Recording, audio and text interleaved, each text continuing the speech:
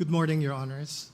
The Office of the Solicitor General for all the public respondents except PhilHealth. We are ready for continuation of interpellation, Your Honor, but before that, we would like to respectfully request the court, with the court's indulgence, to allow Secretary Ralph Recto to finish his statement yesterday, if the court would allow, even as we undertake to submit printed copies of his statement as soon as possible. Thank you, Your Honors. Okay. Yes, PhilHealth.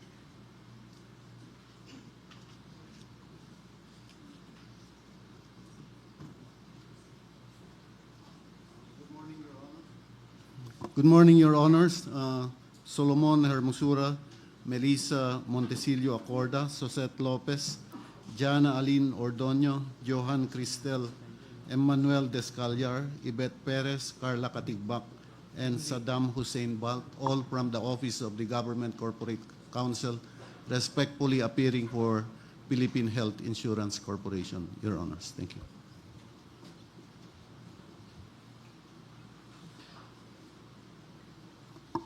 We acknowledge again this morning the presence of the Amici Curie, former Secretary of Finance Margarito Tebes, Dr. Solon, Ms. Aiza Nadine Zara, and Mr. Sani Africa. Thank you. Okay, Mr. Solicitor General, how much time will the Senate Secretary of Finance require to complete his presentation? Around 12 minutes. Yeah.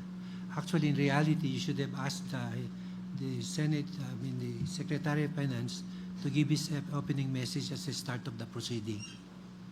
Anyway, it's here already. Please proceed, Mr. Secretary of Finance.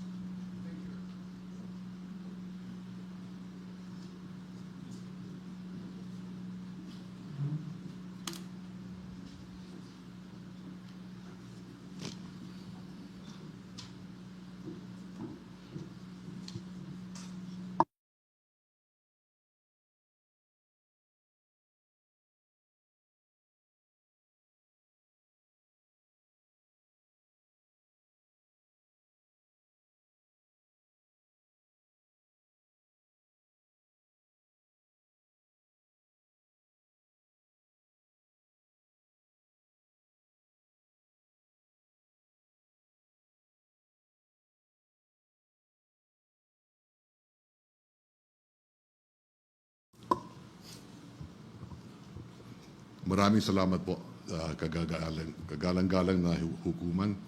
I will start where I left off yesterday. After carefully and cautiously computing the reserve funds of PhilHealth, its excess, unused, and idle money actually amounted to a staggering 183.1 billion pesos, which are unrestricted. Sa madaling salita, base sa GAA 2024, under the unprogrammed appropriations, 183.1 billion pesos po ang maaaring ibalik ng PhilHealth sa National Treasury. Yet, the DOF exercised a prudent and moral decision to limit the return to the excess, idle, and unused government subsidies from 2021 to 2023 because we did not want to touch the hard-earned contributions of the PhilHealth members. This is how we ended up in determining the 89.9 billion pesos of excess, idle, and unused government subsidies sleeping in PhilHealth's bank na binabayaran ng ating mga taxpayer ng 5 billion piso na interest habang natutulog. At mahalagang idiin, the move is aligned with the medical principle of do no harm. No member contributions have been taken because the funds remitted back to the national government ay mga subsidiyang galing din sa gobyerno na nakatenga lang sa PhilHealth. Uulitin ko po, only unused government subsidies were returned. It is our view that unused funds are denied benefits. That, we contend, is the real harm. It bears stressing that not a single centavo meant for the members' coverage was touched. Not a centavo of benefits was compromised. PhilHealth's daily operations and benefit packages remain intact. They will not be disrupted, but will even be improved. In fact, the transfer of PhilHealth's excess funds actually spurred its recent expansion of health benefits. Inuulit ko, dahil po dito, napagalaw po natin ang PhilHealth na taasan at mas lawakan pa ang benefit packages nito to reduce out-of-pocket expenses. And even as we took 60 billion pesos out of the 89.9 billion excess government subsidies, PhilHealth is still left with 498 billion pesos of cash in its war chest as of last year. This is more than enough to continue increasing its inpatient, outpatient, and special benefit packages over the next 2 years. And even without subsidy from the government, PhilHealth is still on a strong financial footing. Kaya inuulit ko, hindi maapektuhan ang pang-araw-araw na operasyon ng PhilHealth dahil dito, nadagdagan pa nga ang mga benepisyo at lalong madadagdagan pa. To the next point, is PhilHealth bankrupt? I'd like to clarify, Your Honors, that the Commission on Audit never declared PhilHealth bankrupt. Hindi bangkarote ang PhilHealth, and it never will be bankrupt. As COA itself clarified during the previous oral arguments, the misunderstanding in PhilHealth's financial reports stems from its insurance contract liabilities, or ICL, which COA flagged as inaccurate and unreliable. These ICLs are not actual debts, but merely provisions for future obligations based on faulty actuarial estimates. Kung titignan po natin ang SSS at GSIS, mas malaki pa ang ICL nila at hindi bangkarote ang SSS at GSIS. Faulty actuarial math cannot be the basis for declaring a fiscal crisis. On paper, these provisions may make it seem like PhilHealth has more liabilities than assets. But in reality, there are no actual claims for ICLs against PhilHealth. None in the past, none today. That's because PhilHealth has never issued, nor does it hold, any outstanding insurance contracts like private insurers do. More importantly, as a state health insurer, PhilHealth cannot and will not go bankrupt, for its financial viability is fully backed by the Philippine government under the law. We cannot stress this enough. PhilHealth is not bankrupt, it never was, and under the law, it never will be. What is true, Your Honors, is that for years, PhilHealth was earning more revenues than its expenditures. PhilHealth's accumulated net income has grown more than 4 times since 2019, from 109.95 billion pesos to 464.27 billion pesos in 2023, while its average benefit claim expenses only amounted to an average of 140 billion pesos. In other words, there was a lot of money sleeping in PhilHealth because of their low absorptive capacity, which was only about 58%. And because of that, even after remitting its excess government subsidies, implementing approved increases in benefit packages, and operating without government subsidy this year, PhilHealth is still sitting on nearly 500 billion pesos in cash. Your Honors, it is clear and obvious that if PhilHealth were managing its funds correctly and efficiently, the government would not be requesting the return of any of its excess funds, because such would not exist in the first place. This just follows the same principle applied to all government agencies. Use your budget or lose it. Any unspent funds revert back to the National Treasury. So if PhilHealth can demonstrate improved absorptive capacity, surely government will not think twice about providing budgetary support for them. Next, the petitioners ask what moral reason would exist to revert such an amount back to the National Treasury, instead of using the same to resuscitate our already dilapidated healthcare system. What then should we do with these unutilized funds? Kung hindi natin nasilip ang mga sobra-sobrang pondo ng PhilHealth, malamang hanggang ngayon ay nananatili itong natutulog. To let billions sleep while our people suffer is not prudence, it is negligence.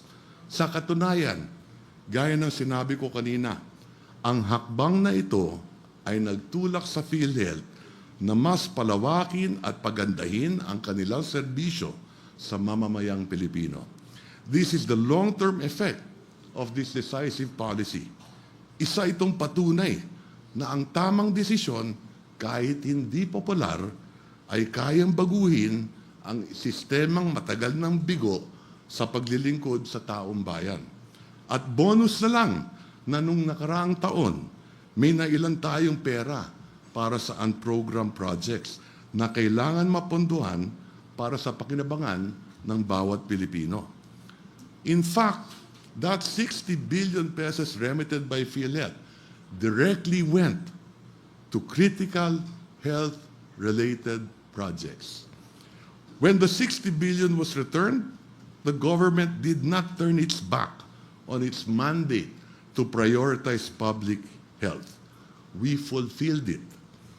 Ang pinakamalaking bahagi na nagkakahalagang 27.45 billion piso ay ipinangbayad sa mga natirang allowances para sa ating mga kababayan na nagsilbing COVID-19 frontliners. Prioridad rin ang social programs for health kung saan naglaan tayo ng 10 bilyong piso para sa pagbibigay ng tulong medikal sa mga mahihirap na Pilipino. 3.37 billion piso naman ang napunta sa pagpapatayo ng 3 DOH facilities. And 4.1 billion piso ay napunta sa pagpapalakas ng mga pasilidad ng DOH. Habang 1.6 billion piso naman ang inilaan sa Health Facilities Enhancement Program.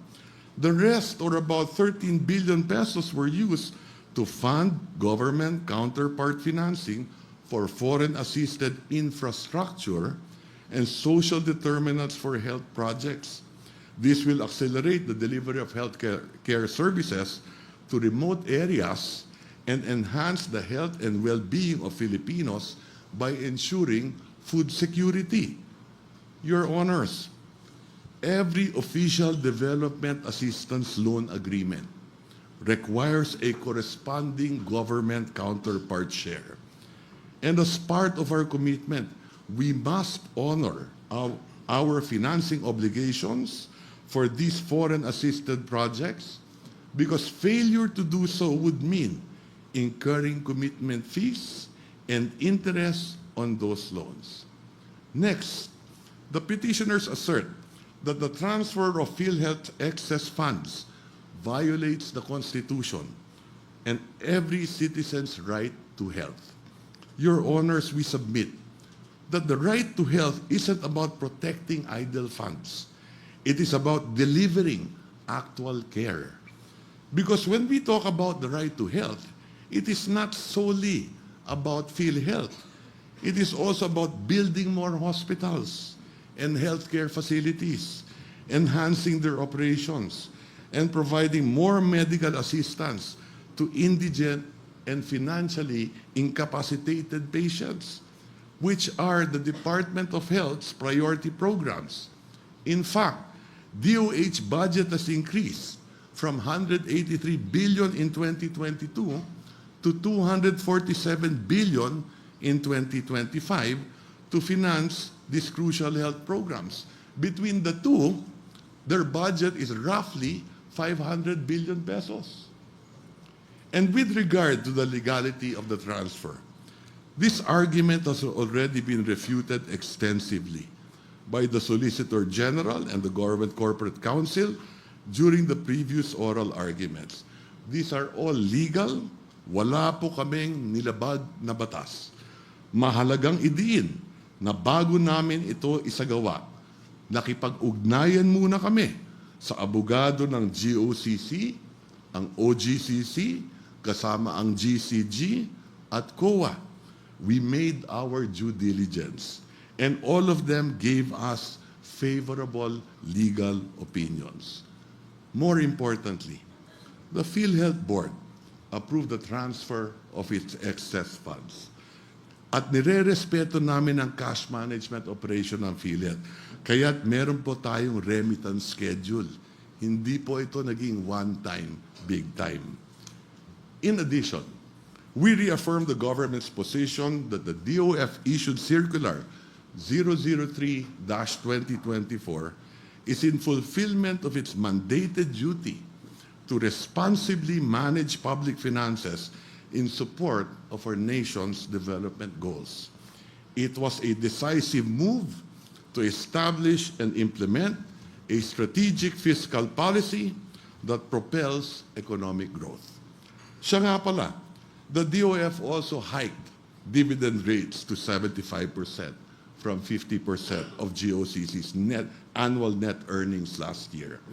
This, along with new revenue and other excess non-tax revenues, generated an additional 212.2 billion pesos last year to fund the unprogrammed appropriations. Thus, with PhilHealth's remittance, we raised more funds without raising taxes and adding more borrowings that the next generation will inherit. We protected the people without punishing them. Your Honors, the 60 billion pesos that was returned didn't vanish. It paid frontline workers, built hospitals, and gave the poor access to medicine. Every centavo remitted was converted into service. That is fiscal justice. And so I stand before you, Your Honors, to humbly assert that the move to revert these excess funds is not only legal, but it is also economically sound and a moral duty. We cannot, in good conscience, allow funds to languish in bank accounts as our nation's needs multiply daily.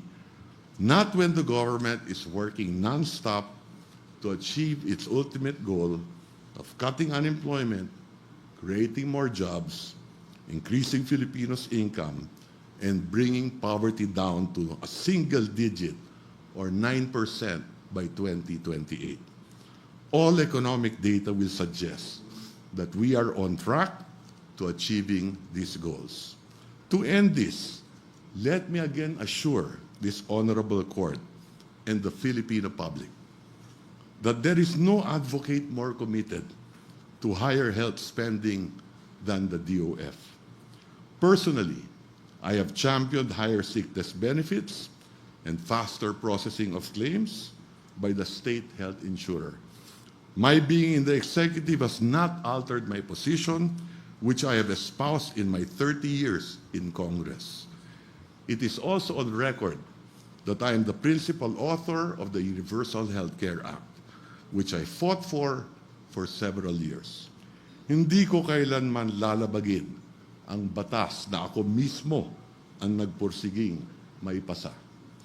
The DOF has been working hard to fulfill our duty to uplift the lives of Filipinos, ensuring a healthier and more prosperous future for all. It is our moral obligation to see the bigger picture, to not look the other way, and it is our cardinal duty to ensure that every peso collected will have the highest impact on the lives of every Filipino. May this honorable court continue to guide us in upholding the law and serving the best interests of our people. Magandang hapon po at maraming salamat sa inyo lahat. handa po tayong sagutin ang lahat ng inyong katanungan. Thank you, Mr. Secretary of Finance. We'll proceed with the interpellation with Justice Samuel Gairlan to do his interpellation. Thank you, Chief Justice. Wala na sana ako matatanong dahil nasabi na lahat ni the good Secretary Ralph Recto. Pero marami pa rin katanungan ang aming mga kasambahay, ang aming mga katiwala. Kaya, ano ba kuya? Sabi nila sa akin. So, marami pa rin akong idudugtong na katanungan. At pagpamanhin ninyo para maintindihan ho ng mga nakakarami ay sa ating hong salitang Pilipino ko tatanungin ang aking mga katanungan. So may I call on the representative of PhilHealth and the Department of Finance and also Attorney Hermosura para sabay-sabay na lang ho para hindi matagal ang ating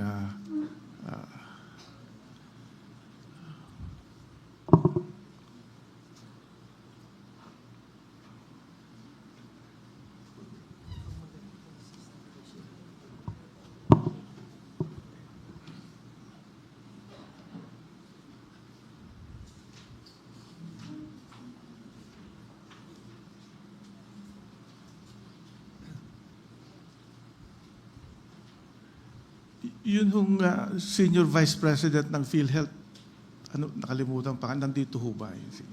Yung kahapon? Okay. Renette Lim siya ako, Your Honor.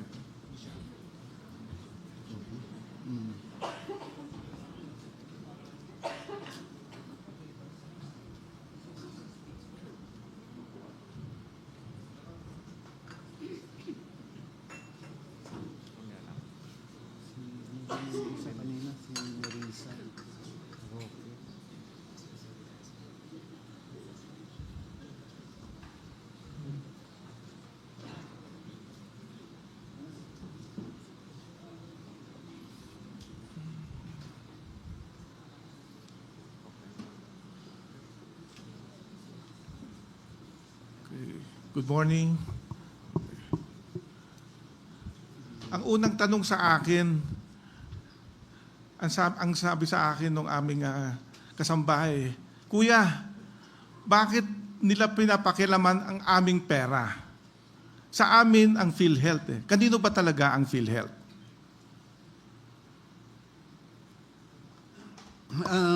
Legally, PhilHealth is a government corporation, Your Honor. It's wholly owned by the national government.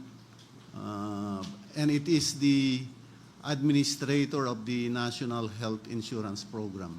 So, as the administrator of the National Health Insurance Program, it received premiums from members of PhilHealth. And there are two types of members of PhilHealth. We have the direct contributors and we have the indirect contributors, Your Honors.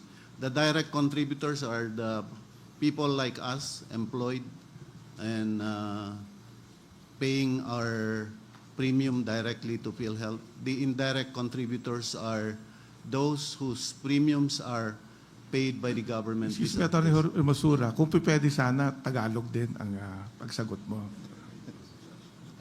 I will try, Your Honor, but I wish it were Ilocano.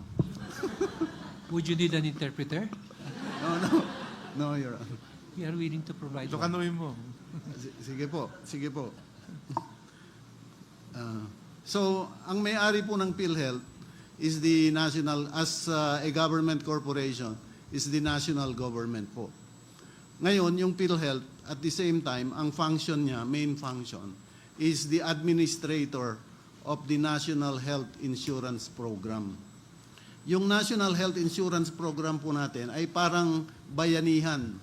Kasi dito po, yung mga healthy, tumutulong sila sa gastos ng mga may sakit. At yung mga mas may kaya sa buhay, tumutulong din sa pag-alaga ng mga hindi maka-afford ng healthcare po. Ganon. So, ang ginagamit ng PhilHealth para po gampanan yung task po na yan ay yung premiums na natatanggap po from direct contributors at yung natatanggap na premium from the government for ang tinatawag mga indirect contributors po. Yung mga walang trabaho, senior citizens, persons with disability, may mga kapansanan, ganun po. Kaya ano ngayon ang component ng pondo ng PhilHealth?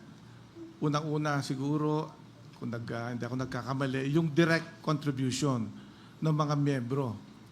Yes. Pangalawa ay yung indirect contributions. Saan nanggagaling ang indirect contributions?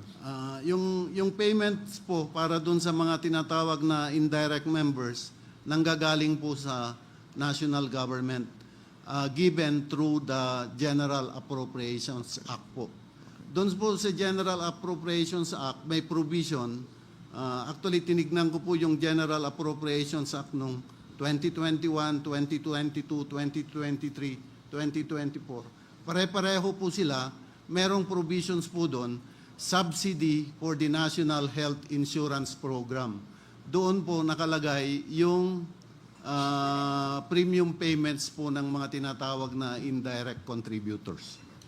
At ang pangatlo, yung sin tax, di po ba? Actually po, yung sin tax, doon po kinukuha ng national government yung ina-appropriate under the GAA So, section. yung indirect contributions nanggagaling sa sin tax, portion of sin tax. Yes po. Yun ba maliwanag? Yes po. So, hindi pala tatlo ang component ng PhilHealth Fund. Kasi Hindi yung direct contributions, indirect contributions, at sin tax. Kundi dalawa lang.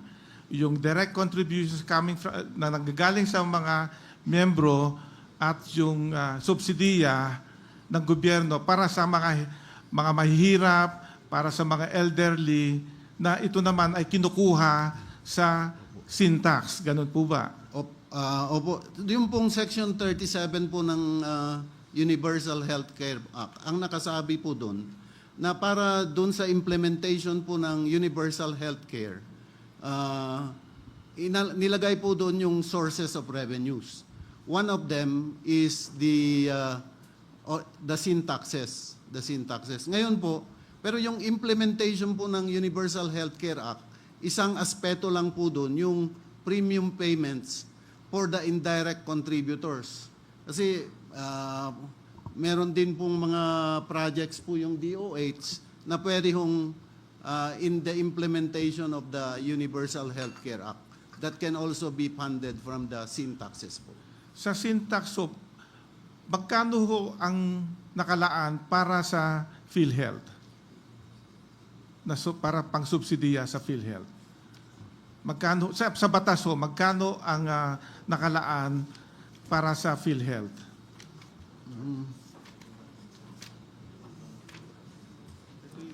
This is yung accumulated po from Accumulated.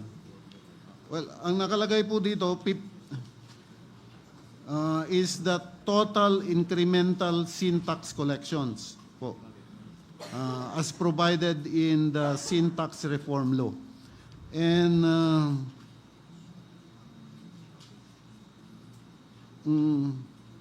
in 2014 po, that was equivalent to 22.71 billion. That was in 2014. But PhilHealth received not just a subsidy of 22.7 million, it received more. It received 30.30 billion. Wala ho bang nabanggit sa sin tax law kung magkanong porsyento ang dapat na ilaan para sa PhilHealth? So yung 80% of 50% total collection ng sweetened beverages mapupunta sa PhilHealth, is 80% of the 50%. So parang 80% ho of total collection from taxes on tobacco and taxes on sweetened beverages. 80%. Opo. Kaya kung ang 80% of 50%. 80% 80% of 50%. Opo. Kasi yun po yung incremental. At ang sin tax, pagka naipasok na sa PhilHealth Fund, pwede ho bang alisin o bawiin uli ng ating pamahalaan? Ang tingin ko po, kasi po, nasabi natin kanina na yung national government, owner po siya ng PhilHealth. Ngayon po, pagka under the Section 37, the appropriations for PhilHealth are under the General Appropriations Act po. Now, under the General Appropriations Act, yun pong appropriations po for PhilHealth are for premium payments po of indirect contributors. If you will allow me po to quote the provision, it says po, this is the provision in the GAAS for fiscal years 2021, 2022, 2023, and 2024, providing appropriations for the Philippine Health Insurance Corporation. Ito po ang nakalagay. The amount, and I quote po, the amount appropriated herein under the subsidy for the National Health Insurance Program shall be used for the health insurance premiums of indirect contributors composed of the following: 1. Indigents, senior citizens, unemployed persons with disability, and financially incapable point-of-service patients. So, tinatanggap po ng PhilHealth yung pera na nilalaan sa kanya sa GAA as premium payments po. Alam ba natin kung magkano ang mga babayaran ng mga nabanggit mo kanina, yung mga unemployed, yung mga elderly? Alam ba ho natin kung magkano? I think may sinasubmit po yung PhilHealth sa DBM, yun, na formula, tapos po yun po ang sinusunod. Ito po yung number ng indirect contributors, and then they suggest a premium rate, and then that's how the government comes up with the amount to be appropriated as premium payments for the indirect contributors. Ngayon, pero kung babalik po ako dun sa tanong niyo po kanina, kung pagkatapos po bang matanggap ng PhilHealth yung appropriations under the GAA coming from the sin tax, pwede ba niyang magamit sa ibang bagay? Parang ganun po. Or bawiin uli? Bawiin, oo. Kasi po, dapat po, kasi ang purpose po ng PhilHealth is to implement the National Health Insurance Program. So, dapat doon po niya gagamitin sa National Health Insurance Program. Pero nagkakaroon ng pagkakataon po na hindi nagmamatch yung revenue sa expenses. So, may naiiwan. And in fact, the law po, yung the law, contemplates such a situation kasi it requires PhilHealth to have a reserve fund which shall be a portion po of the accumulated revenues.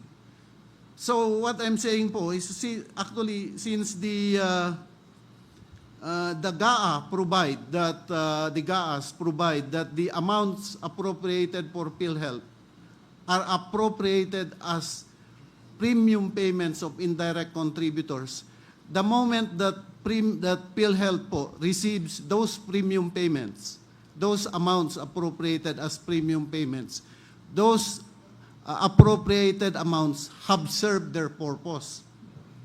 Kasi the purpose for their appropriation is for them to be premium payments for the indirect contributors.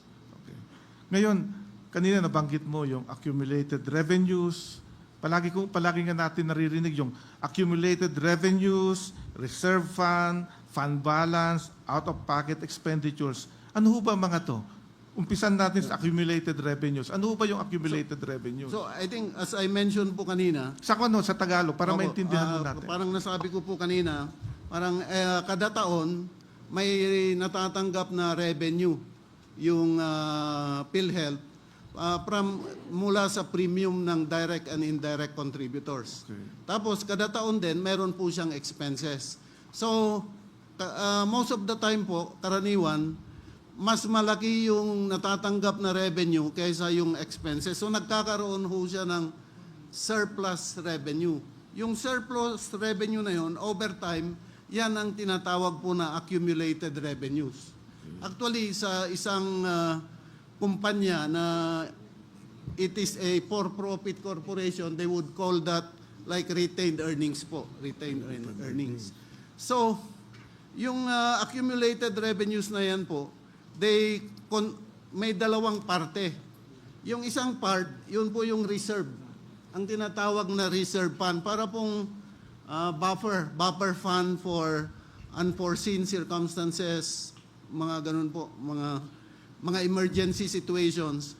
And then, yung other part is called the fund balance. Parang savings lang po na yun na wala pang naisip na programa, wala pang purpose na panggagamitan. Ganun po. Sa isang pamilya, paano natin ma-illustrate yan?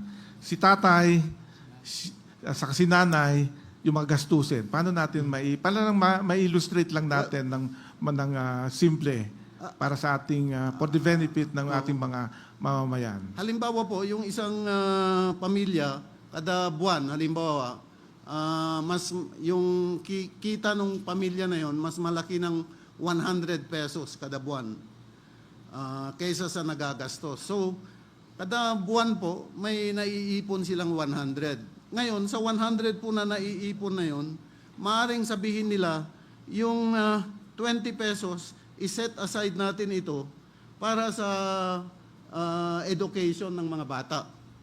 Ganon. Pero yung naiwan na 80 pesos, pwedeng, sige, itabi lang dyan. So it's just a saving, pero wala pa po silang plano kung paano gamitin. Ganon po yung pagkakaiba ng fund balance saka yung reserve fund. Okay. Kanina, nabanggit ang kagalang-galang na Secretary Ralph Recto ng Department of Finance na ang PhilHealth ay hindi bangkarote. Tama ho ba? Tama. No? I think tama po yun, tama po. Pero nung tinignan ko yung financial statement ng PhilHealth noong 2023, hindi ho ako accountant, ang tinitignan ko lang yung pagka meron ng close and open parenthesis, ibig sabihin may negative, di ho ba? Yeah, opo. Nakalagay dito, nung 2023, net income loss, 700,327,210,643. So, paano natin masabi na hindi bangkarote ang PhilHealth kung meron siyang deficit na 709 billion? I think nanggagaling po dyan doon sa tinatawag po na provision for insurance contract liabilities ang tawag po. Anong ibig kong sabihin nun? Well, kasi parang sinasubject dito po kasi may gray area pa on how PhilHealth is governed. I mean, like may mga questions po kung subject pa siya sa insurance, sa jurisdiction ng Insurance Commission. Medyo yung kasi pong PhilHealth is not an ordinary insurance. We only have parang sui generis. We only have one social insurance in the Philippines po. So, it's not really, the PhilHealth is not really engaged in the insurance business, like in the sense that it issues insurance policies or contracts. Kaya tayo po, member po ng PhilHealth, wala po tayong hawak na insurance policy. Kaya lang po, dahil nga tinatawag na insurance, sometimes there are rules that it tries to comply with kahit na hindi clear na ganung kasubject. Kasi wala naman ho siya talagang insurance contract. So why does it have to reflect a provision for insurance contract liabilities? Okay. Ganun po yun. Kaya doon po nanggagaling yung negative equity po ng PhilHealth. Okay. Yes, sir.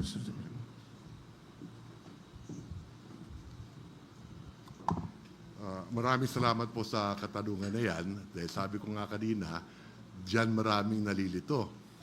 But just to give an example, Your Honor, katulad ng nabanggit ko kanina, ang SSS, GSIS, ganun din. Meron, halimbawa, ang insurance contract liability ng SSS, 9.8 trillion.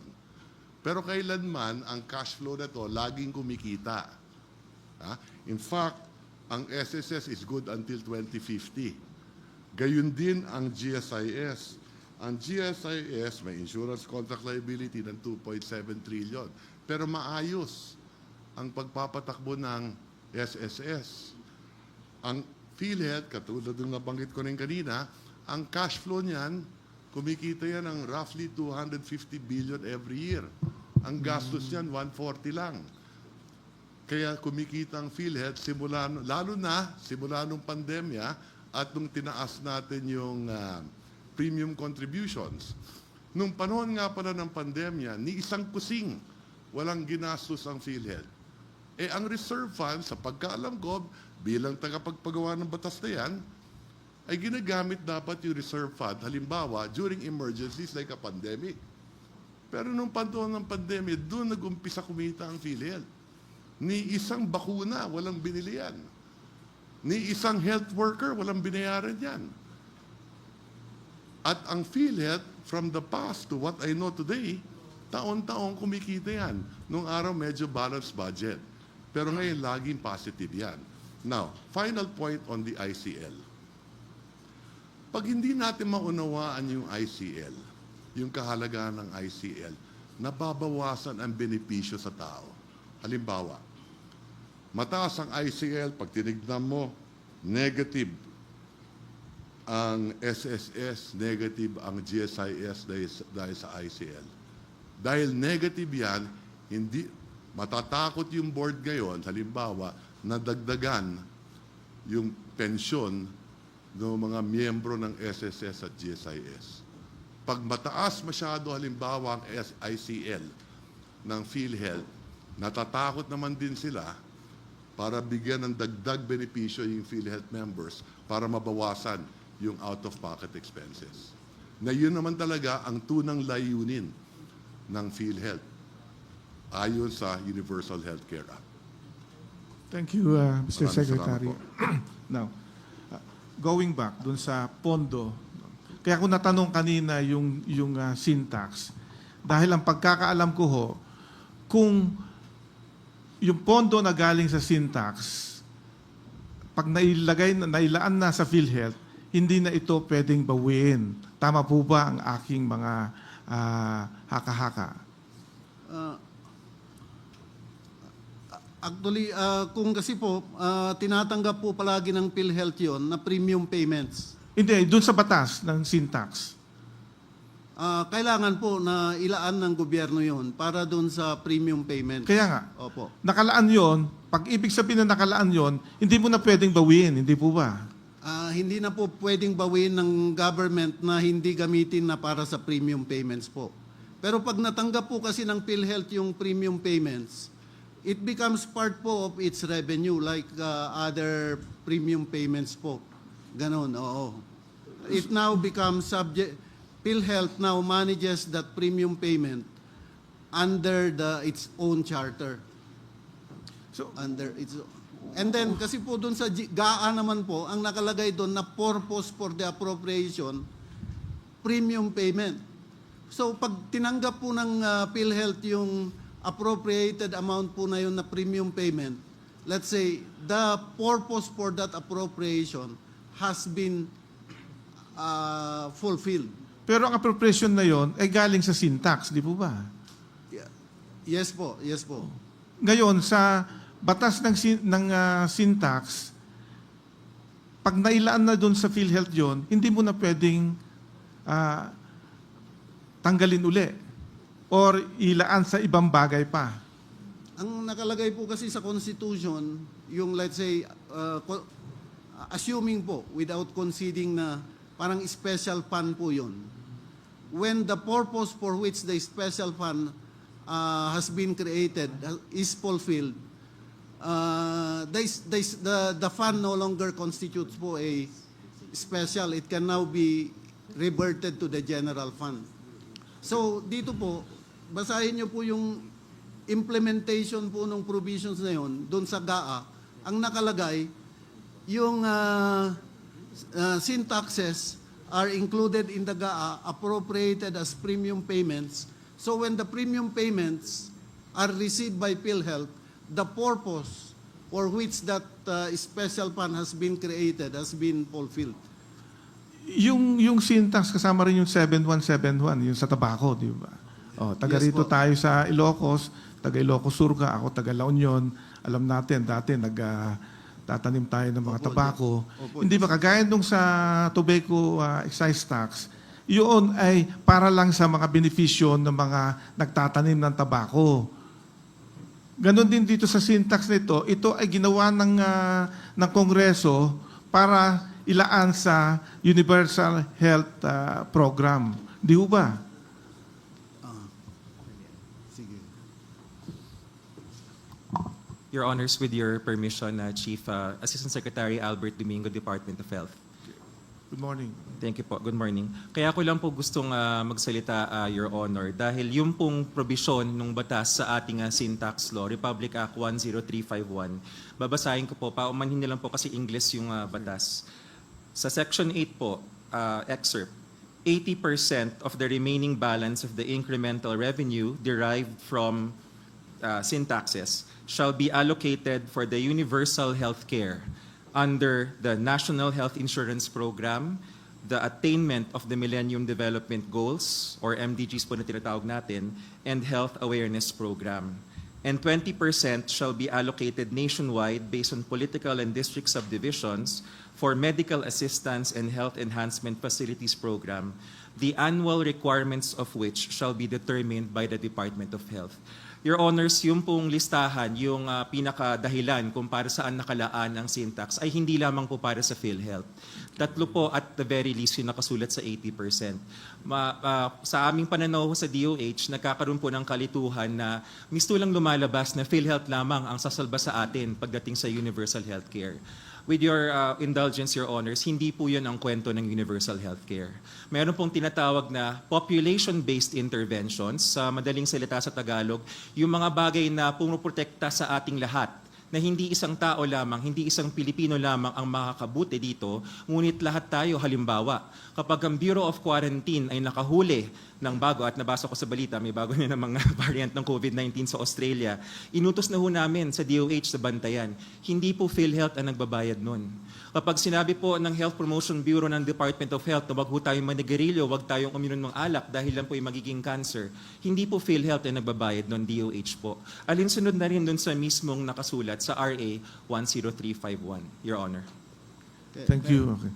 Ngayon, kaya ako natatanong mga yon dahil nga ang isang nakikita ng nakakarami kung saan o ano yung kinuha muli ng gobyerno, ng pamahalaan doon sa pondo ng PhilHealth. Kung sa gano'n na sinasabi mo na hindi lahat ay apropriasyon yon, sabi ni Atty. Hermosura kanina, na yung appropriation or indirect contribution ng gobyerno ay galing sa Kongreso na hindi lamang nanggagaling sa syntax. Tama ho ba yun, Atty. Hermosura? Tama ba yun? Yes, opo. Hindi lang puro sa syntax nang galing yon. Tama po, tama po. Yon ay galing sa ibang revenues ng gobyerno o pondo ng gobyerno. Opo, actually, ang PhilHealth has been receiving more appropriations under the GAA than its share in the sin taxes po. Ikumpara mo sa porsyento ng direct contributions ng mga miyembro sa indirect contributions. Ilang porsyento ba ang indirect contributions na pondo ng PhilHealth? Kumpara mo sa kabuuan. Kasi nakikita natin na dalawa lang palang pinanggagalingan ng pondo ng PhilHealth. Yung direct contributions at saka indirect contributions. Magkano ho ang porsyento ang direct contributions? O yung mga binibigay ng mga miyembro? Magandang umaga, Your Honors.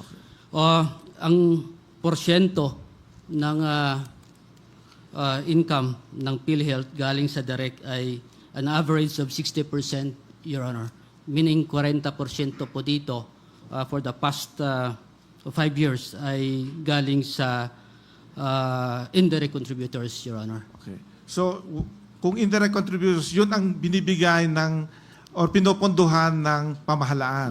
Yes, Your Honor. Okay. Galing sa Kongreso, di ba? Yes, Your Honor. Okay. Na ang parte noon ay galing sa sin tax. Yes, Your Honor. Okay. Ngayon, paano ninyo, ang nangyari kasi, kinumingle nyo yung pondo ng PhilHealth eh. Di ba? Hindi nyo, ano ho bang ginawa ninyo? Yung bang nakahiwalay ba yung pondo ng mga miyembro at yung pondo na indirect na galing sa gobyerno? Iniwalay ho ba ninyo yon? Your Honor, ang pondo ng galing sa mga different sources, Your Honor, ay nakalagay sa isang pondo o kaya tinatawag na one fund concept, Your Honor. Subalit, Your Honor, ito po ay pwede po natin ma-monitor, pwede po natin ma-allocate, ma-apportion galing sa isang direct contributors, galing sa isang direct contributor, private, government, of course, on the part of the indirect, from the syntax, Your Honor, or from the, of course, we have still the PCSO in PAGCOR, Your Honor, as part of the kaparte po ng indirect contributor po natin, galing po sa national government po. Kaya yun ang hindi ko masagot sa aming kasambahay. Ano ba kuya? Sabi niya sa akin eh. Bakit kinukuha nila yung kontribusyon ko? Bakit nila kinukuha yung kalit na nga ng aking sweldo? Sabi niya, anong maliit? Sabi ko nga sa kanya eh. Kalit na nga aking sweldo, yung binibigay ko na kontribusyon ko sa PhilHealth, kinukuha pa ng gobyerno. Paano ho natin masasagot ngayon yun? Your Honor, ang isang... Dahil kinumingle nyo yung pondo eh. Your Honor, to answer, Your Honor, yung kasambahay po ay kasama sa isang direct contributor po natin. Oh, yun nga, direct contributor nga siya. Yun ang ibig ko sabihin. Membro Yes po. siya, di ho ba? Membro. Miyembro Kagaya po siya. natin. Yes po, Your Honor. Yung sa akin na lang, bakit nyo kinukuha ngayon yung binigay ko na kontribusyon ko dyan? Your Honor, klaro po sa atin that the money that na-transfer po natin sa Department of Finance, kasama po doon sa isang 60 billion, Your Honor, ay hindi galing po sa isang direct contributor, meaning sa indirect lang po, meaning from the subsidy from the national government lang po. So, ang ibig mo sabihin, binabawi lang ng pamahalaan yung indirect contribution or yung subsidy na binigay niya. Ganun ho ba? Tama, Your Honor. Sigurado ka ho yan. Yes, Your Honor. Dahil mamaya, tatanungin ko dun sa petitioners kung tama sa datos nila.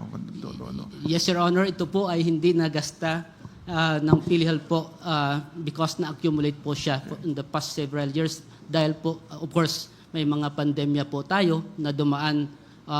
Takot po yung ating mga kapwa't Pilipino na pumunta po sa hospital po dahil po na takot sila po na mahawaan ng sakit during those years po. Ang nakikita ko kanina sa statement ang nababasa ko sa statement na binigyan ni Secretary Ralph Recto, kagalang-galang Secretary Ralph Recto, mukhang ang problema sa polisiya, mismanagement ng PhilHealth. Taga-PhilHealth ho kayo, di ba? Yes, Your Honor, taga-PhilHealth po ako. Kailan ho pa kayo sa PhilHealth? Sa PhilHealth na po ako ng year 2001, Your Honor. Galing po sa Tacloban po. 20. Ngayon, ang namamahala ng PhilHealth, Come again, Your Honor? yung dati pa rin. Come again, Your Honor? Hindi, yung mga namamahala ngayon ng PhilHealth, Nagmamahala ng PhilHealth po bago po yung ating presidente. Nagkasama po natin dito si PCO Dr. Edwin Mercado. yung mga nagpapalakad ng PhilHealth, dati pa rin. Your Honor, ibigay ko po sa Sige. ating kasamahan board member po. Sige. Salamat po, Your Honor. Ang ating PhilHealth po ay pinapatakbo ng isang board of directors na meron rin pong tinatawag na execom sa ilalim po nila. Ang lahat po ng mga miyembro ng mga board of directors ay ang pinakamatandang miyembro by appointment ay 2022.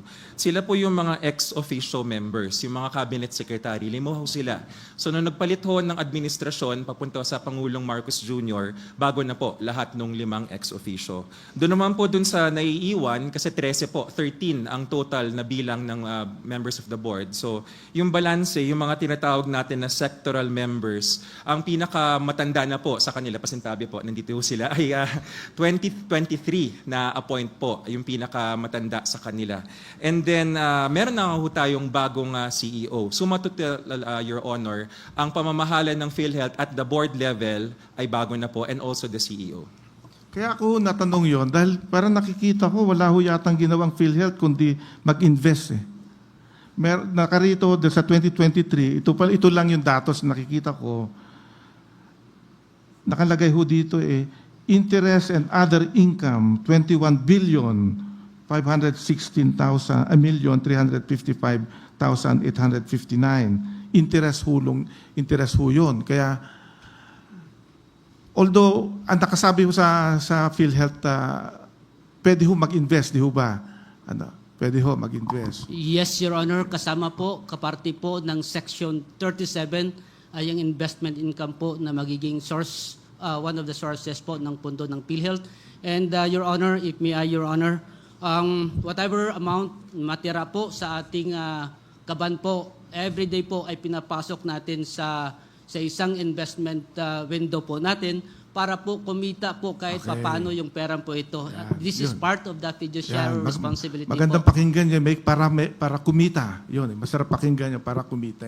Dati ho, nasa brokerage din ako, sa stock market. Kaya, sino ang humahawak o nagfa-facilitate ng investment ng PhilHealth? Yung investment ng PhilHealth po ay mayroon ho tayong sinusunod na batas, batay din po sa ating Republic Act 11223. Ito po ay guidelines din po na ginawa ng corporation, batay po sa minamanage po ay minomonitor ng ating board.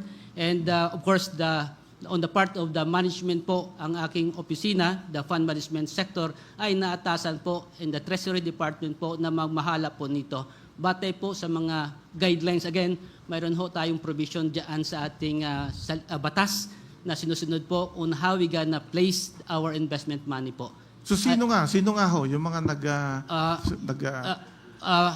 Your Honor, isa po ako dyan sa namamahala ng ating pera, and then kasama ko rin po dito ang ating manager of the Treasury Department, si Attorney Amy Roque po. saan ho ninyo in-invest? Your Honor, ang pera natin po sa corporation, malaking portion po ito ay nasa government securities, meaning sa gobyerno po natin ini-invest, treasury bond, treasury bill po. And then of course, mayroon ho tayong special savings deposit na kailangan po i-maintain araw-araw po para sa pangangailangan po natin. Ito po naman ay nasa Land Bank of the Philippines at saka sa Development Bank of the Philippines. And of course, Your Honor, mayroon din po tayo, allow din po sa batas that we put money in the corporate bonds, Your Honor, which are AAA window, Your Honor. Dahil nakita ka nga, meron ho kayo sa Ayala Land, SM Prime Holdings, at Robinson's Land Corporation, hindi ho ba? Yes, Your Honor. And Development Bank of the Philippines, Your Honor. DBP. So, maliban sa mga treasury bonds, meron din kayo sa mga corporate bonds. Yes, yes, Your Honor. Private, mga kandon, di ba? Ngayon, kung yun ang doon kayo mag-i-invest, malamang meron din kayong broker, di ho ba? Your Honor, on the part ng PhilHealth po, nasa batas po that we are allowed to get the fund managers po, pero hindi po ginawa ng PhilHealth as conservative po yung stance ng corporation on this one. And wala ho din tayo securities po na hinahawakan po. So ibig sabihin, direct proposal coming from pinaproseso po natin batay sa guidelines po ng corporation na ginagawa po natin. So kayo na mismo, hindi na kayo gumagawa ng investment facilitator. Wala po tayo fund manager, Your Wala Honor. kayong fund manager. Wala Kayo po. na mismo. Yes, Your Honor. So walang brokerage fee doon. Your broker's Honor, fee. Yes, Your Honor. Wala ho kaming ganyan. Wala. Kaya ako natanong yon kasi sa usual na practice, merong kang kukunin na brokers, di ba? Pag sa mga mag-invest ka sa stock market, kailangan meron kang broker doon. Ngayon, meron ka ring babayaran na broker's fee. Yes, Di Your ba? Honor. Sa PhilHealth po, wala ho tayo equity po dito. Meaning sa wala ho equity. tayo stock. But,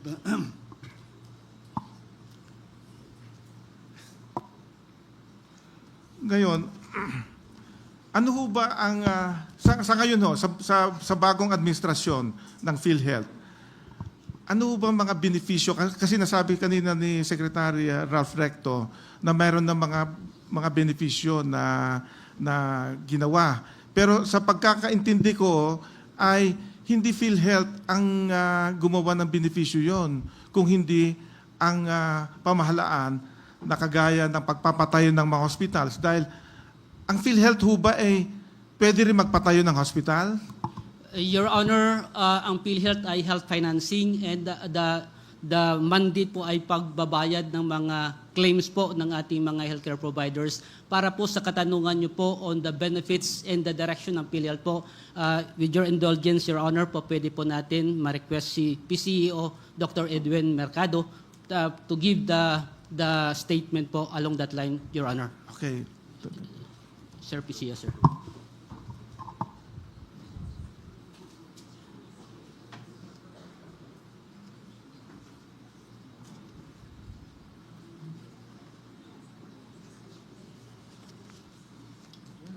Ha?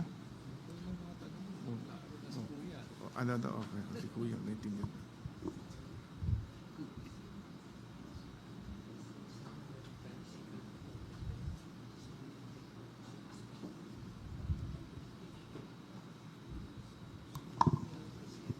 Magandang hapon po, Your Honor. Magandang umaga ho. Sorry po, magandang umaga po pala. Ano ho ba ang mga benepisyo o reforma o mga benepisyo na ginagawa ngayon ng PhilHealth para sa kabutihan ng mga nakakarami o mga miyembro? So, nung akin pong pag-assume ng aking katungkulan, exactly 2 months ago, simula bukas, ay naglatag na po kami ng bagong agenda na magtitimon dito sa buong organisasyon. Ang una po ay yung pagbawi ulit ng tiwala ng mga miyembro at saka ng mga ating partner ng mga doktor at hospital. So ang ginawa po namin doon ay pinareprocess po namin yung mga denied claims na dahil lang po sa clerical error at saka yung sumobra po ng 60 days na filing period. At naglatag din po kami ng mga bagong mga benepisyo. Una na po dyan, yung pong outpatient benefit package na nakukuha po sa emergency room.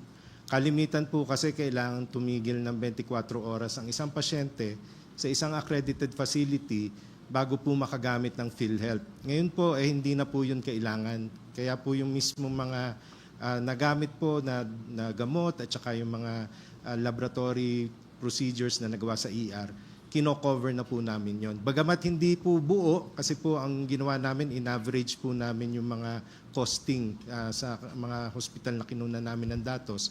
Pero may substantial o higit kumulang po, mga 70-80% po yun nako-cover namin. May mga bago rin po kaming benepisyong nilabas para po dun sa mga congenital diseases of the heart, yung po may mga butas sa puso na tinatawag at yung po mga may blue baby na yung pong naghahalo yung daluyan ng dugo papuntang puso at papuntang baga. So yun po ay binigyan na rin po namin ng magandang coverage po. At yung iba pong mga tawag namin medyo makalumang mga patakaran kagaya po ng 45-day accumulated limits ng benefit ay tinanggal na rin po namin. Isa pong aming rin po ay dun sa easing administrative burden. So binabalangkas po namin ngayon yung pong mga palatuntunan tungkol po dun sa claims adjudication na pinagmumulan din po ng maraming denied claims. So may technical working group na po kaming tinitingnan po yung mga patakaran. Kasi po may quasi-judicial power po ang PhilHealth. Marami pong mga nagtatanong, parang kami po yung accuser, judge at executioner daw. So pinag-aaralan po namin yung panibagong mga patakaran para doon po. Tapos yung pong panghuli po ay strengthening institutional capacity. So yung pong digitalization ay binibigyan na rin po namin ng priority para po mapabilis at saka po yung datos natin po ay one truth. Kumbaga ho, iisa lang po yung pinagmumulan para pare-pareho po yung aming datos at yung pong mga datos ng mga nasa hospital. So basically po yun ang aking agenda, kaya po binansagan po namin yun na RISE mission, paangat, 30 months forward, 30 days at a time. Para po sa isang PhilHealth na mabilis, patas at mapagkakatiwalaan. Ang sarap hong pakinggan, yun ho. Pero ang baka sabihin ni nanay sa ni tatay, pagka nagkasakit ako nito, covered na pala, ganito. Pero sabi nga ni Justice Jolo Lopez kahapon, gumastos siya ng more or less 7 million, pero 50,000 lang yung na-covered ng PhilHealth. Tinas din ho ba ninyo yung benepisyo na yung kagaya nung instead na 50,000 sana, pwede bang ibigay din ng 100,000, ganon? Tinas ho ba ninyo? Sa pag-aaral ko po bilang isang health economist, yung pong mga nilalaan na pondo para sa healthcare ay hindi ho talaga mako-cover 100% kahit po sa mga mayayamang bansa. Ang tinatarget po namin ay maibaba yung tinatawag na out-of-pocket expense ng ating mga kababayan na ngayon po ay nasa 44.7%. Ayon po sa pag-aaral, kapag po ang out-of-pocket expense ay bumaba ng 25% ng total healthcare spend ng isang bansa, yung pong catastrophic spending ay bumababa na rin. Yung pagtawagin pong catastrophic spending, pagka po 10% ng iyong mga kinikita ng isang pamilya, alwas yung mga gastusin sa pagkain, ay ginagastos para sa pangkalusugan na gastusin. So ang talaga pong adhikain na namin na nandun din naman po sa Universal Healthcare Law ay eventually po talagang wala na pong babayaran ng ating kababayan pag sila po ay na-admit sa mga ward accommodation sa mga pribadong hospital at doon naman po sa mga public hospital din po ay wala nang babayaran. So yung pong nasa batas po ay 10% po ng mga beds o kama sa isang pribadong hospital ay dapat nakalaan dito sa no balance bill o wala nang babayaran at sa mga publikong mga hospital naman po ay 90%. So ang gayak po namin talagang maitaas po yung support value ng PhilHealth na ngayon po ay nasa 10.4% to almost 25 to 30% sa loob po ng 3 taon. Para po ma-achieve nga na maibaba po natin yung nilalabas sa bulsa ng ating mga kababayan at para po naman dun sa talagang walang kakayanan ay wala na pong maibayad doon po sa mga ward accommodation ng mga private hospital at lalong-lalo na po doon sa ating mga government hospitals. Ang problema ho doon ay pagka nalaman ng hospital na PhilHealth ang gagamitin mo, ang sabihin nila, hindi, walang bakante na dito walang bakante na kwarto o pasilidad, kaya bumalik ka. Kaya, ang nangyari kasi, ang yun yung mga nakakausap ko rin, meron din ako mga kaibigan na mga administrators ng mga hospital, mga pribadong hospitals. Ganun ang problema nila dahil nga sa hirap mangolekta sa PhilHealth. Paano ho ninyo matutugunan yung problemang yun? Tama po, Your Honor, kasi ako po ay isang hospital administrator din bago po ako nanumpa bilang tagapangulo ng PhilHealth. So, una ko po, pinulong ko po yung mga asosasyon ng hospital, ang Philippine Hospital Association, tsaka yung Private Hospital Association of the Philippines. At binigyan ko po ng yung nga pong una namin ginawa, pinahayag namin na babayaran namin yung mga na-deny na claims. Parang confidence building exercise ang ginawa muna namin. Ngayon po ay pinag-aaralan po namin na maibaba yung turnaround time ng pagbabayad directly sa hospital. Una po niyan, yung IT process at saka po yung pagtawag namin check cutting, babayad po nung paglo-load ng check o pagkikredit ng check ay hinahangad ho naming maibaba ng 10 days or below. So kagaya po niyan, batch loading po yung aming pagbababa ng cheque, lingguhan. Makikipag-usap po ako sa aming bangko next week na gawing araw-araw para po mabawasan po yung paghihintay ng another 7 days. At binibigyan din po namin ng abiso ang aming mga hospital na kasama na sana po yung mga bangko nila ay gawing same day crediting naman po yung mga binibigay naming cheque. Kasi may ibang bangko po naghihintay pa ng 7 days bago makredit eh. So yung pong ibang mga dahilan kaya po nagtatagal din yung payment ay labas na po talaga dun sa aming pong proseso. Pero yun po ay binibigyan pa rin po namin ng pansin para matulungan din po ang aming mga hospital.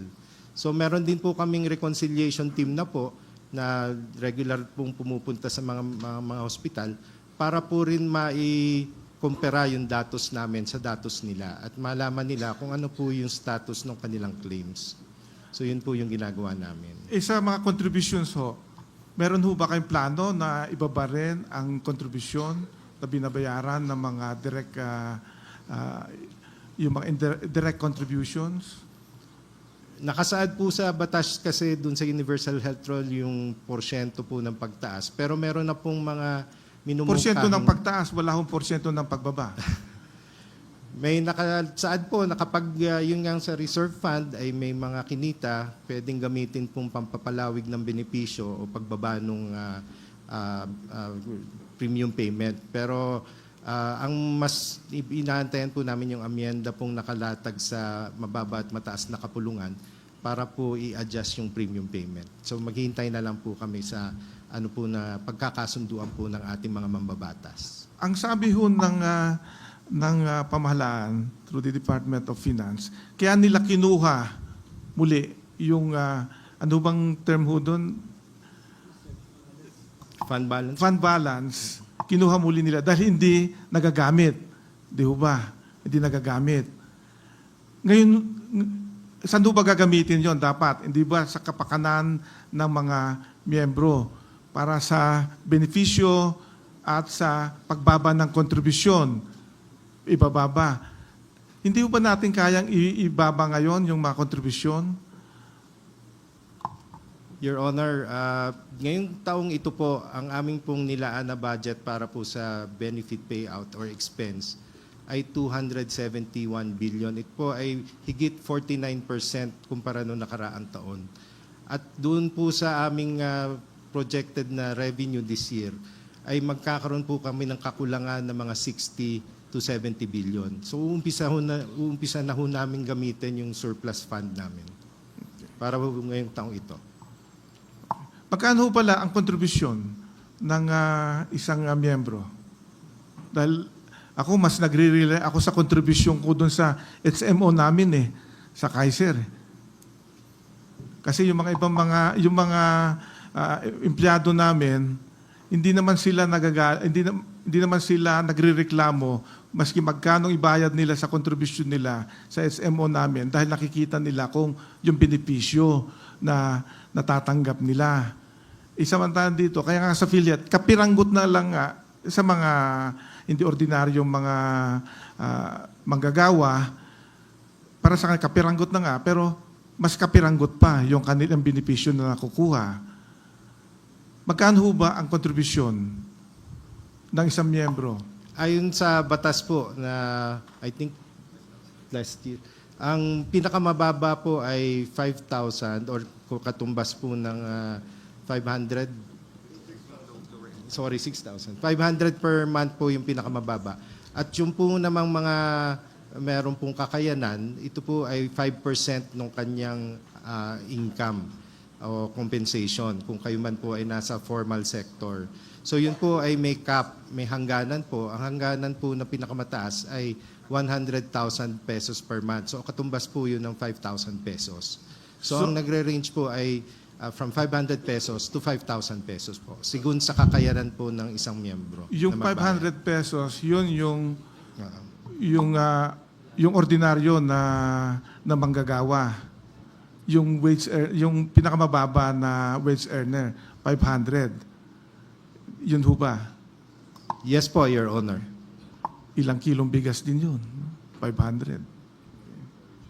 So, tapos, ang benepisyo niya, sapat ho ba sa binabayan? Baka sabihin niya, itaya ko na lang sa wedding to. Kahit paano, pag nanalo ako, mas malaki pa yung pupuhunan ko para sa panggastos ko sa aking pag nagkasakit yung aking esposa. Di ba ganon yun? Yes, Your Honor. Isa rin po sa aming binibigyang pansin ngayon ay yung pag-shift o pagbago ng aming prioridad. Ang iuna po sa aming binibigyang prioridad ngayon po ay yung primary care o yung konsulta, kung tawagin po naming programa, na kahit kayo po ay walang sakit, ay pwede ho kayong mag-enroll at ito po ay nakasaad din dun sa ating UHC law na dapat po ay may primary gatekeeper o meron po magtitimon na isang doktor sa kada Pilipino. At yun po ang layunin ay mapanatili tayong malusog kung tayo man ay walang sakit, magawan ho kaagad ng paraan na magamot yung mga hindi pa naman malala ang mga sakit o magkaroon po ng screening para po yung mga lalo na yung mga potentially may cancer ay makita po na maaga at mabigyan po kaagad ng lunas. So yun po ay ang PhilHealth po hindi lamang po pag kayo ay nagkasakit. Ito po ay binibigay na natin na parang benepisyo sa ating miyembro na sila po ay mag-enroll dito sa konsulta program at ma-assign sa isang konsulta provider. At ngayon po ay talagang ginagawa po namin na talagang magdagdag po ng mga provider doon sa tinatawag na supply side. Dahil nga po, gaya na nabanggit nyo po, medyo yung iba pong mga private sector provider ay nag-aatubili, baka hindi ho sila mabayaran ng oras, na binibigyan po naman namin ng kumbaga reconciliation regularly para maibsan po yung kanilang pangamba na hindi sila mabayaran. Maraming salamat po. Ngayon, tatanong ko lang po si Atty. Colmenares. Maraming salamat po sa banda ng mga PhilHealth, ng Department of Finance, kay Atty. Colmenares. So, yung dalawang katanungan lang ho, Atty. Colmenares. Ano ate, maliwanag na ba?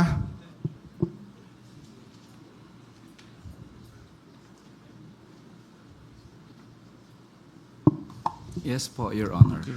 Attorney Colmenares, sa ikalimang taon na napagpapatupad ng Universal Healthcare Act o UHCA, base sa inyong datos, gaano kalapit o kalayo na ang PhilHealth sa pagsasakatuparan ng mandato nito sa batas? Your Honor, again, the petition on PhilHealth primarily is the Pimentel and the Isambayan petition.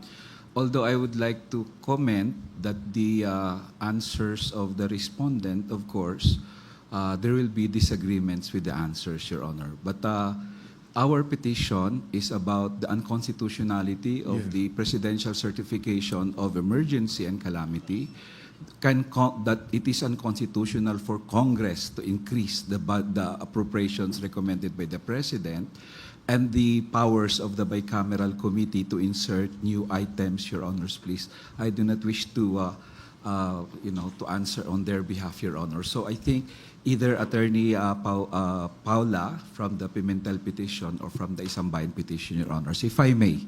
Yes, Attorney Paula din. Thank you, Your Honors.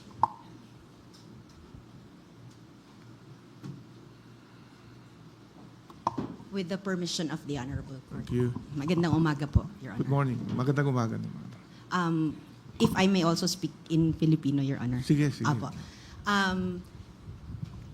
Malayong-malayo pa po tayo sa universal healthcare. I and some of the people here na kasama natin po are actually health advocates. These people have advocated for the passage of the syntax in 2013 and the UHC in 2019. In the UHC, Your Honors, meron hong sinigurado ho na sana ay may transitory provisions kung saan ay maipatupad ang mga importanteng polisiya na para sana makatulong or maibsan ang mabigat na pasanin pag ikaw ay nagkakasakit. Pero malayong-malayo pa po tayo. Nagpapasalamat kami at wini-welcome ho namin ang bagong presidente ng PhilHealth dahil maganda ang kanyang mga plano. Pero hindi ho kami nagiging kampante hanggang hindi ho namin makita na maisakatuparan ang mga planong ito. Ngayong taon ho, we are on the 6th year of the implementation of the universal healthcare.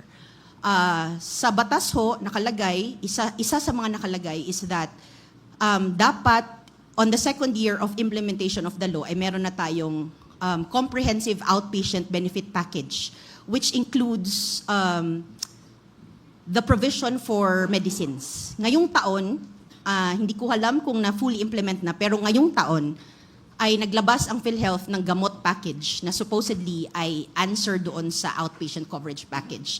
This is, Your Honor, 4 years after what the law actually said. In terms of implementation, I would say malayo pa rin ho tayo. Under the UHC, meron hong provision doon on provincial integration. But until now, hindi pa rin ho buo yung provincial integration na sinasabi.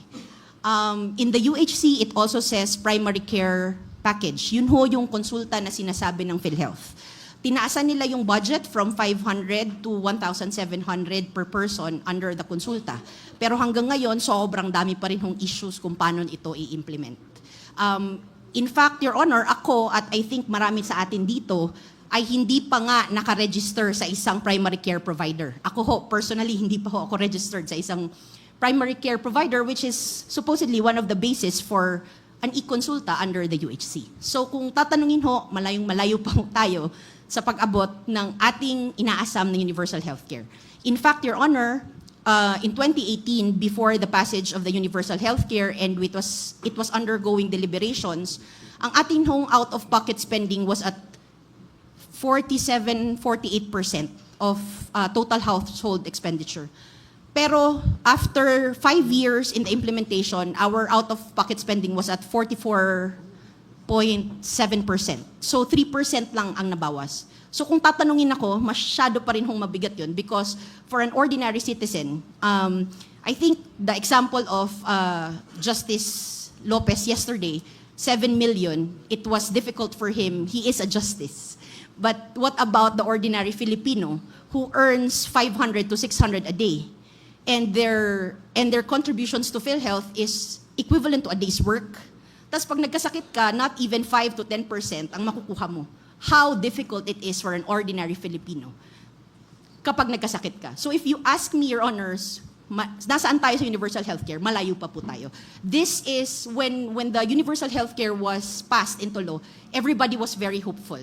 Because kahit papaano, matagal man yan, kaya nga ho 10-year period yung nilagay. Kasi alam natin na it's a systems change at maraming kailangang baguhin para ho mapatupad at maabot natin yung no financial difficulty when getting sick.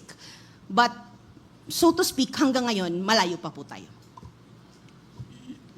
Kaya nga ho kanina, kaya ho ko natanong dahil ang pagkakaintindi ko kanina sa parts ng respondents ay parang ang ganda-ganda na ng tinatakbo ng ating PhilHealth or program or Unified Health program. Ngayon, sa inyong datos, ilang porsyento ho ng sahod ng ordinaryong Pilipino ang napupunta sa PhilHealth contributions? Under the lawyer, with the permission of the court, under the law, Your Honor, ang lahat ng nagbabayad as direct contributors ay 5% po ng kita nila on a monthly basis ang napupunta.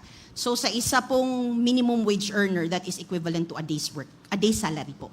Equivalent siya sa isang araw na salary ang binabayad niya sa PhilHealth in a month as premium. So yung sinabi ho nila kanina na 500 pesos, tama ho ba yun? Yes, Your Honor. Kasi nga, ang ating minimum wage is around 550 to 600 plus, Your Honor. Depende sa region. So, that is equivalent to 1 day's work. Pero pag tinaasan uli yung 500, masakit ho sa bulsa ho yun. Sobrang bigat ho yun, Your Honor. Kasi ilang kilong bigas ang mabibili nun. Yes, Your Honor. Ngayon, kung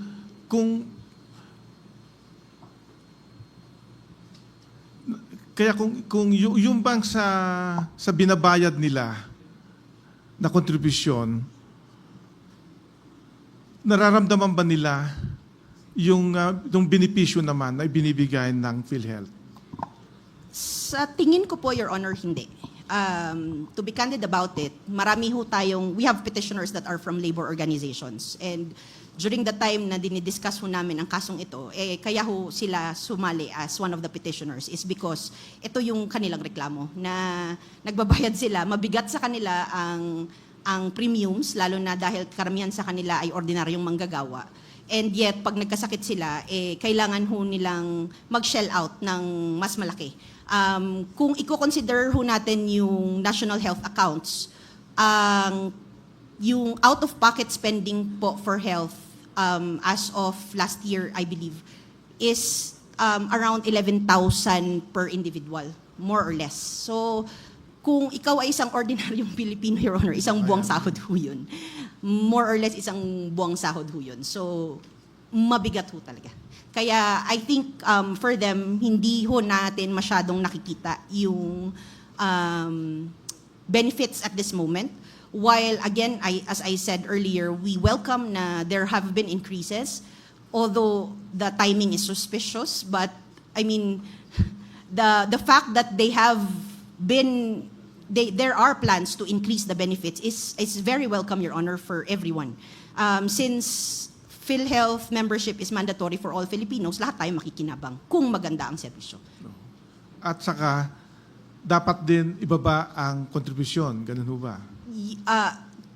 If, Your Honor, dahil ang, based on the law, Your Honor, if there is excess of the reserve funds, dalawa lang ho ang patutunguhan. That is increase benefits and, the word, Your Honor, is and, decrease premiums. So, since they wanted to remove, they actually got 60 billion out of PhilHealth, Your Honor. It speaks that there is excess of the reserves. Allegedly, there is excess of the reserves dahil nga, kinuha nila. So, if there is excess of the reserves, then it follows, Your Honor, na dapat sinunod nila yung batas. And that is increase benefits and decrease premium contributions, which we didn't see, Your Honor, because as of last year, our premium contributions, the 5% premium contributions happened last year. It was from, I think, 4-point-something percent, tinaas nila at 5% last year. Sa inyong pag-aaral, ano hong dapat na, ilang porsyento ang dapat na ibaba sa kontribusyon sa ngayon? Wala ho kaming eksaktong pag-aaral, Your Honor, pero kung tutuusin, I think, kung kaya naman pala nilang magbalik ng 60 billion, bakit ho tayo nagtaas ng premium contributions last year? Okay. Maraming salamat po. Maraming salamat din po, Your Honor. Ano ate, maliwanag na. Thank you. No more questions. Thank you, Justice Garland. We now call Justice Mario Lopez for his... Thank you very much, Chief. Actually, there are many things that were taken up already. So I will just shorten my interrogation or question, clarification, actually generally. And I am more of the moral obligation because of Justice Jolo and the matters that were taken up by Justice Garland. For your information, I am the chairperson of the Health and Welfare Committee of the Supreme Court. And good that we have a SPJI, which is now working on the health and welfare of our employees, and we have a unified HMO. Kaya yung mga empleyado namin, hindi na nila masyadong pinapakialaman ang PhilHealth kasi to them, PhilHealth is nothing. Napakababa kasi. And they are very thankful that we have an HMO which does not only include physical health but also mental health. And incidentally, I am the working chair of that mental health committee with the Chief Justice himself as the chairperson. Kaya ang mental health ng ating judiciary ay napakaganda. Kaya ang ating mga judges ay wala na ngayong problema pagdating sa mental health. But still, nandito pa rin tayo sa PhilHealth. Now, my vice chair sa mental health preempted already some of my questions, supposedly. Naunahan na ako. Anyway, I will be retiring sooner my vice chairperson will take over, so bahala na siya. Okay, and yun daw, sinong papalit sa Mental Health Committee? Justice Ricky Rosario will take over on the chairperson, as being the chairperson later as the chairperson of the Health Committee. Justice Gerlan also said that we speak in Filipino for the understanding of the people. And I will try also to follow what he had started. And I will try to speak also in Filipino para maintindihan ng mga tao ang ating pinag-uusapan dito. Dahil previously masyadong technical yung mga pinag-uusapan. And I am here only to clarify and simplify the issues that were taken up. Under the SPGI sana, whenever there is a live streaming and we speak the English language, simultaneously in the monitor, makikita na natin yung translation ng English into the local dialect. So if this hearing or proceedings will now be live streamed in Visayas, there will be a corresponding translation in Cebuano, doon sa Visayas. And that is already the project, and we are ongoing, that is an ongoing project of the SPJI. And wag po kayong matakot na si Chief Justice ay aalis na next year because the other justices will continue this project kung sino man ang susunod. So, tawagin ko na siguro kung sino man ang gustong tumayo na petitioner. Konting tanong lang. And then, sabay na rin siguro, sino ba ang tatawagin natin? Siguro yung magaling na abogado natin sa GOCC, si Attorney Hermosura, and of course, the OSG may butt in. Alam ko yung ating OSG ay magaling managalog dahil nanggaling po ng Bulacan. Tama po? O, tama po. So, pagpaumanhin nyo na rin kung hindi ko masyadong may masabi sa Pilipino ang gusto ko mang sabihin. Actually, ito na po, I will try my very best to speak in Filipino, although I am an Ilocano, kagaya ni Attorney Hermosura and Justice Gerland at marami pang iba dito sa aking kasamahan, gaya ni Sads Leonen, tubong bagyo po yan. Ang pinag-ugatan ng lahat ng ito ay ang konstitusyon po. At pwede po bang i-kuhan natin sa screen, i-flash natin yung screen? Ayan po, ang pinag-ugatan ng lahat ng ating problema na dinulog ng mga petitioners ay ang provision ng 1987 Constitution, Article 6, Section 29, providing that all money collected on any tax levied for a special purpose shall be treated as a special fund and paid out for such purpose only. If the purpose for which a special fund was created has been fulfilled or abandoned, the balance, if any, shall be transferred to the general funds of the government. Yan po ang pinag-ugatan. Ang appropriation, pag ang pundo ng bayan ay ginawa, yan po dapat ay sundin ng ating mga mambabatas at mga nag-enforce ng batas. Subalit, if there is a balance or that is abandoned or already fulfilled, pwede pong i-transfer sa general fund. Kaya lang po, merong isang konsepto na petitioners na if this is violated, this can still be violated if the transfer of the fund is against the law or it is not provided by the law. In fact, they even provided a criminal liability for those people involved under Article 220 of the Revised Penal Code. Pwede po ba nating ilagay yung Revised Penal Code? There you go. Any public officer who shall apply any public fund, property under this administration to any public use other than for which such fund or property wherever is a crime penalized under the revised penal code.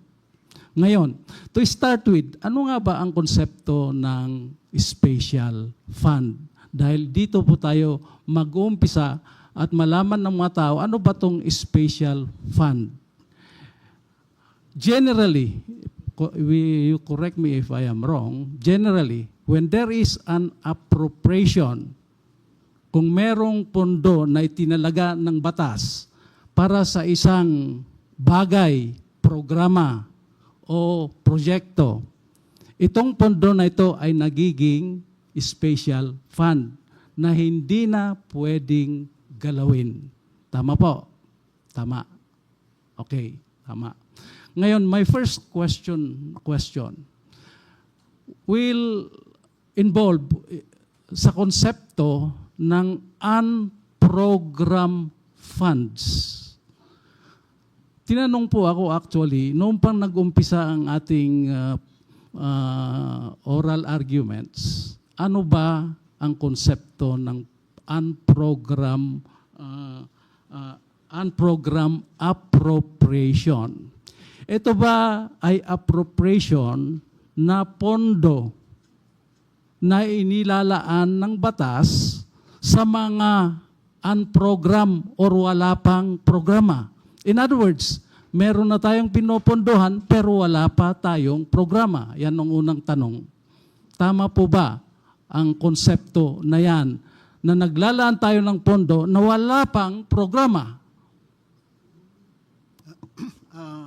Actually, I do not represent po DBM, but I can answer if the Solgen will allow me po.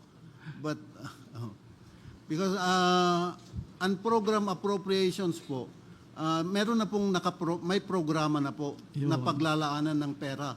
Yung pong term na unprogram refers to the source of the funding. Kasi yung source ng funding para sa programa na yon hindi galing sa traditional sources of revenues, ganun po. Pero meron na pong programa yung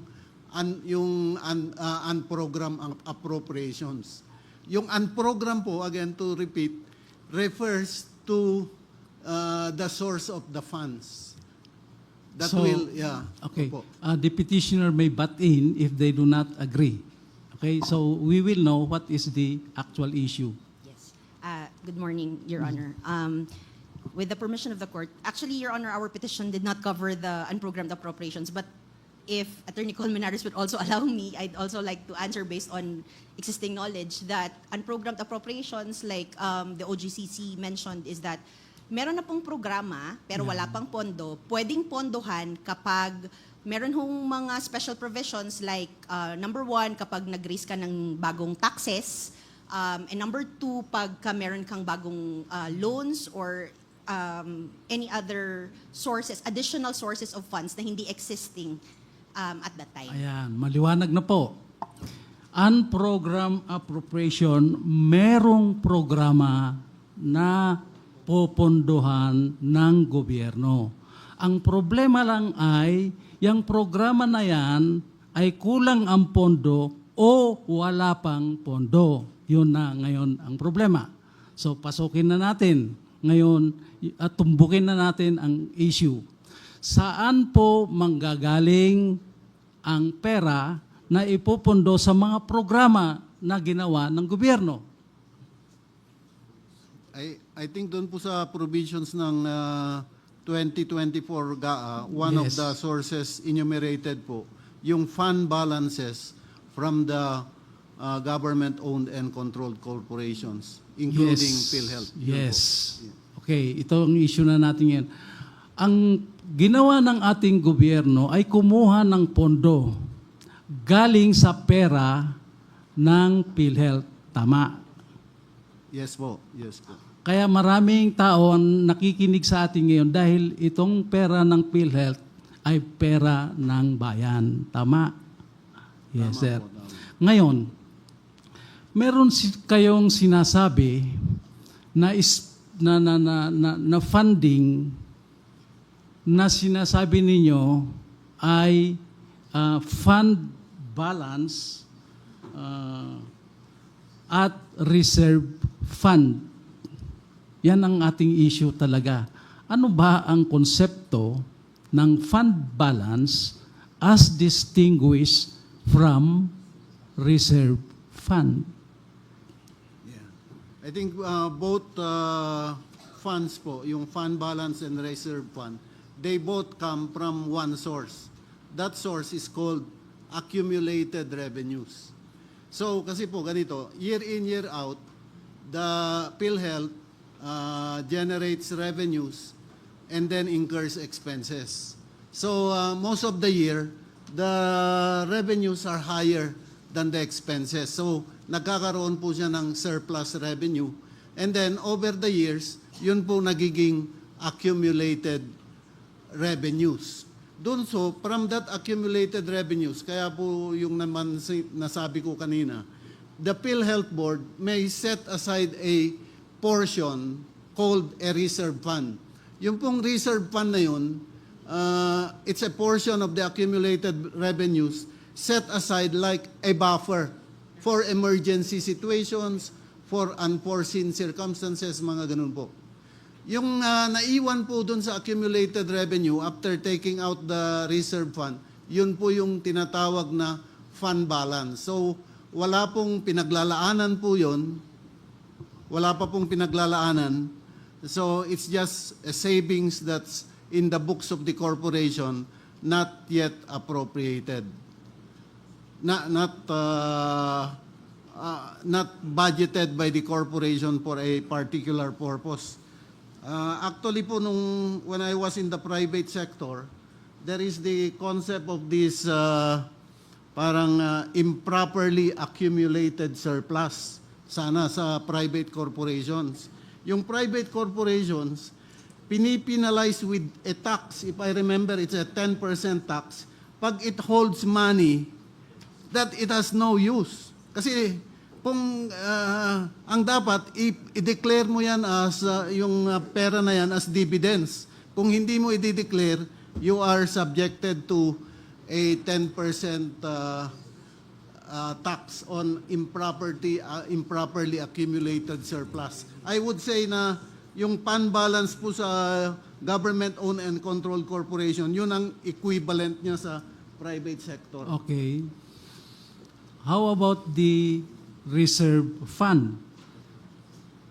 Yung reserve fund po kasi na yun is already programmed for a purpose.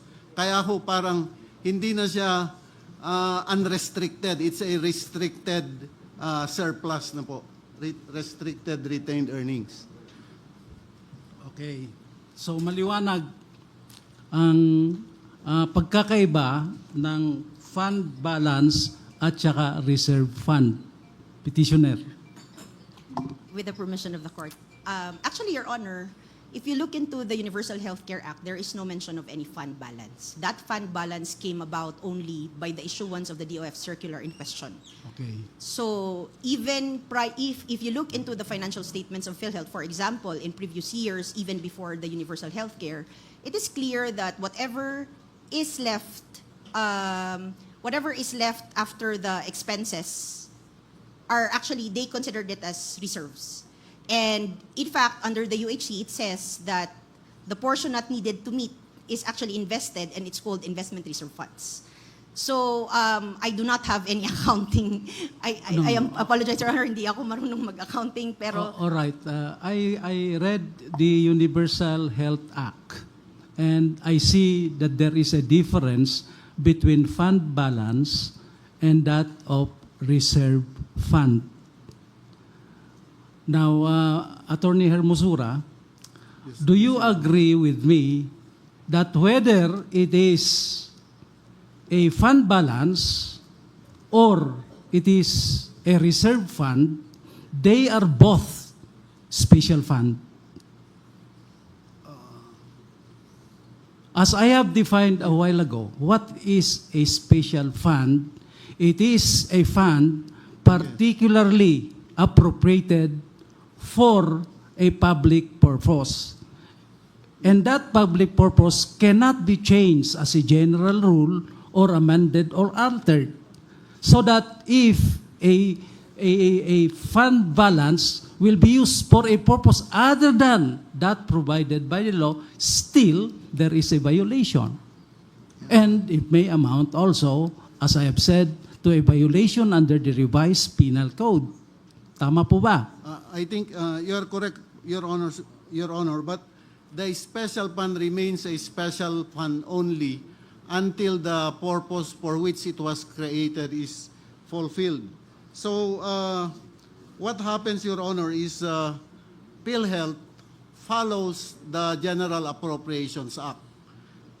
Because under Section 37 of the Universal Healthcare Act, and let me read, Your Honor, the last paragraph of Section 37 of the Universal Healthcare Act. The amount necessary to implement the provisions of this Act shall be included in the General Appropriations Act. And then if you look at the General Appropriations Act, the appropriations for PhilHealth in all those General Appropriations Act from 2021 to 2024, they provide that the appropriations are for the purpose of the payment of the premium contributions of indirect contributors. So when PhilHealth receives those appropriated amounts, it receives them as the premium payments of indirect contributors, Your Honors. So then PhilHealth accounts them as part of its premium revenues. So, in other words, Attorney Hermosura, once there is a fund balance, this become also a general fund. It is not restricted anymore. That's Your why Honor. it Yes. becomes a general fund Yes, Your that Honor. can be used for any other purpose. PhilHealth, under its charter, is required always to use its funds according to its purpose. In Your other Honor. words, whether it be a reserve fund or a fund balance, those fund Yeah. shall be spent aligned with the purpose of PhilHealth. But that doesn't take the authority of the national government, Your Honor, to tell the subsidiary like PhilHealth that the money that you are not using, as the Secretary has called it, idle funds. Exactly. This is what I want to clarify. So that if a fund balance coming from the money of the PhilHealth, once it is categorized as such, it can be used for any purpose, not aligned or not aligned with the purpose of the PhilHealth. If it is PhilHealth that will use it, Your Honor, it has to use it. Yes. It has to use it according to its charter. But the national government, as the owner of PhilHealth, can also require PhilHealth to pay to the national government what the Secretary referred to as Yes, unused Attorney Hermosa, I have no excess problem and with idle that. fund. Yes. What I am saying is there is here a fund balance. Yes, Your Honor. Now, this fund balance can be appropriated or used for any other purpose, whether aligned with the purpose of the PhilHealth or not. Well, as I said, Your Honor, if it is PhilHealth that will use it, it has to use it according to its purposes in its charter. But its charter also, I would think, allow PhilHealth to remit back Look, that I fund started balance. with unappropriated program. Correct? So, we have several programs. Program coming from the PhilHealth, program coming from the Insurance Corporation, program from the GSIS, etc. Ang dami. Ngayon, kukunin natin ang pera ng PhilHealth dahil ito ay, according to you, is a fund balance. Correct? Yes, Your Honor. And this fund balance can now be used for any other purposes, regardless whether it is aligned with the PhilHealth or not. PhilHealth is one of the many government-owned and controlled corporations, Your Honor. like other government-owned and controlled corporations, it has to give to the national government unrestricted retained earnings that I will it go has back. no- I will go yes. back. Kung minsan, kunin natin yung pondo, gagamitin natin sa pagpatayo ng building irrelevant to the purpose of PhilHealth. Parang ganun ba? Pwede yon. If- Can I ask Yes, the yes, Secretary, yes. Your Honor, to give that? Kung mamarapatin po ninyo para makompleto yung kwento dito, well, unang-una, katulad ng nabanggit ko kanina, inutusan tayo ng Kongreso na kung may fund balance sa PhilHealth, pwedeng gamitin para sa program. Ngayon, nag-usap kami ng mga economic managers at pinagkasunduan namin, gagamitin natin yan from health to health. Yes. Kung kaya't, ang unang pinaggastusan yan, katulad ng nabanggit ko kanina, yung 27 billion na utang ng ating pamahalaan sa mga frontliner. Mahigit 100 billion na ang binayaran natin sa panahon ng BBM administration. Pangalawa, Health Facilities Enhancement Program ng DOH. Dahil ang Universal Healthcare Law ay hindi lang tungkol sa PhilHealth, kung hindi yung kabuuang health ng taong bayan na pinangungunahan ng DOH. So as much as possible, ginastos natin ang pera from health to health. Isang halimbawa pa, Opo, naintindihan ko po yun. Naintindihan ko from health to health. Opo, ang sinasagip That is ko correct. po ay from health to a purpose not related to health. Lahat po, health Lahat to health. pwede. Lahat po health to health. Halimbawa, Wag na tayong, kasi may kulang po tayo sa oras eh. Basta health to health, meaning health ang purpose. If ever that money, fund balance will be used, Yes. it may be for a purpose not related to health. Yun lang ang gusto kong tanungin. ang ginawa po natin, Gaya ng health sinabi to ko health. kanina, ginawang infrastructure. Katulad po niyan, kung pwede ko ipaliwanag na mabuti yan. Halimbawa po, sa lalawigan ng Batangas, meron po ang 28 munisipyo, 5 syudad, 34 local government units. Meron po kami 12 district hospital doon. Sa Makatuwid, Health-related po yun. health-related to. Yes, sir. So, there are 12 district hospitals. Sa Makatuwid, hindi lahat ng bayan may hospital. Kailangan mong tumawid ng 3 bayan para makaabot ka sa isang hospital. Nararapat na ayusin natin, halimbawa, yung mga tulay at Alright. kalsada Alright. para yung pasyente makaabot sa ospital, lalo na po yung bundis at yung Alright, nasa maliwanag peligro po yun. kalagayan. Basta Opo. ang kwan ko po, pinapaliwanag ko po, ay ang gamit from health primary purpose ng pera dahil special fund eh. Health purpose yan eh. May batas tayo na illegal use of fund. Opo. Ginamit natin sa paraan na iba. Katulad doon na bagit ko po. And From one health thing, to health. ginamit To sa paraan na hindi related sa health. Yun lang po ang tanong.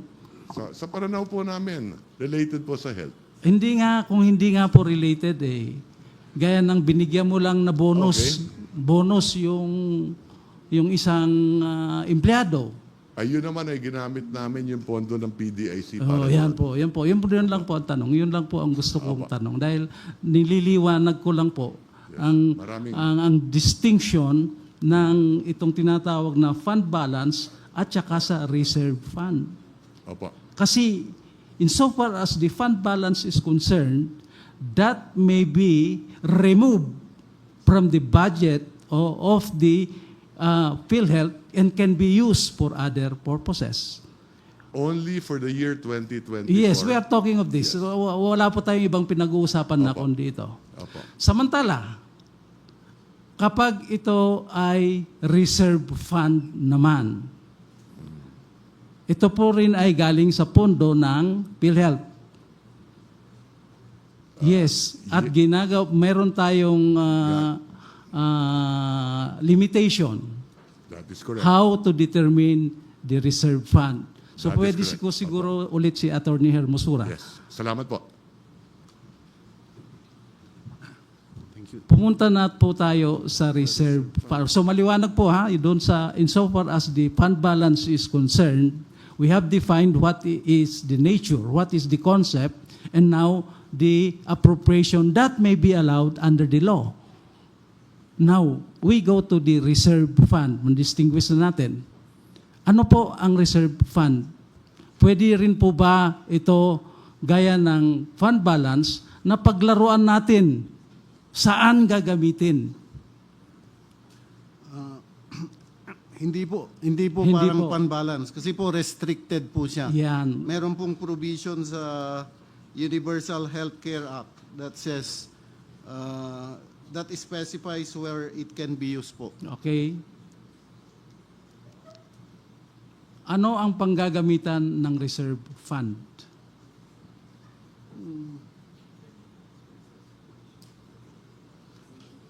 Well, normally po, it is used also to pay benefit expenses in the event that circumstances change and let's say, the current year's revenue of PhilHealth would not be enough to meet its current year's Okay, expenditures. Yung mga ganung I think it was explained yesterday through the questions of Justice Kagiwa regarding this matter.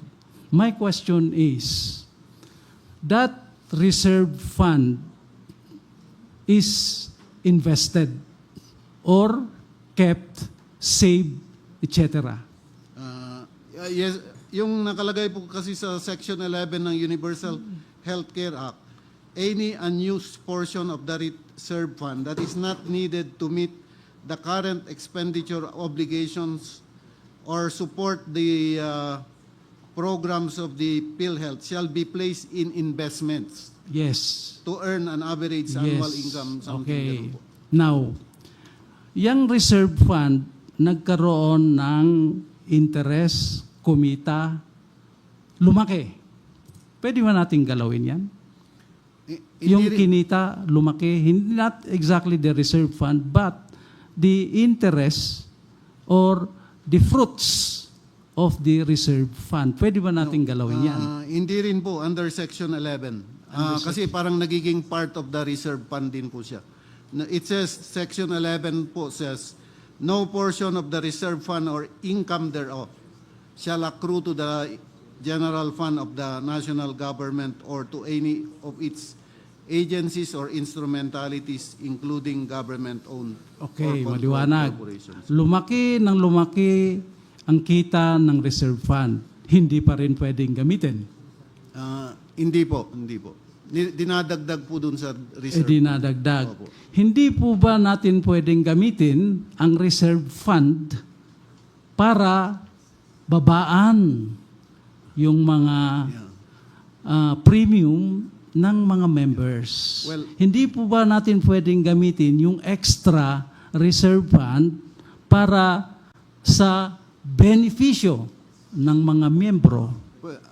Pagka po yung reserve fund, mag-exceed po siya dun sa tinatawag na ceiling. Yes. Yun pong ceiling, yun yung sineset po ng PhilHealth Board na that is equal to the expenditure for 2 years. Yes. Opo. So, Okay. yun po.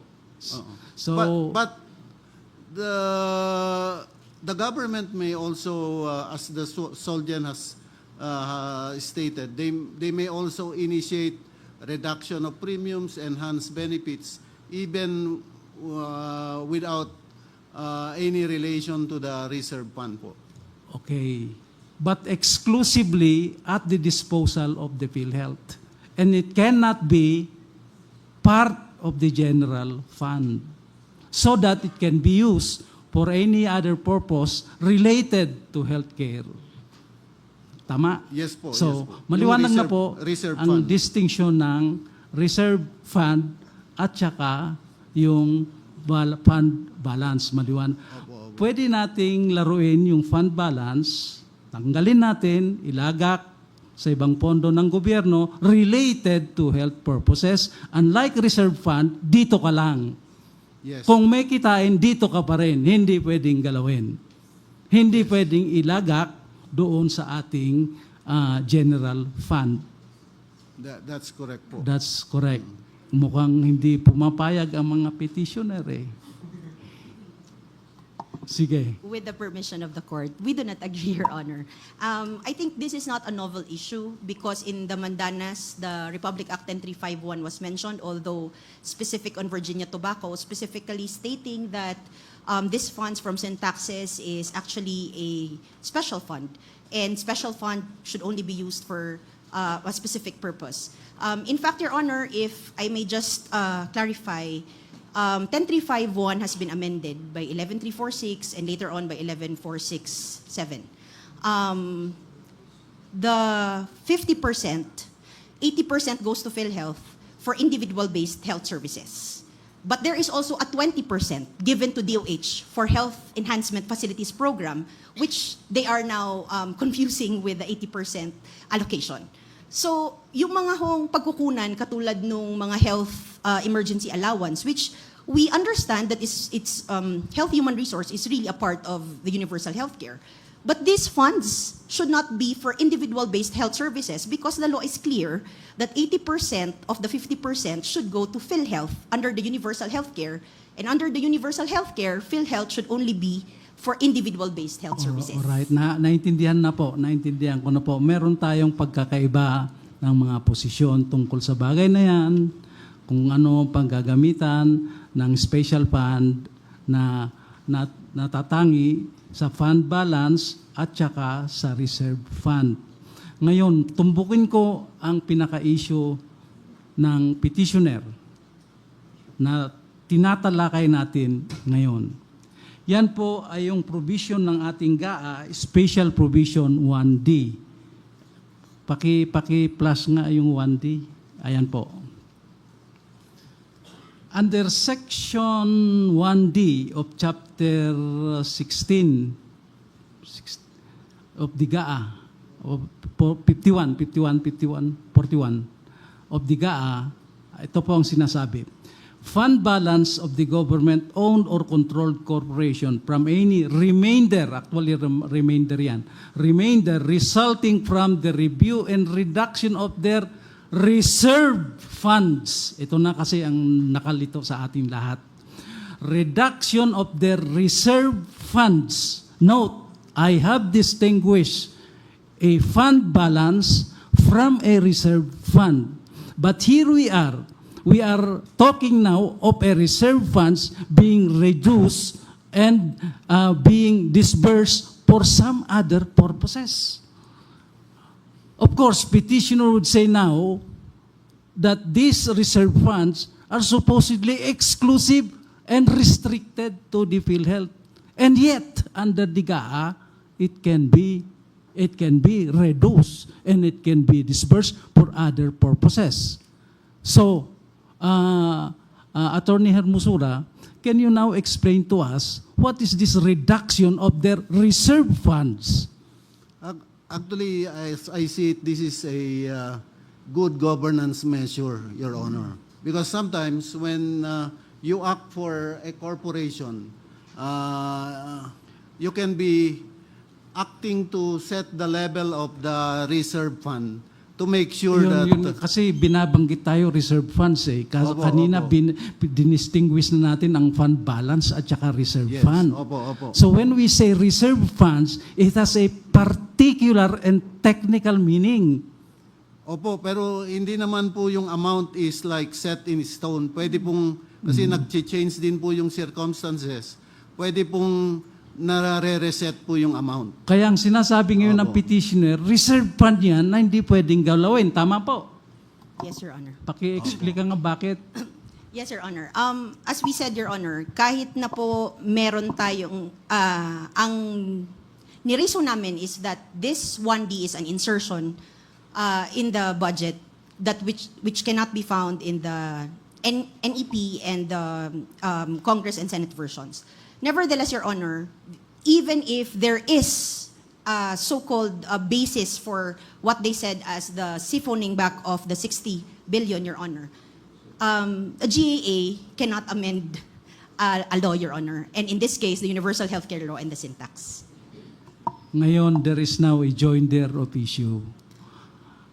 Naipaliwanag ko na sa taong bayan, ano ba ang pinag-aawayan dito?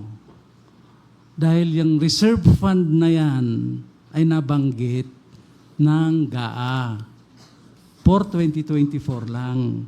Samantalang, binabanggit natin ang distinction ng fund balance na different from the reserve funds. And yet, ito ngayon ang provision ng GAA. As to whether it is constitutional or not, yan po ang ating main issue.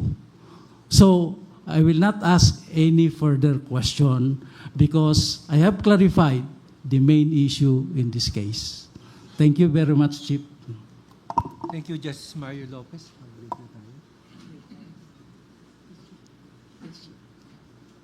It's 12:20. We'll have a lunch break. We'll resume at 1 o'clock. We'll resume the interpellation. Justice Mario Lopez would like to ask additional questions. Chief, proceed. I am done, Chief. Actually, I have exhausted already the questions that I'm supposed to ask.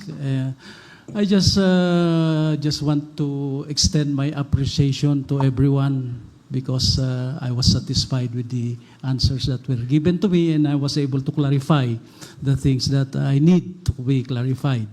And to the petitioners, of course, Justice Carpio is here, Morales, and to the petitioner, to those lawyers, and especially also to the respondents because the clarification made by the Secretary of Finance, Ralph Recto, and for the information of the good Secretary, I was a judge of Batangas City for 12 years, and I know him, but he does not know me. So there is no inhibition on my part. And most especially, Attorney Hermosura, of course, you know, he is my examiner. And I am approaching this discussion with him objectively, without any subjective element. Thank you, Attorney Hermosura. And of course, to the OSG, Attorney OSG Guevara, I am extending also my appreciation. And to all to everyone, we are all in the government and we are working hard for the people. I am saying this because I am set to retire on June. So thank you to everyone. Thank you, Justice Mario. May we call Justice Rodil Salameda to proceed with his interpellation? Thank you, Chief. Can we put on the screen Article 6, Section 29, Paragraph 3 of the Constitution again?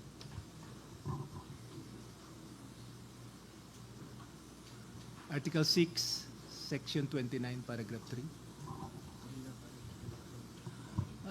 Article 6, Section 29, Paragraph 3 of the Constitution on the screen, please.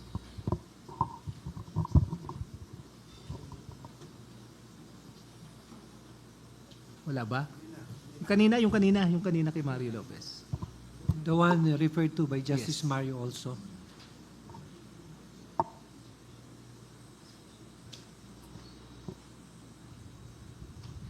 May I request any counsel for the petitioners with respect to that constitutional provision? Also, the Solicitor General, please. Thank you. So, good afternoon, counsels. Good afternoon. Magandang hapon po. Yeah. We assume here that the 69.9 billion PhilHealth funds are special funds and it is allocated for a special purpose. So the provision has put forward two exceptions that it can be transferred to the general funds of the government. One exception is that the purpose for which the fund has been created has already been fulfilled and the Government Corporate Council has explained it earlier. Can our Solgen explain this in the vernacular so that everybody will understand it? Sisikapin ko po, kagalang-galang na ho po. I know that you're from Bulacan. Sa akin pong pagkakaunawa sa paliwanag ng ating kagalang-galang na Government Corporate Council, ang mga syntaxes po, kasama na ang mga nagbuhat sa PAGCOR at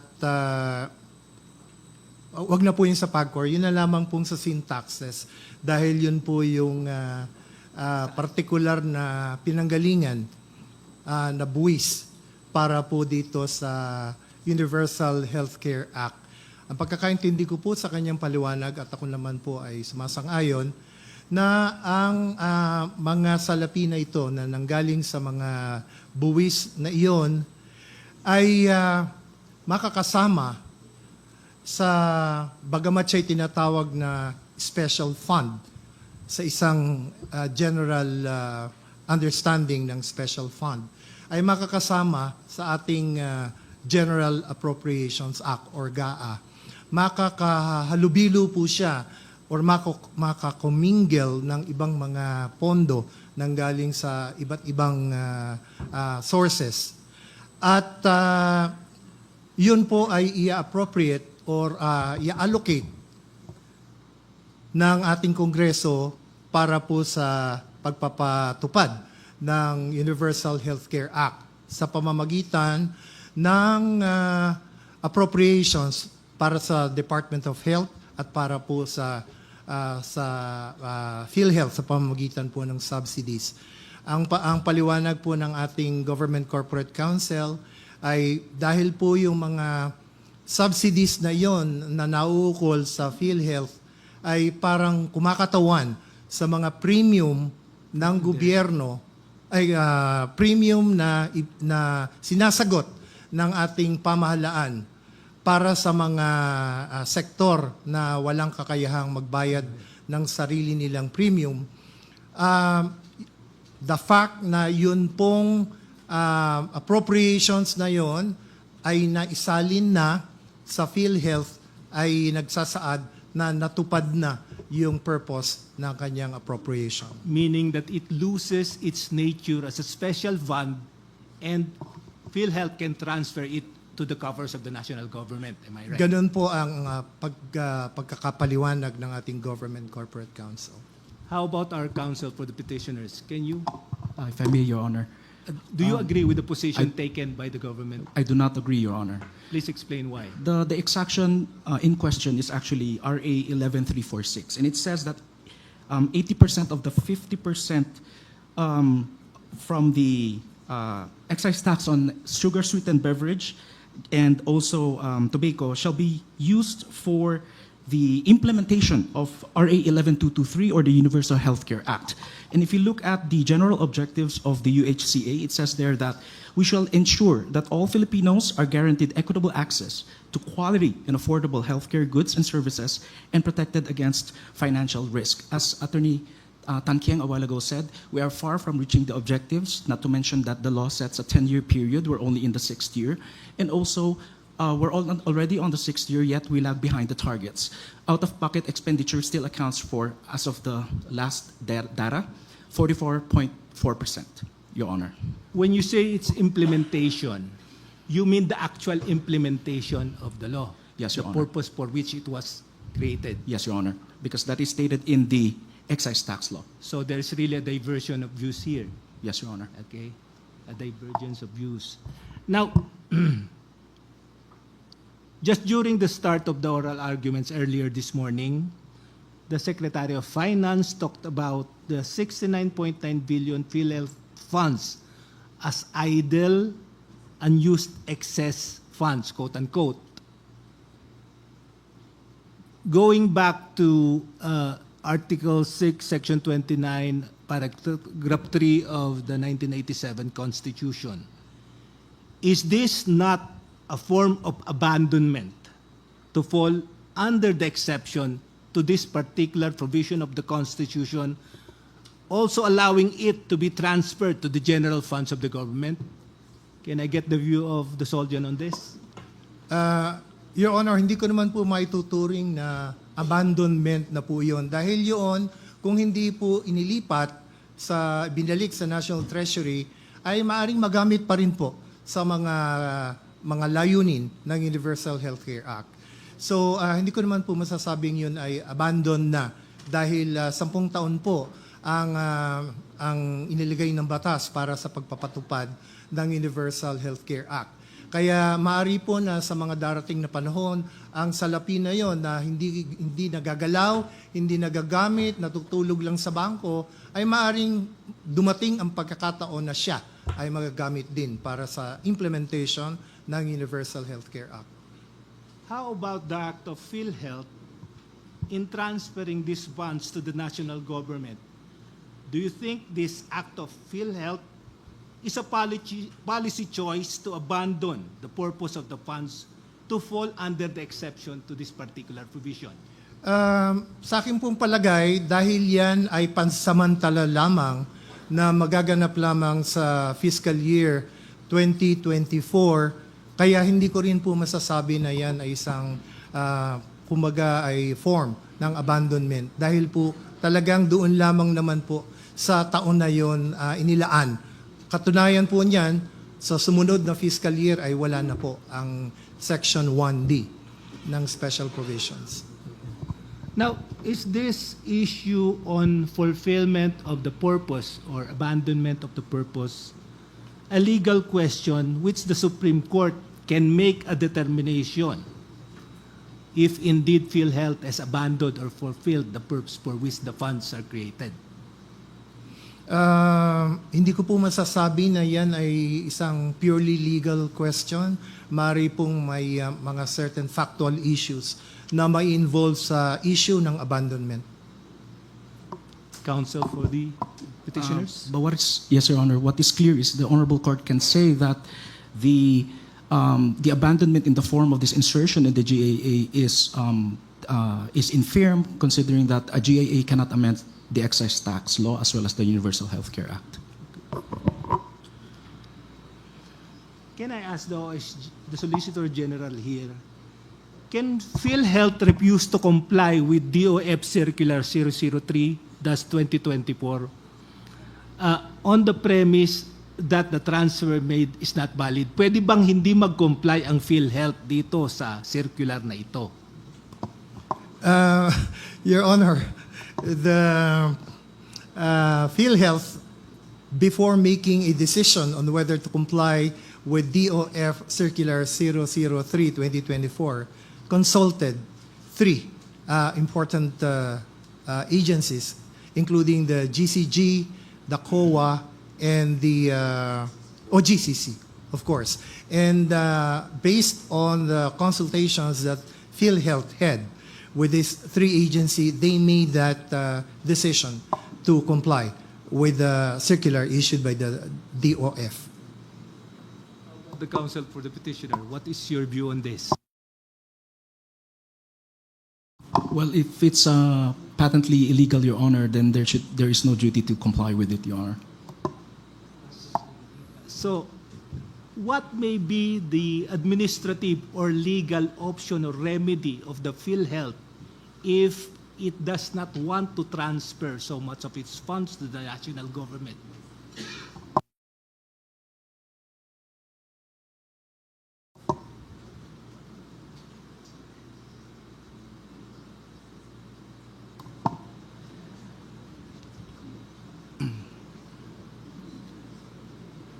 Are you aware of Section 3C of Presidential Decree 242 that PhilHealth can submit to the DOJ any issues with respect to a controversy on any circular or law? Then I agree, Your Honor, that is what it should have done in this case. Or can PhilHealth go to court and ask for a restraining order to stop the Department of Finance from implementing that particular provision? Can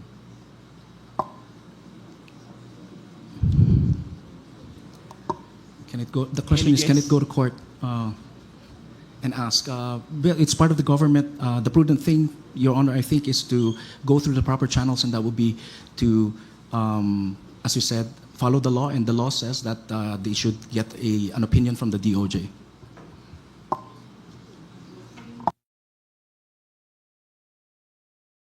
On the transfer of the funds, but voluntarily complied with the law, could this be interpreted as another form of abandonment of the purpose for which the fund was created? No, no, Your Honor. Solgen? Your Honor, I earlier answered that while it may be true, it's only true for fiscal year 2024, but subsequent funds like that may actually be used also for the UHCA at some future time. But since we're talking only about 2024, then I guess we may say that it's kind of abandonment as well, but in compliance with a directive coming from the Department of Finance. By the way, who decides whether or not the issue, there was already a fulfillment on the purpose of the law, or the purpose has already been abandoned? Who decides on this? Counsel for the petitioner?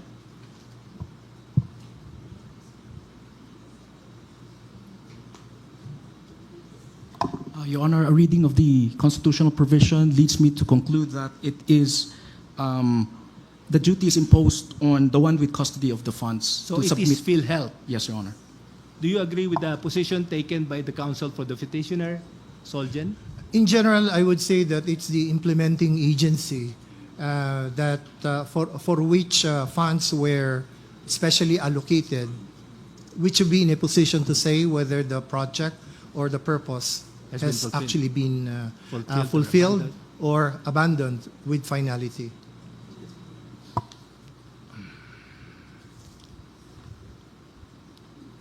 Thank you. Can I call on? Thank you. Thank you, Your Honors. Can I call on our former secretary, Margarito Teves, for some questions? You can stay on your seat.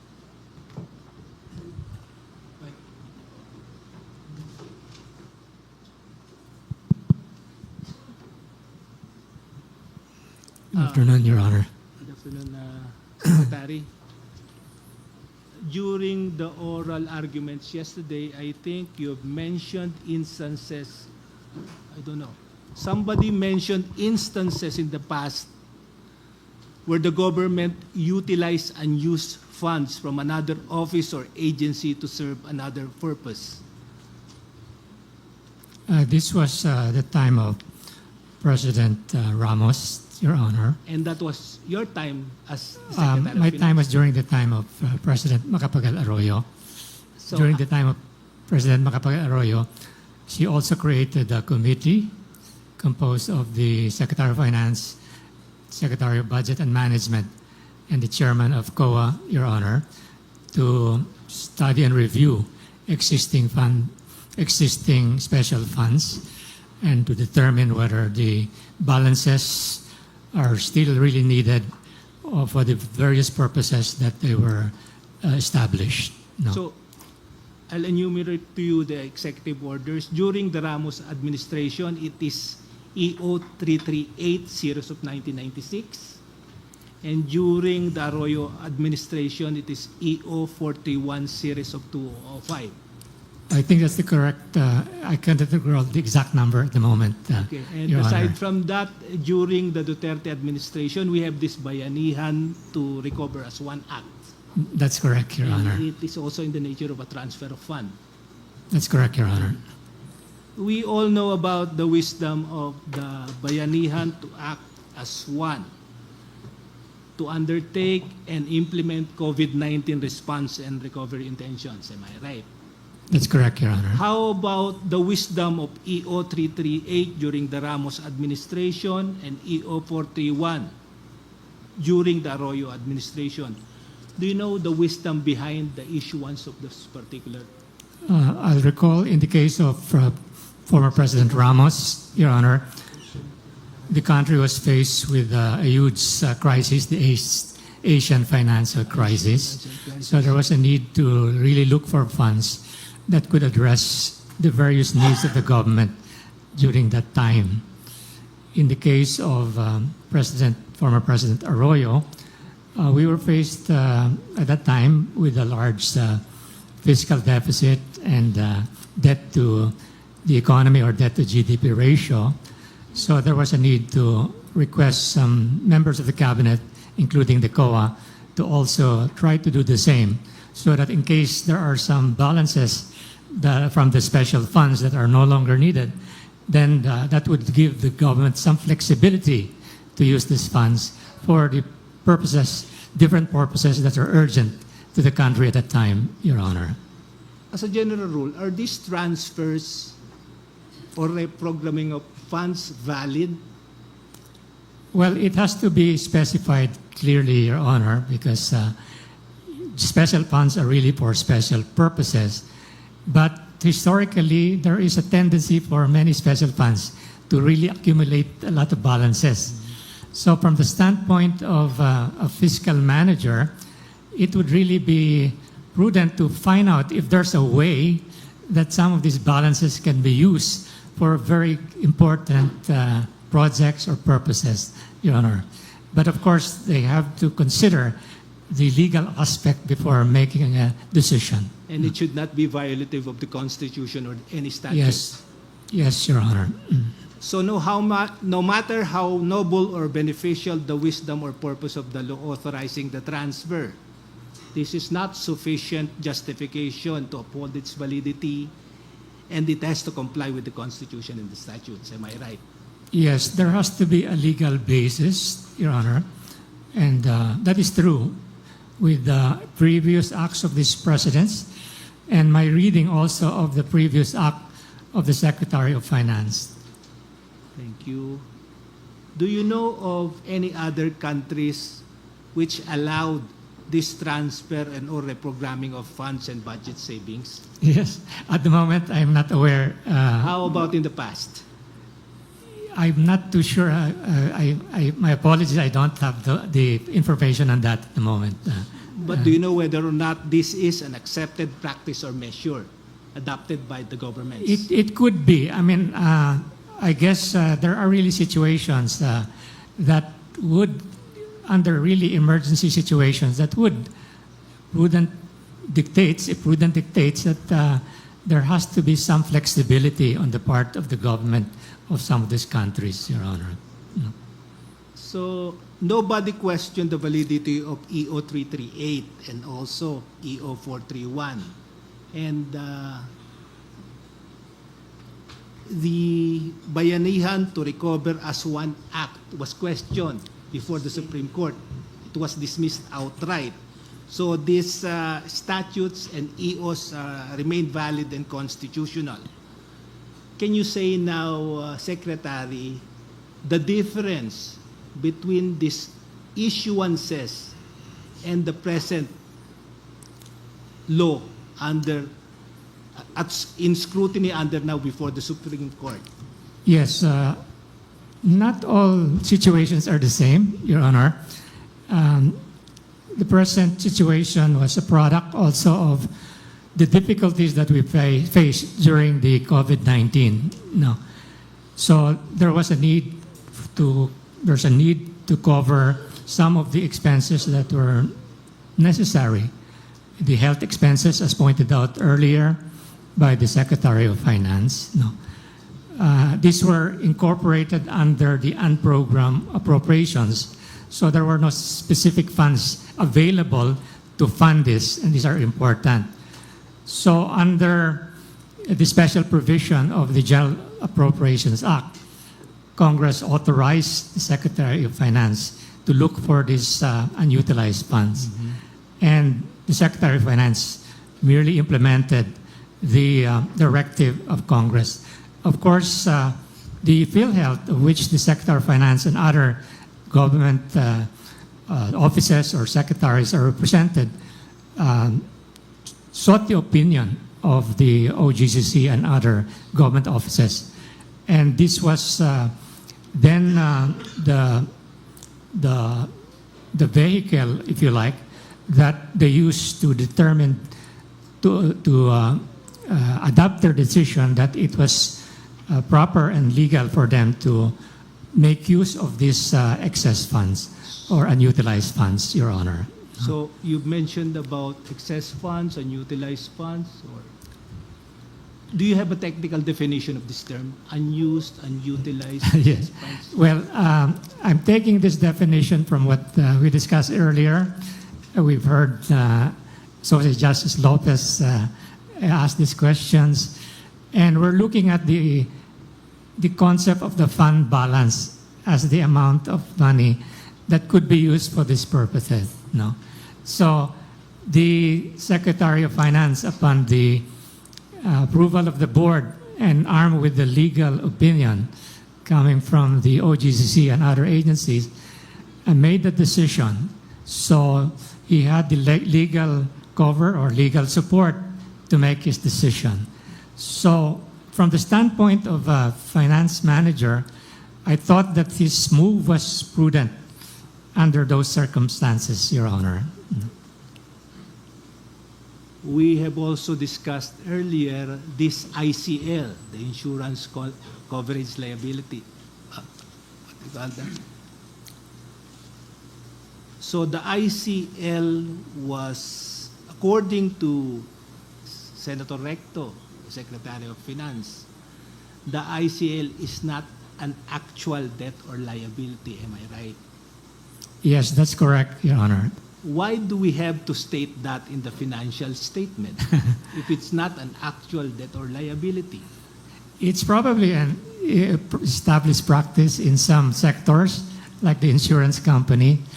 It's not necessarily the case with other sectors, having come from both private sector and government. What we used to do, Your Honor, is to have what we call a worst-case scenario over a long period of time. But the worst-case scenario will also depend on the assumptions that are associated with the scenarios. No? So the ICL would probably be something similar. What would happen if the expenses, for example, were aggressive and the income side were conservative? Then you would probably have come out with a result that will show that the particular institution would come out negative over a period of time. In this particular case, it is a scenario over 40 to 50 years. So it can serve as a guide, but not necessarily be confined or be burdened by it, because we have to match this with the actual performance of the institution itself, as pointed out by the Secretary. So we have to deal with reality and the possibility that such a scenario could happen in the future. No. Was there a time that the ICLs are not stated in the financial statements of the government? Well, I'm not aware, but I just happened to see this in the case of the PhilHealth, Your Honor. I'm not privy to other institutions. No.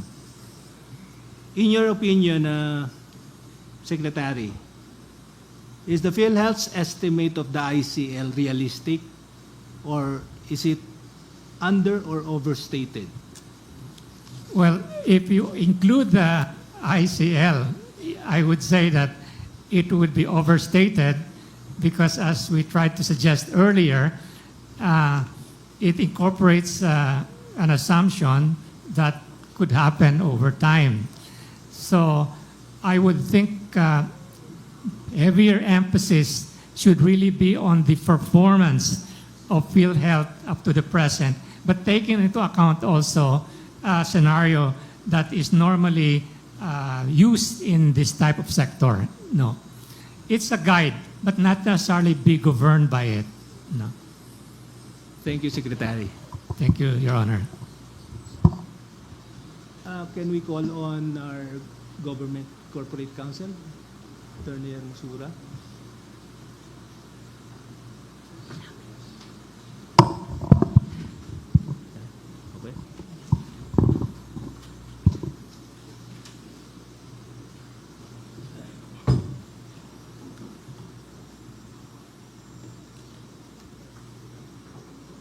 Good afternoon, Your Honors. Good afternoon, Attorney Hermosura. Yes.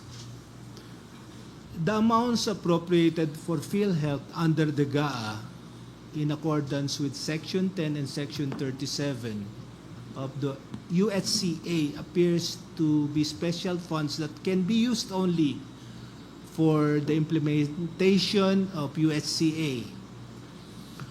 Does PhilHealth account or manage those appropriations as special funds? Well, actually, Your Honor, the GAAs are even more specific on the purpose for the appropriation, because the Universal Health Care Act mentions the implementation of the Universal Health Care Act as a purpose, which is, I think, more general than what is provided as the purpose in the GAA. Because if we look at the GAA, there's the provision, and I quote again, Your Honors, the amount appropriated herein under the subsidy for the National Health Insurance Program shall be used for the health insurance premiums of indirect contributors. So it's even more specific, Your Honor, than the purpose stated in the Universal Health Care Act. That's why PhilHealth does not account for the amounts it receives under the GAA as a special fund. It accounts for them like any other revenue that it receives, Your Honor. Also on the actuarially estimated ceiling, Section 11 of the USCA states that PhilHealth shall adopt as the ceiling for its reserve fund the amount each actuary has estimated for 2 years projected program expenditure. Why did PhilHealth set a ceiling for the reserve fund different from the ceiling recommended by the actuarial office? PhilHealth, Your Honor, sets the ceiling for its reserve fund in accordance with the Universal Health Care Act, including Section 11. So it is the PhilHealth Board, Your Honor, that is the body vested with the power to decide and act for PhilHealth that sets the ceiling. And it does so as directed by Section 11, using, and I quote, Your Honor, from Section 11, the amount actuarially estimated for 2 years projected program expenditures. Section 11, Your Honor, does not provide who set the ceiling, but provides the method for setting the ceiling, which is the use of the amount actuarially estimated. The method of actuarially estimating an amount doesn't have to involve an actuary, because actuarial estimation simply means the use of statistical data, mathematical models to arrive at something, Your Honor. And the PhilHealth Board used the history of expenses of PhilHealth to arrive at the appropriate ceiling, Your Honor. So the estimate of your actuarial office is merely a recommendation to the PhilHealth Board? That's also true, Your Honor. Please. That's all. Thank you, Your Honor. Thank you, Justice Rodil. Senior Associate Justice Marvick Leonin will conduct his interpellation. Thank you, Chief. Can I call the counsel of Petitioner Juan Sambayanan, Attorney Distor, to take the podium? You are Attorney Distor, correct? Yeah.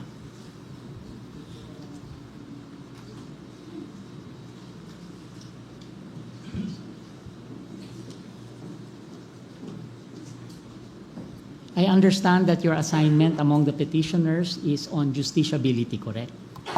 Correct, Your Honor. Okay. We have had 5 days of oral arguments, and I think, thankfully, after me will be the Chief Justice, as is traditional in our court. And as you know, when we decide on oral arguments, it is because the court wants to put an extraordinary focus on a particular case because of the issues involved, not only because of its importance in our constitutional order, but also because of perhaps what we view as the social impact of these particular cases. And we take time, each of us, to ask our questions, and we do so in a very public way, because one of the incidental purposes of doing oral arguments is for us to provide some level of judicial inquiry, not a political inquiry, but a judicial inquiry into the issues. I have benefited from the clarification caused by the answers of my colleagues. I have listened intently, and I intend not to repeat. But when I do, and if I do, it is only to emphasize some of the points for myself, perhaps, or just to understand a little bit more for my own clarity. So first, there is no dispute that there was a transfer of fund, correct? Correct, Your Honor. Yes. And there is also no dispute that it was based upon a circular of the Department of Finance, correct? Correct, Your Honor. Yes. And that the Department of Finance, there is no dispute, was based upon a provision in the General Appropriations Act. Specifically, I will just shorten it to Section 1D, correct? Correct, Your Honor. Yes. And apparently, there is no dispute also, because it was a submission from the Solicitor General as to where it was spent. That was very clear, correct? Correct, Your Honor. Except that the submission, of course, was qualified that the funds used for those purposes included funds from the PDIC, correct? Correct, Your Honor. And there is no dispute that in this round of transfer of funds from GOCCs, only 2 were chosen by the DOF after filtering through a lot of GOCCs. So they transferred from the PDIC and the PhilHealth, correct? Correct, Your Honor. Okay. So based on your statements, I do not think that those are disputed.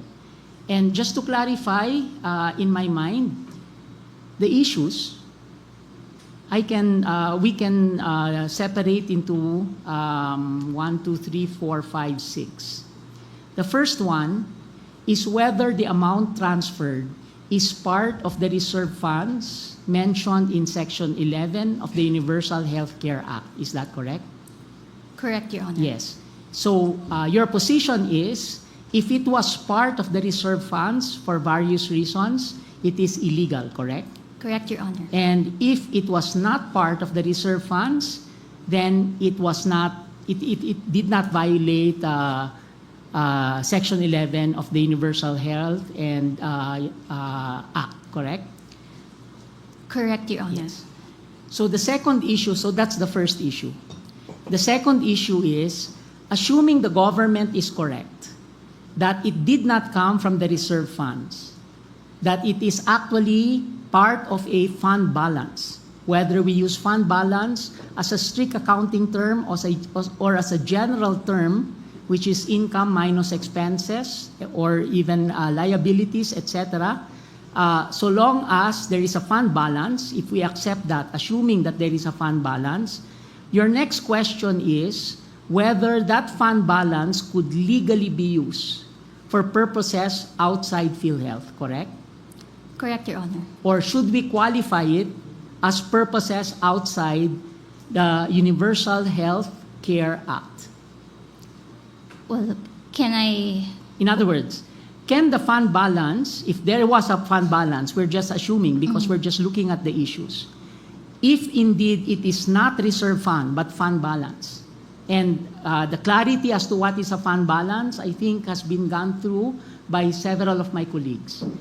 If it were a fund balance, your position is the transfer of the fund balance is illegal because it is used for other than, let me just start, other than health, correct? Correct, Your Honor. Is it your position, your client's position? I know that you have very eminent clients, and I do not want to be in your shoes to be the lawyer of 2 former eminent Supreme Court justices and an entire class of the best law school in this country, which is, what is the best law school? No, Don't answer. Make it eliminate you. You have the right to remain silent. The position of there is an objection already, there is still no answer. Well, Your Honor, the best law school in Quezon City is... UP. San Beda. Okay, but in any case, is it the position of your clients that the fund transfer could not be done if it is not specific to PhilHealth? Correct, Your Honor. Not if it is not specific to health. If it is not aligned to health, Your Honor. Aligned to health. Okay, so not specifically to PhilHealth. Okay. And the legal basis for this, the legal basis for your answer, assuming that it is a fund balance, would be if it violates Section 29.3, Article 6. In other words, that even if it's a fund balance, your position is it is still a special fund under Section 29, correct? Correct, Your Honor. And the position of government is different, correct? Yes, so that's Yes, why it's an issue. Yes, Your Honor. Also, a second possibility for us to approach this second issue is whether the fund balance can actually be used statutorily or constitutionally for other purposes, correct? Correct, Your Honor. Yes. Then the third issue is a kicker or a trump card, which is because the DOF circular came from Section 1D, you challenge the constitutionality of 1D itself, correct? Correct, Your Honor. And your basis for challenging 1D on this third issue, there are three possibilities. Number one, because it was a bicameral insertion, correct? Yes, Your Honor. So I am just giving a label to the contention that there was no difference and the BICAM only invented the insertion. So we're calling it only for purposes of my interpellation as a bicameral insertion, correct? Correct, Your Honor. Yes. The second possibility to claim that 1D was unconstitutional was that there was a miscertification or an unconstitutional certification as urgent, correct? That the bill was certified as urgent and that it was not supposed to be certified as urgent because the grounds for certifying it as urgent in the Constitution did not exist. Yes, Your Honor. Yes. And the third possibility that 1D is unconstitutional is that Section 1D, which is a proviso in the unprogrammed funds inside the General Appropriations Act, literally amended the Universal Health Care Act or any statute, correct? Correct, Your Honor. Therefore, it is what in jurisprudence we call as an improper provision, correct? Correct, Your Honor. In other words, to the ordinary layperson, it is a rider, correct? Correct, Your Honor. Yes. So those are the three possibilities in claiming that 1D is unconstitutional, correct? Correct, Your Honor. The fourth issue is whether, in fact, it was actually used for health purposes, correct? Correct, Your Honor. And I carefully worded that. Whether, in fact, it is for health purposes, correct? Correct, Your Honor. In fact, of course, from your point of view, sub-issue here is whether this matters at all. Because your position is that it came from the reserve funds, correct? Correct, Your Honor. But to be fair, so that we enumerate all the issues, this is an issue in this case. Okay? Fifth, of course, is a very important issue. Should the Supreme Court decide this? In other words, a question of the power of judicial review in relation to the other departments of government, in relation to the constitutional order that we have under the 1987 Constitution, correct? Correct, Your Honor. And that's specifically your role in these oral arguments, correct? Correct, Your Honor. Yes, and I put a sixth.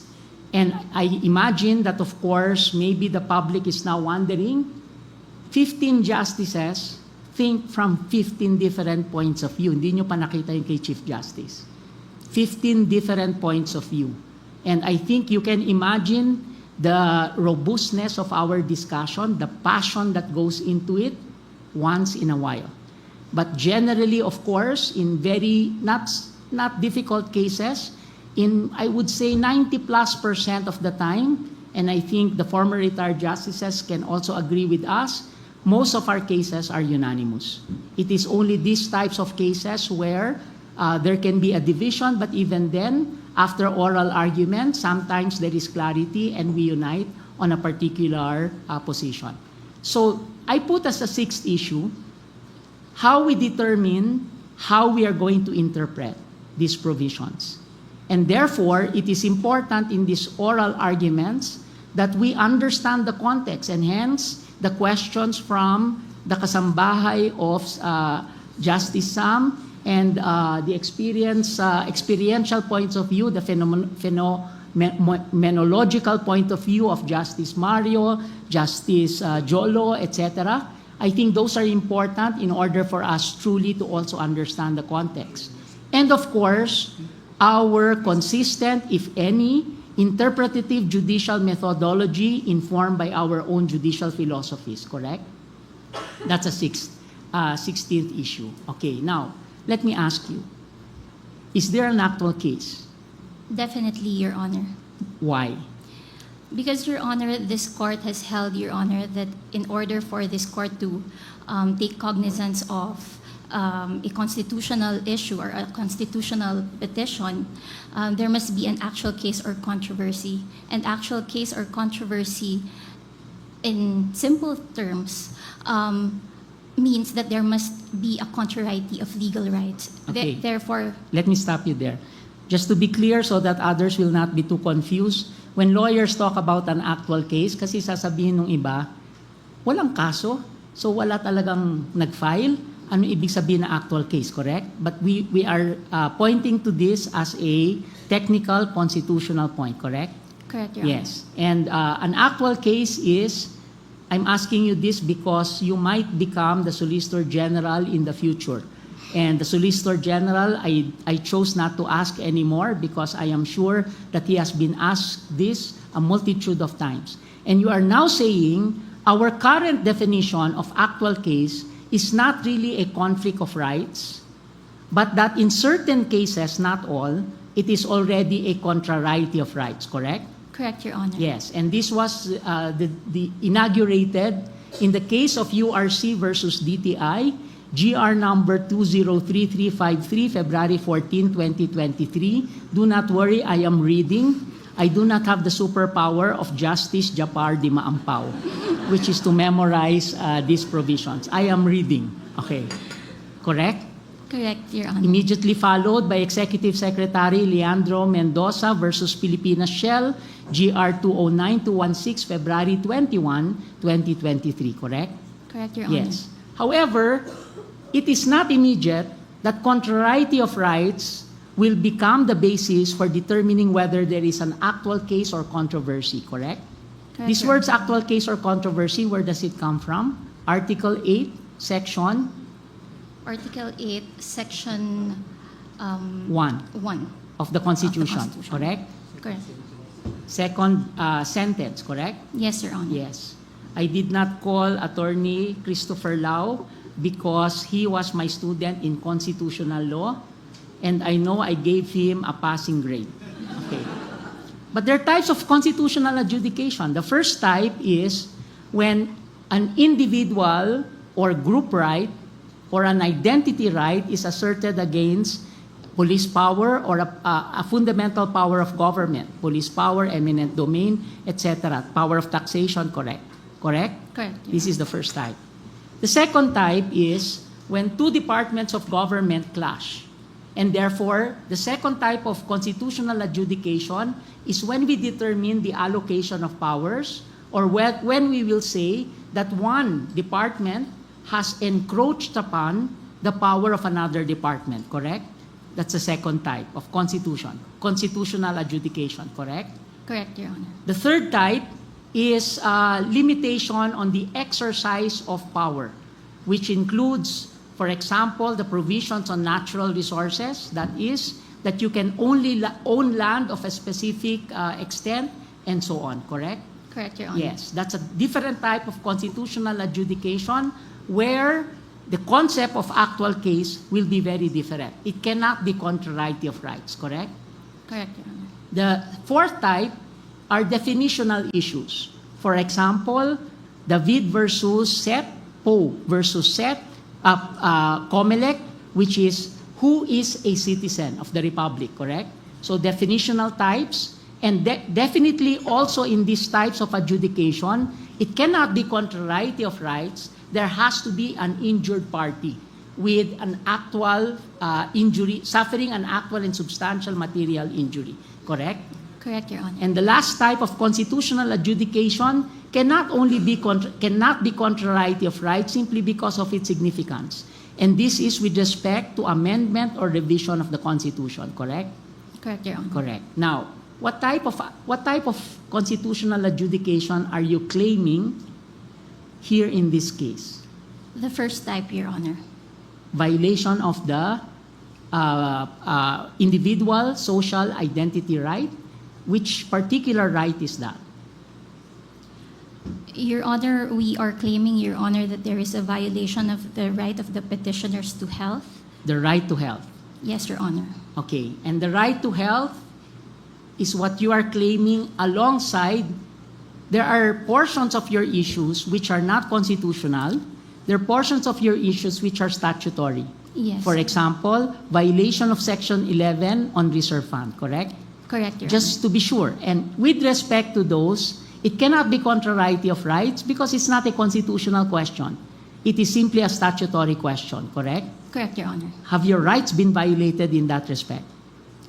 I'm sorry, have your client's rights been violated in that respect? Definitely, Your Honor. Why? Because, Your Honor, the illegal transfer, Your Honor, of the PhilHealth funds, at the end of the day, Your Honor, will have legal implications on our client's right to health. Because? Because, Your Honor, the law provides... Is it because your clients are contributors to PhilHealth? Not only that, Your Honor, but they are also beneficiaries, Your Honor. Yes, and because their health packages might be affected? Correct, Your Honor. Is that not speculative? No, Your Honor. It is actually the actual case, Your Honor. Because, Your Honor, as we speak, Your Honor, and as already mentioned by some of our colleagues here, the coverage of PhilHealth, Your Honor, is not sufficient. Okay. And number two, Your Honor, since 2019, if we would look at the records, Your Honor, since 2019, the premiums, the amount of premiums just continue to increase.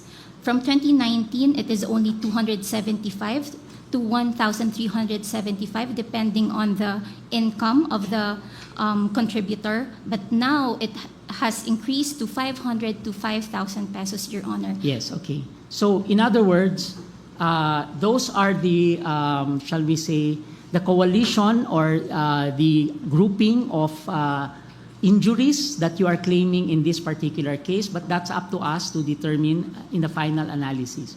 Now, judicial review in our country, under our Constitution, is it the same as the judicial review that we had during the colonial period, or even after the post-colonial period, pre-1986? Is it the same? I would say no, Your Honor. So would you say that it is more affirmative than it was in the past? Yes, Your Honor. That it is, well, not less deferential, it is still deferential, but with its own specific characteristics. Yes, Your Honor.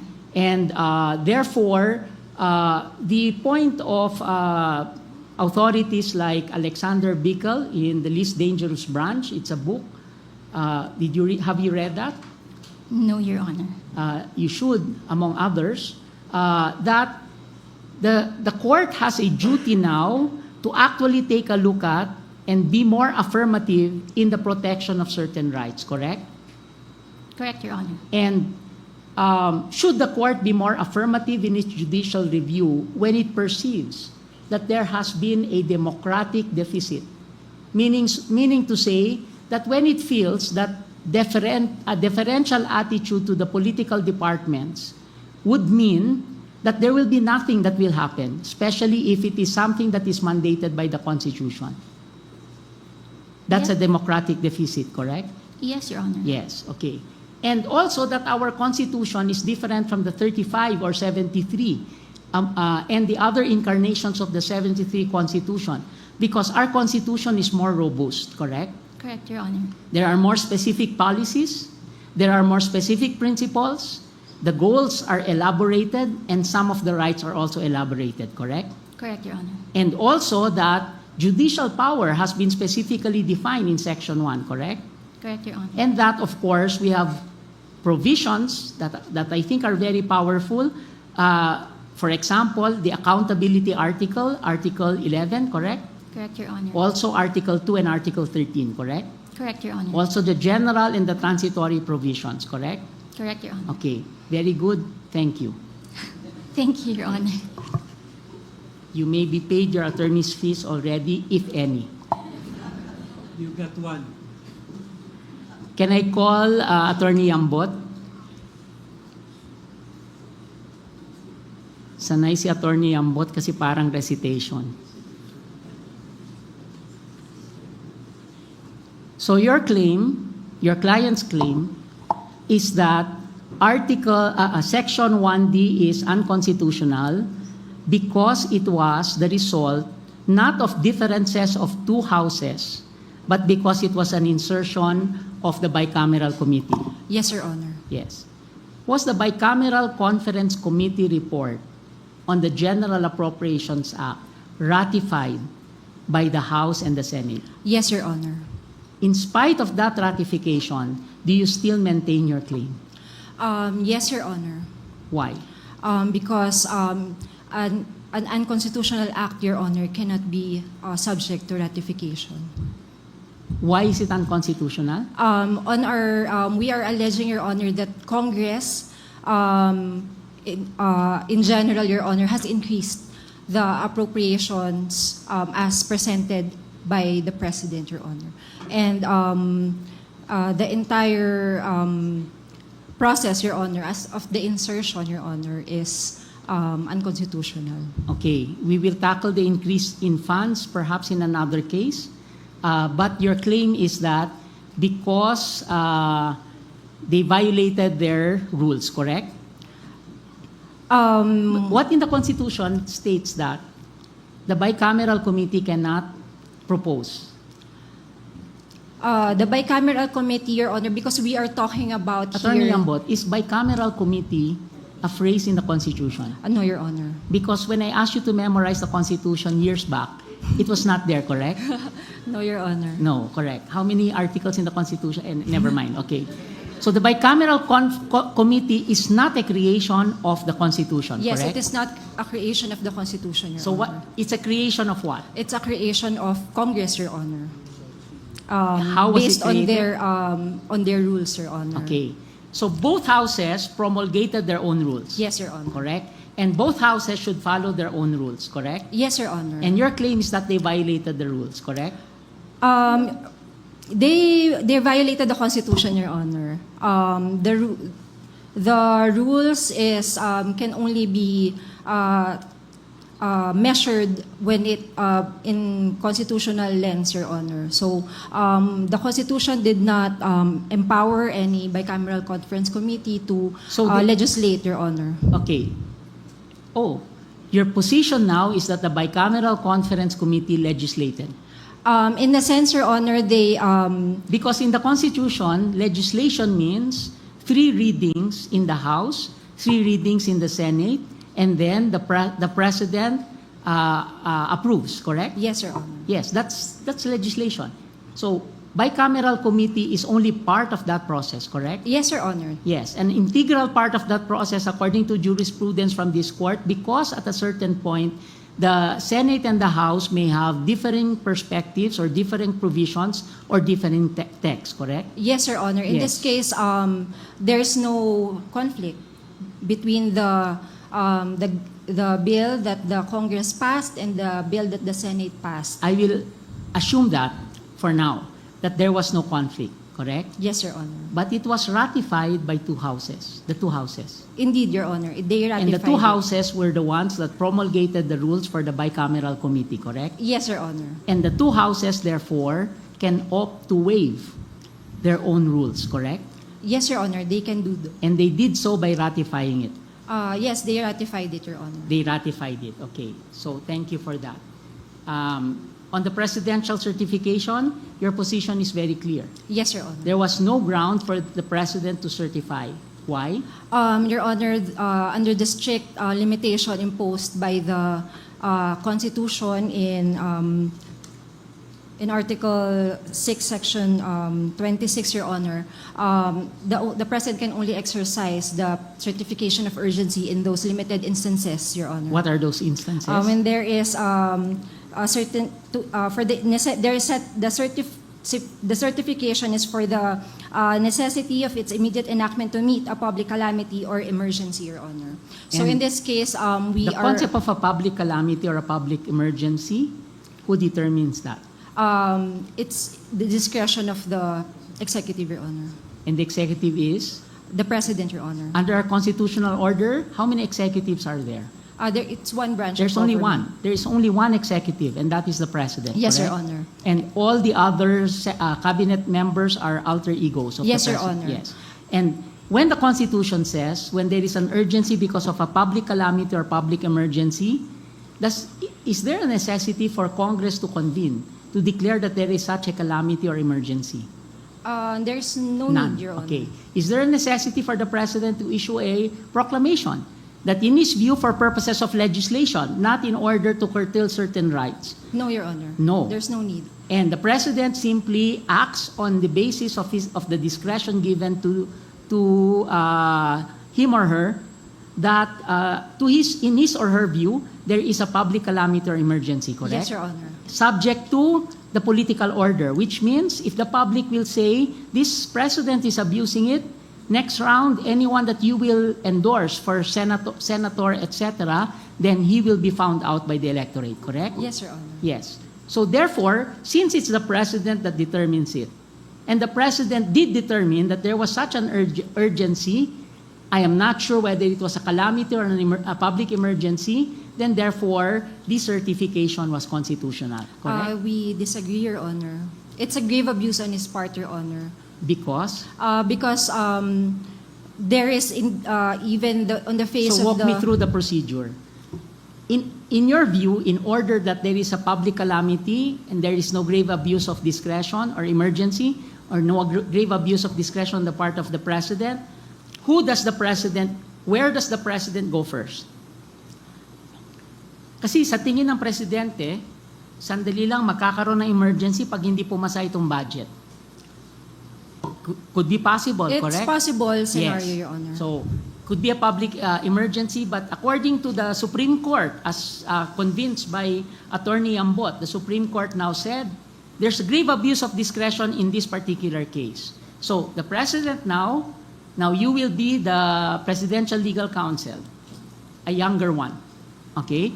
Presidential Legal Counsel, Attorney Ambot, the President is asking, I want to certify this bill. What's the procedure?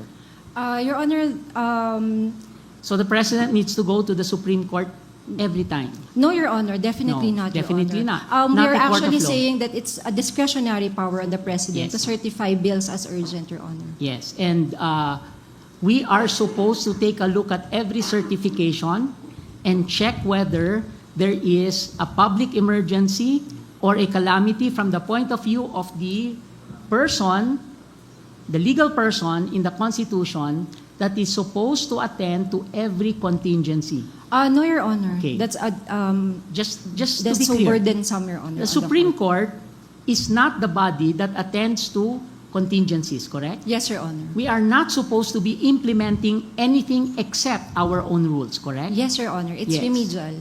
We are remedial, palliative, and because we can promulgate our rules, we can be also preventive and promotive, correct? Yes, Your Honor. Yes, but in other words, it is not us.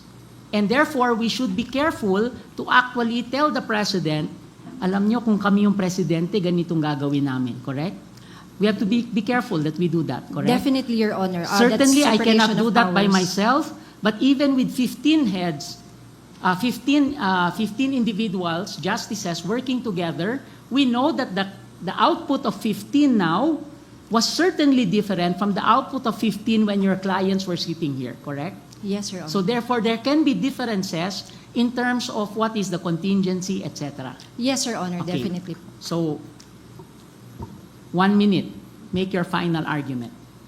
As to the Certification. Your Honor, it is our position, Your Honor, that the certification of certification of urgency with respect to legislation, Your Honor, must be strictly construed, Your Honor, considering that it is a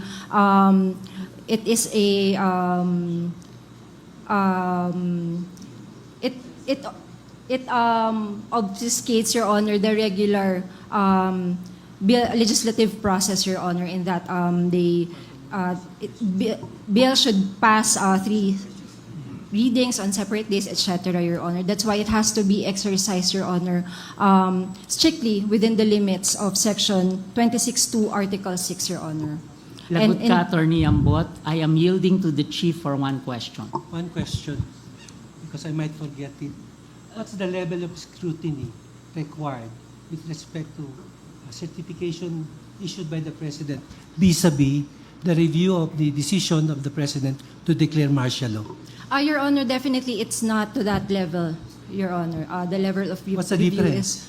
Tell us. Because under the in martial law declaration, Your Honor, the review by the Supreme Court is expressed.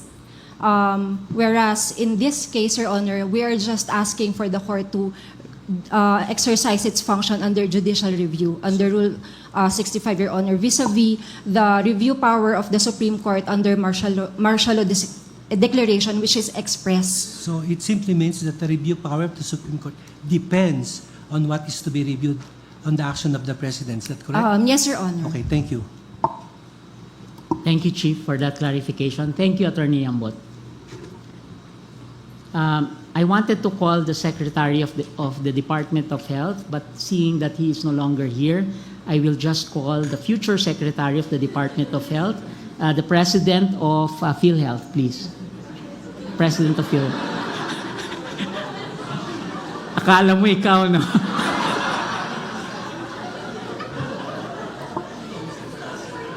Will you sign? Yes.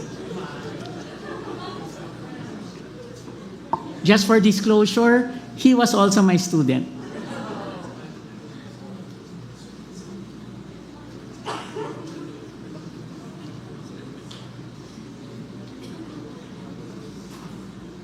Huwag kang mag-alala, Dr. Domingo. I will ask the Secretary to tell the President of your ambitions.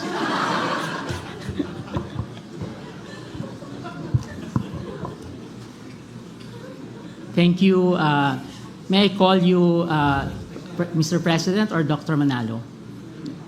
Dr. Mercado po, Your Dr. Honor. Mercado, I'm so Magandang sorry. hapon po, I'm so Your sorry. Honor. Okay, Dr. Mercado, at any time you may consult your staff and you may also consult your legal counsel, who I understand to be the attorney, the OGCC.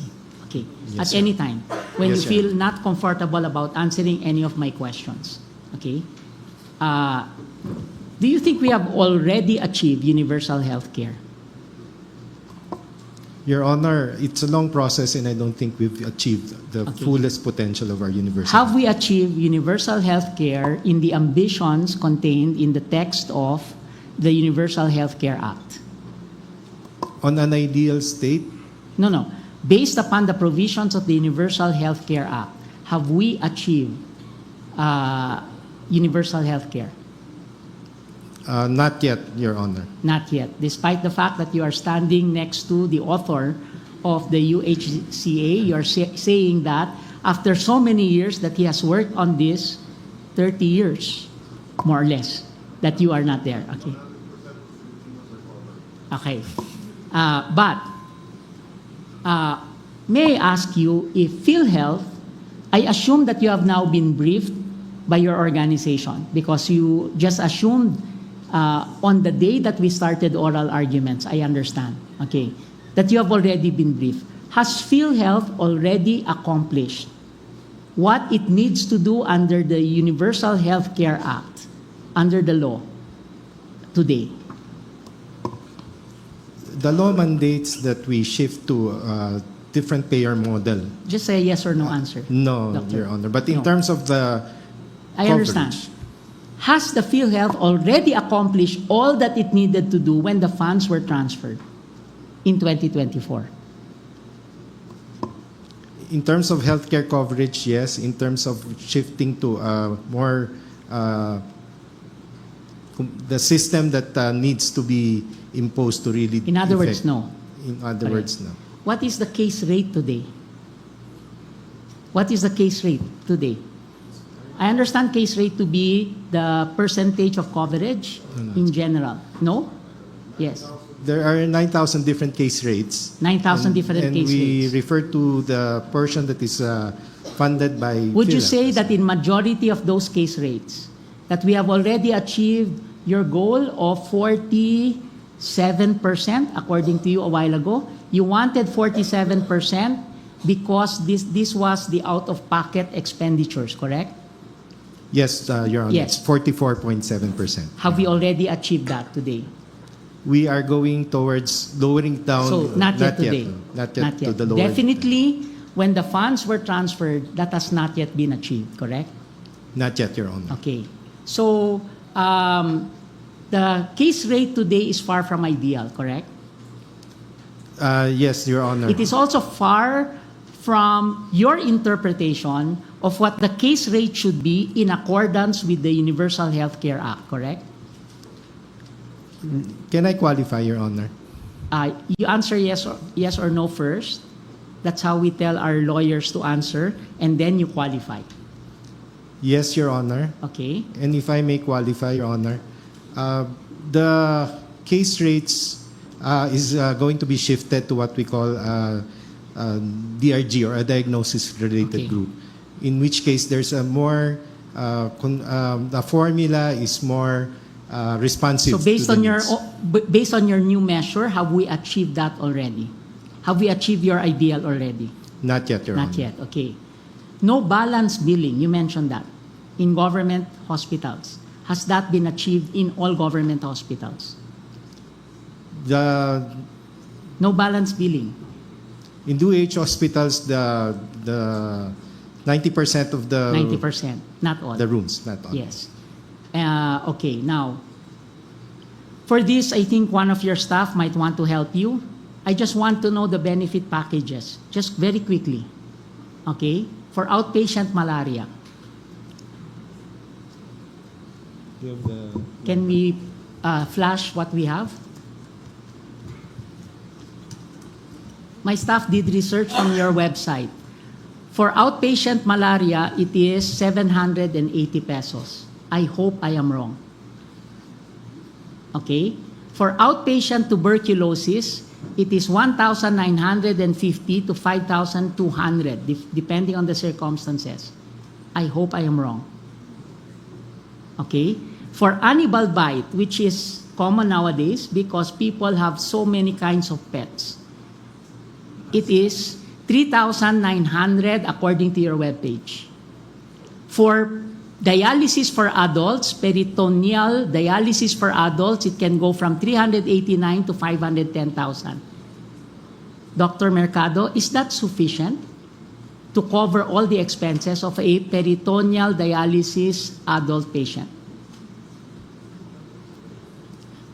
If I may just ask Yes. Your Honor, some actual numbers. We pulled this down from your webpage. And I hope that whoever is taking care of your IT did not update this so that I am wrong.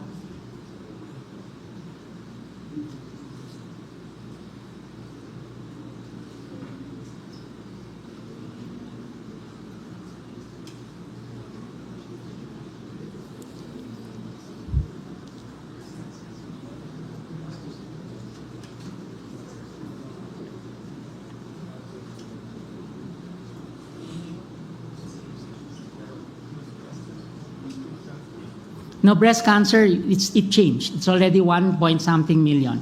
But for, okay, let's just go to prostate cancer. Is it still 100,000 only? Because that's what your website says. In other words, I will assume that that is the case for purposes of interpellation, but later on, if you feel that it must be included in the memoranda of the Solicitor General or your counsel, then you can clarify, correct? Now, given Your these Honor. rates, is this satisfactory from your point of view? Is this support that we give to people with prostate cancer, 100,000, already sufficient from your point of view? I think that for now it's not, and it's subject to our review. Yes, and thankfully you are now the president, and that you have laid down for us some of your plans to improve the benefit packages of some of these particular diseases. Okay.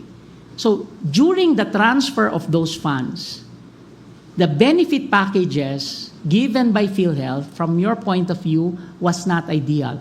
I'm asking you as the president of PhilHealth now. It's not yet ideal, Yes. Your Honor. Is it already universal healthcare level according to the, as defined by the law? The benefit packages, hindi pa. In terms of financial risk protection, hindi pa. Not yet, okay. Yes, Your Honor. Yes, and I understand that universal healthcare is not only the funding, not only the finances given, but it contains many other things. It's a comprehensive package. I understand that. Okay. To me, listening to the Department of Finance Secretary, it makes sense to look for funds somewhere to find a way in order to either address the deficit not by loans, but from excess funds. To me, it makes economic sense. And I must say that it makes economic sense because one of my professors is an Amici curé, Dr. Orville Solon, who is also, I think, a health economist. But again, only from the point of view of the DOF, looking at the macro figures. But to you, does it make sense that PhilHealth has not yet accomplished the benefit packages that it wants, and yet funds were taken from it? Do you think from that perspective alone, not from the perspective of the macroeconomic situation, that it did not make good sense? Your Honor, if I may, and this is my personal view, I think we should take care of the absorptive capacity of PhilHealth first.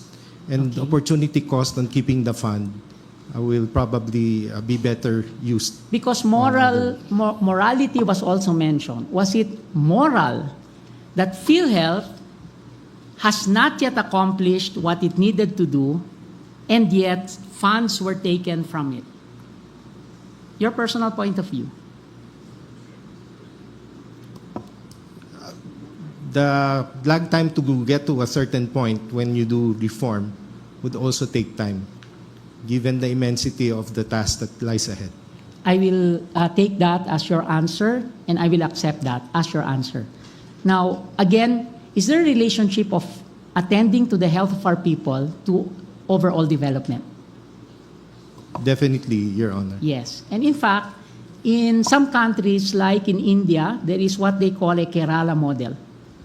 That instead of spending on a lot of infrastructure, they would spend more on health, education, and social services. And that actually turned Kerala around.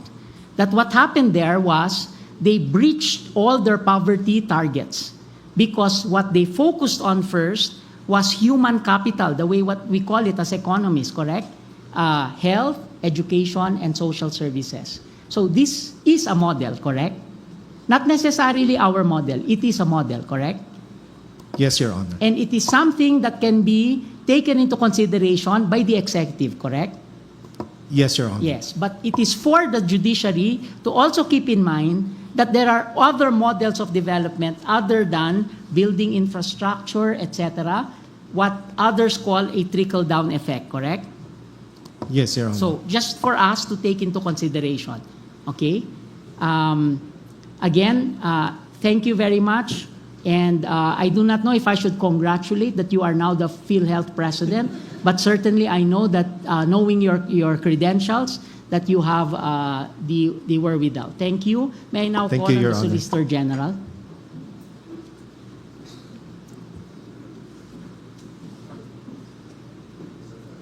Good afternoon. Good afternoon, Solicitor General. Good afternoon. May I just say preliminarily that we are happy that you were the one that entered your appearance for this for these oral arguments. You can take from it whatever you want. Any interpretation. Thank now, you. some quick general points. Can a provision of the Appropriations Act amend an existing statute? A No. special statute? No, No. it cannot. That No, is Your a clear jurisprudence on the part of the court, and it's a canon because it has survived different compositions of court. Next, can an Appropriations Act amend the Constitution? Certainly not. Certainly not. Can the provision of an Appropriations Act be interpreted in such a way that it contradicts a statute or a constitutional provision? No, Your Honor. It cannot be. So, the duty of any good lawyer is that it has to make sure that the framework provided by the legal order is respected, correct? Yes, Your Honor. Yes, thank you. Now, the PhilHealth Board, the structure of the PhilHealth is that there is a board, correct? Yes, Your Honor. And the board is not the Secretary of Finance, correct? The Secretary of Finance is a member of the Yes, board. but the board is not the Secretary Yes. of Finance. Yes. In other words, within the Department of Finance, whatever the Secretary says goes, correct? Yes, Your Honor. Whatever the Secretary of the Department of Justice, when you were the Secretary, says, it goes, correct? I think so, Your Honor. Because there is one alter ego of the President, and that is for the Finance, it is the the Secretary's Department of Finance. For the Justice Department, it is the Secretary of Justice. But for PhilHealth, the Secretary only sits in the board, correct? Correct, Your Honor. One of... 13. No, 18. Because 5 ex officio, correct? They're already included in the 13. They're included, okay. One of the 13, correct? Yes, Your Honor. So the board could have, and I just ask this for emphasis, the board could have not follow the DOF circular, correct? Legally. Yes, they had that discretion. They had that discretion not to follow the DOF circular. Not only because of their opinion that is illegal, but because they would have thought that for policy reasons, it would not have made sense, correct? That is a possibility. Yes. Can you again enumerate the external officers that the PhilHealth Board consulted before they made this decision? The Office of the Government Corporate Counsel. Legal, correct? Yes. Yes. The Governance Commission for Legal. Government-owned and Yes. controlled corporations. Legal or the also. GCG for Yes. short. And the other one is? Commission on Audit. The Commission on Audit, again legal, correct? Yes, Your Honor. So it could have been possible for the Board of PhilHealth to not follow the DOF circular, correct? If upon consultation with these legal offices, they are convinced that they should not. Yes, okay. I just wanted to ask that because Justice Mario showed a criminal provision. And if there is a violation, may kasama po ang Secretary of Finance, yung 13 board members. Just kidding. Of course, there is it's a criminal provision, and I'm sure that you have done everything to protect your officers in this particular case. Okay. So is 1D in the Appropriations Act also law? It's part of the General Appropriations So it Act. is law, correct? Yes, Your Honor. And therefore, when the DOF Secretary followed it, he was already following a legal provision, correct? Yes, that Yes. is correct, Your Honor. Subject to, of course, your discussion with Justice Ben Kagiwa yesterday relating to whether the harmonization that was done by the OGCC and now the OSG is really the acceptable way to harmonize, correct? Yes, Your Honor. Yes. Now, let us look at Section 11 and how PhilHealth can spend its funds. Okay. So may I ask that Section 11 be put into the monitors, in the monitors? Okay, your characterization of the fund was that it was not reserve fund, correct? I'm sorry, Your Honor, which... Your characterization of the fund that was transferred is that it is not reserve fund under Section 11, correct? Yes, Your Honor, and also pursuant to Section 1D Yes, of the GAA. It is, what do you call it? Surplus fund. Fund balance. Part of the fund balance surplus, it was not Surplus. used for the reserve fund. Again, can you, is it correct to understand that the limit of the reserve fund is a maximum? The ceiling, yes, Your Yes, Honor. it's a ceiling, it is not a floor, correct? No. And it's the a ceiling is established by the provision of the Universal Healthcare Act. It is established by actuarial, correct? Actuarial estimate Yes. of the next 2 years Yes. projected expenditures. So what is regulated from your point of view is only the ceiling of the reserve fund, correct? Yes, Your Honor. Where it will be below the reserve, at what amount it will be determined by the Board of PhilHealth, correct? Exactly, Your Honor. And the Board of PhilHealth may not use actuarial in order to set the limit of the reserve fund from your point of view. Do I understand you correctly? The ceiling will just be a guide so that the board will In be other able words, to the determine actual level of the actual reserve, amount. the actual level of the reserve fund, from the point of view of the board as managers of PhilHealth, can be determined from other things. Like, sige, sinabi nyo ganyan yung statistical probability.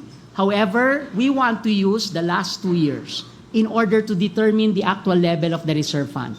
Is that possible? That is correct, Your Honor. For There so are many long- policy considerations on the part of the board. Yes. For so long as it is not above the statutory requirement, correct? That is what Section 11 provides, Okay, now, yes. stepping back, Section 11, therefore, prohibits PhilHealth from putting too much into the reserve fund, correct? Yes, that seems to be the purpose. Am I correct in saying the reason for this is so that PhilHealth can actually have funds to be able to use to meet the objectives of the Universal Healthcare Act, correct? Definitely, Your Honor. That's the purpose of putting a ceiling, Yes, so that because- money could be used Yes. for the operations. Because the PhilHealth is not an investment vehicle.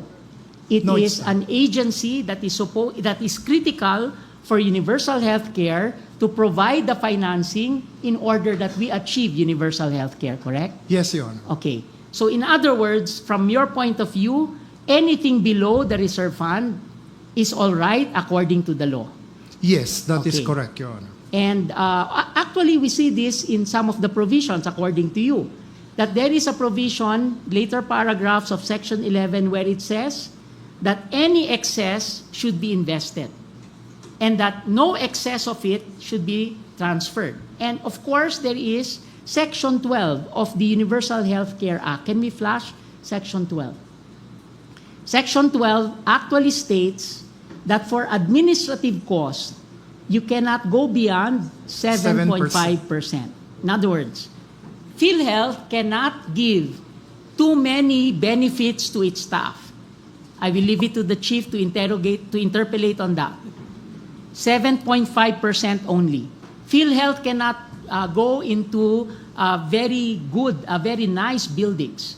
And the reason for this again is because the law wants that PhilHealth focuses its funds in order to address and achieve the purposes of the Universal Healthcare Act. Is that correct? Exactly, Your Honor. So PhilHealth is not also a revenue-generating agency. Not principally a revenue-generating agency. It is a revenue-generating agency for itself, correct? Yes, for its itself and purposes. its operations. Maybe I asked the wrong question. Is it a revenue-generating agency for the entire government? No, No, it cannot not. be, correct? it's not, Your Honor. When it transferred funds, did it become a revenue-generating agency for the entire government? Not necessarily, Your Honor. It's simply Not necessarily. complied with a directive. When there were extra funds, because we found, you call it surplus funds. Okay, you have estimates on your contractual liabilities, etc. They had estimates on that, okay, and so on and so forth. So there were extra funds. Expenses were already covered. Their liabilities were already covered. There were extra funds. And PhilHealth now is telling us that at the time that it was transferred, it hadn't achieved all of the objectives of the Universal Healthcare Act. Not only that, it had not achieved the goals of PhilHealth in relation to the Universal Healthcare Act. correct? Yes, Your Honor. So the transfer was illegal. No, Your Honor. Why is it not illegal? Your Honor, the inability of PhilHealth to achieve milestones under the Universal Healthcare Act is caused by many factors, including structural obstacles, absorptive capacity, and so forth and so on. In other words, Your Honor, much as PhilHealth would like to devote all of its resources to healthcare, simply it's not possible at that given point in time. So its resources lie there idle. So as a matter of cash management on the Can part the funds of of the government, PhilHealth be used in order to fund, let us say, 5 million for the peace process? Your Honor, the funds of PhilHealth, No, just answer my question. no, Cannot be used. No, Can Your it be used for performance bonus of the members of the Solicitor General's office? no, Your Honor. What about the Supreme Court? Be No, Your careful. No, it cannot, right? No, Your Honor. No. Because from your perspective, and I also heard this from the Secretary of Finance, it has to be also for health, correct? Yes, Your Honor. Can it be used for a bridge in Guimaras? No, Your Honor. Cannot be, correct? No. Can it be used for paying the initial funds for some of our foreign loans? No, Your Honor. Cannot be. Now, I'm showing you your submission to us in relation to where PhilHealth funds and PDIC funds were spent. And I am arranging it in the order of magnitude. So for purpose number 17, counterpart of foreign assisted project, health or not health? Not health. Not health. Not health. 39 billion. Yes, Your Honor. Okay. Purpose number 19, personnel benefit, 37 billion. Health or not health? A portion of that would pertain to the Department of Health as Okay. well as Am I PhilHealth. correct in saying that this was part of the tranche that was given to all government officials? No, Your Honor. Not all. This one, 37 billion? I'm sorry. Purpose number 19. The 30. Yes, the promise of the President to increase the salaries of government in 4 tranches. This was part of it, correct? Yes. Yeah. Yes. So you actually paid us with this, correct? Your Honor, the funds that came from PhilHealth Not this. went to the National Treasury, Okay, now- not directly to a specific purpose. Okay. It went to the Treasury. Yes. So if I ask you to submit to us which ones of these are health-related, you will, correct? Yes, we can. And we will also ask the petitioners to actually take a look at this, including the SARO, because you submitted all the SAROs. Not Yes, the yeah. actual SAROs, but the purposes of the special allotment release orders. So that SARO, that they will now compute and see whether, if it's relevant to their argument. Okay. My other question is, okay, so there's a specific provision there in the Universal Declaration or Universal Healthcare Act that it has to be, all of it has to be for health purposes, correct? Yes, Your Honor. Okay. Yesterday, in your discussion with Justice Ben on harmonization, okay, he had this way of harmonizing Section 45 of the Administrative Code, which requires that there be an appropriation, and then the sin tax law, which earmarks the sin taxes for health, etc. So his solution was that yes, it is earmarked, but it must first be appropriated. Okay? But they cannot appropriate it for any other thing except for health. That was his way of harmonizing it. And you politely and respectfully agreed to disagree. Correct? Yes, Your Honor. Yes. Okay. Now, but that is not the only way that we should look at what is the proper harmonization. It is not your word versus the word of a sitting justice. One, justice. So, may pag-asa ka pa kasi 14 kami. Okay? Majority of the justices, etc. Okay. We have to look at what the Constitution provides, correct?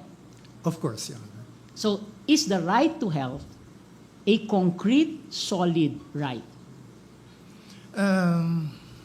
Or is it hortatory only? Pardon, Your Honor? Is it hortatory? Does it only exhort government to look at the right to health? Or is the right to health already a fundamental right? It is an entitlement given to every citizen of the Republic. Your Honor, I have to qualify my answer because right to health is a very broad and general right to speak of. Okay. But I will show you Article 3, Section 1 of the Constitution. Article 3, Section 1 says, no person shall be deprived of life, liberty, or property. Yet in the decisions of the Supreme Court, life there is a very concrete thing in relation to due process. And then we go to Section 4 of Article 3, which I did not have it prepared, but freedom of speech, freedom of expression, that is very broad, right? So it is of the same nature, correct? Yes, Your Honor. Yes, okay. The right to life in Section 1 also means the right to health, correct? Yes, Had there been no other provision on health in our Constitution, it is possible for the court who are more enlightened to actually say, embedded in the concept of life, never mind what the American founding fathers will say, never mind what the Trump court will say, but insofar as the Philippine court is concerned, because we see so many people, 57%, according to SWS, poverty, hunger. Okay? Therefore, our interpretation can be, if there were no other provision, that the right to life includes the right to health, correct? Yes, Your Honor, but there are other provisions in the Constitution pertaining to the right to exactly, health. that's where I'm going to. Because it is not only the right to life, but before I go there, in this particular provision, it simply says that there is a right and it only prohibits government from interfering from those rights, correct? Yes, Your Honor. Because that is without due process of law. Shall be deprived, which means there is no intervention of government. So it's a prohibition. It's negative, correct? Yes. But if you look at the other provisions, let us start with Article 2, Section 9. Okay? It is very clear here that the state shall promote. It is not may, but shall.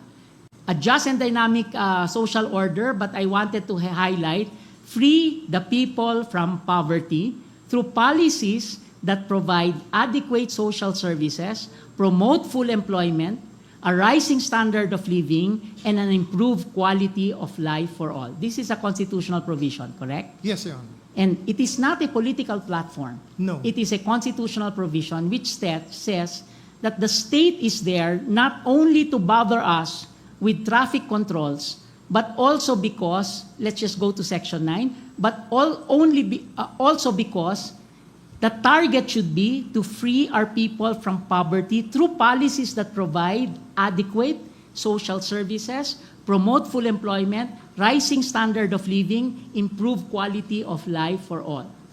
I do not see there infrastructure, although it can be indirect, correct? Yes, Your Honor. But That is certainly the priority is provide social services, correct? Yes, Your Honor. Okay. Next, Section 10. That these rights have to be interpreted in the context of a collective. And therefore, it says, the state also shall promote social justice. And therefore, between persons that have the capability and persons that do not have the capability, our resources should be focused more on the people without. Correct? That is correct. Kung sino ang wala, siya dapat ang tutulungan ng ating pamahalaan. Tama Correct? po. Yes. And that's why corruption is so bad, right? Yes. Because it serves the powerful. Correct? And it is the powerful that get more out of our own funds rather than they using it for people that do not have a home, that cannot eat 3 square meals a day, correct? Agree, Your Honor. Yes, and therefore it says here to promote social justice. Okay, next is a favorite provision, Section 11. Our whatever policy that we do, the Constitution actually says that we value the dignity of every human person, and not only guarantee, it guarantees full respect for human rights, correct? Yes, Your Honor. And health is a human right. Yes, Your Honor. You agree? Okay, next. Therefore, next is Article 15. Shall protect and promote the right to health of the people. So it is here. There is a right to health, correct? Exactly, Your Honor. And it also says that the right to health is not only government's concern, but it also concern of every individual, except that it recognizes, the beauty of this provision recognizes that sometimes we have fake news. In other words, things like you have to drink a horse medicine in order to protect yourself against COVID. I will not mention the medicine. And therefore, part of the role of government is to instill health consciousness among our people, correct? Exactly, Your Honor. Yes. And of course, you have Article 13, Section 11. I will just flash it. And Article 13, Section 12. Okay? And in Article 13, shall establish and maintain an effective food and drug regulatory system. And this was the provision that was used in a recent case, Department of Health versus Philippine Tobacco Institute, GR number 200431, July 13, 2021. I did not memorize, I am reading it. Okay. So again, when we harmonize it, therefore, these provisions, a Universal Health Care Act, should we not interpret the harmonization to give effect to the right to health rather than to support the other goals of government? What do you think? Primarily, Your Honor, to comply with these state policies on the right to health. Therefore, when funds were taken from PhilHealth and used for the peace process, I am for the peace process, as you may know, just to clarify. It became unconstitutional. Your Honor, the money taken from PhilHealth, as I said earlier, was not used. Went to the Treasury, commingled there in the Treasury for proper application to the various uses so it's enumerated in the unprogrammed appropriations. Yes, so it's worse. Because it was put in a fund not for health in general, but it was commingled and then bahala na. You gave it to the Department of Budget and Management in order that it be. So there is no way that we can see how much was actually transferred, 60 billion. There is no way that we can see that all of it was done for health. There is a way, There is Your a way. Honor, because Okay. we have a list of the SAROs listed, or rather issued by the Department of Budget and Management, and showing for which particular purpose under the unprogrammed appropriations that particular SARO was applied. Okay. And we have seen this, and we have found that almost the entire amount of 60 billion pesos, which came from the fund balance of PhilHealth, Okay. was applied Thank to you. health-related projects. Thank you, Mr. Solicitor General. I will await your submission in your memoranda following this trend. And we are assuming, of course, that it was part of the general fund, not part of the reserve fund, correct? Yes, Your Honor, Yes. that is correct. Because if it was part of the reserve fund, we are in trouble, correct? Yes, that's very true. Definitely. May I now ask the Secretary of Finance to take the podium again?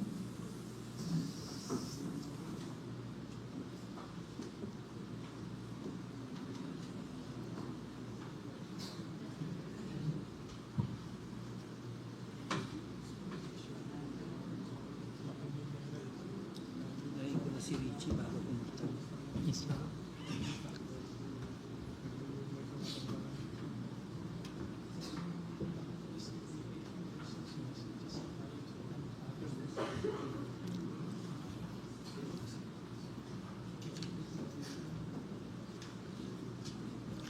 Thank you, Mr. Secretary.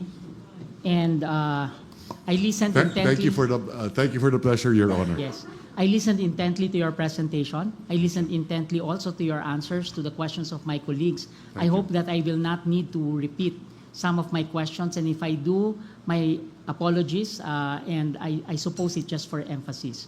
And I understand your role as a fundraiser, but that is a statement that is too broad because you also determine the types of taxes, etc. You are also part of the economic team of the government. That is correct. My first question is, why did the government opt to insert a provision in the General Appropriations Act rather than simply put amendments to the charter of PDIC, not in question here, or to the charter of charter of PhilHealth?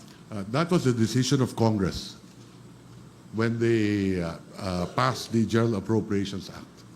But knowing now the issues that are now being raised, and you having been a legislator for 30 years. Almost 30 years. Almost 30 years. From the House to the Senate, That including is the correct. local government, would you have opted to amend the law?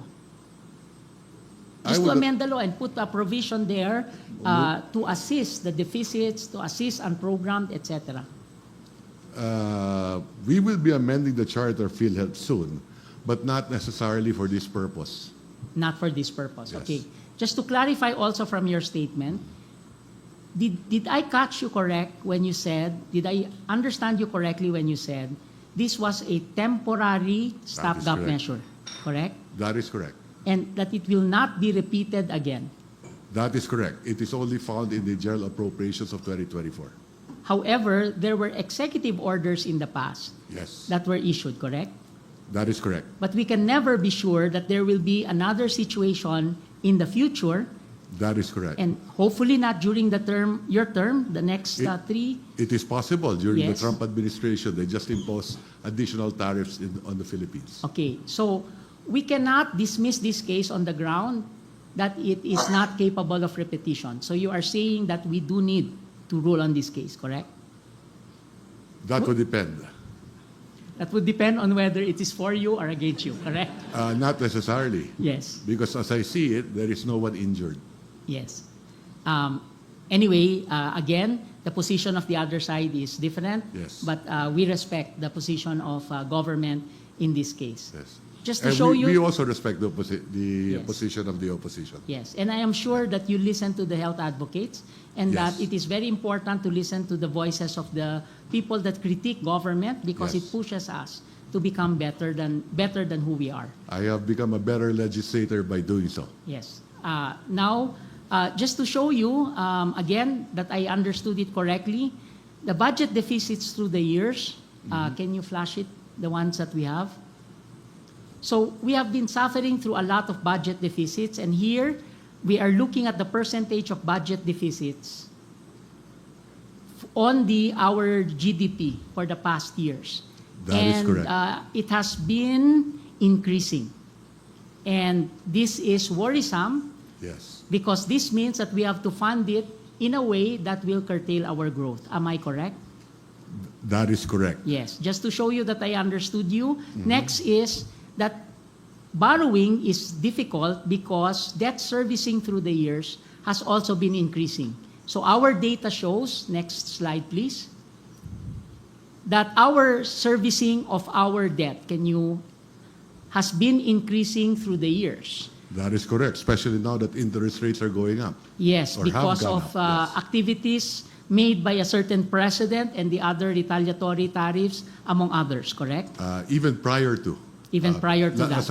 As I did mention, you have two hot wars, a cold war, a trade war, and Yes. now a bigger trade war. I understand. So in 2024, you were faced with 34% debt servicing.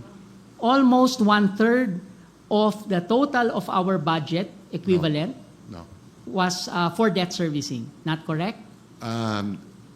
In terms of interest expense, roughly about 13%. No, this is debt servicing, which Yes, includes let the... me qualify. Yes. In terms of interest expense, more or less 13% of the entire national budget. With regard to principal, it's roughly $1 trillion. Okay. So all told, you're talking about a deficit of 1.5 plus 1 So it's trillion. even worse. It's about 2.5 trillion a year. Okay, so it's even worse than our own statistics, correct? A little bit. Depending on how you look at it. So the actual statistics may not be totally accurate. Okay. Yeah. So also that there is a difference between a local loan from our own treasury Yes, correct. and an external loan, correct? That is correct. And therefore, that's very important to consider. That And is correct. This is what we have in terms of our external loan, correct?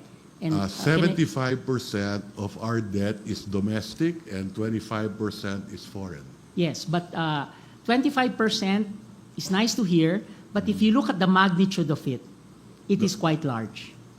Roughly 10 trillion is domestic and 5 trillion is foreign. Okay, so when we So speak mas in... malaki yung domestic. Yes, but we still have 5 trillion in terms of external, and Correct. our statistics show that a lot of it is really to the multilateral creditors.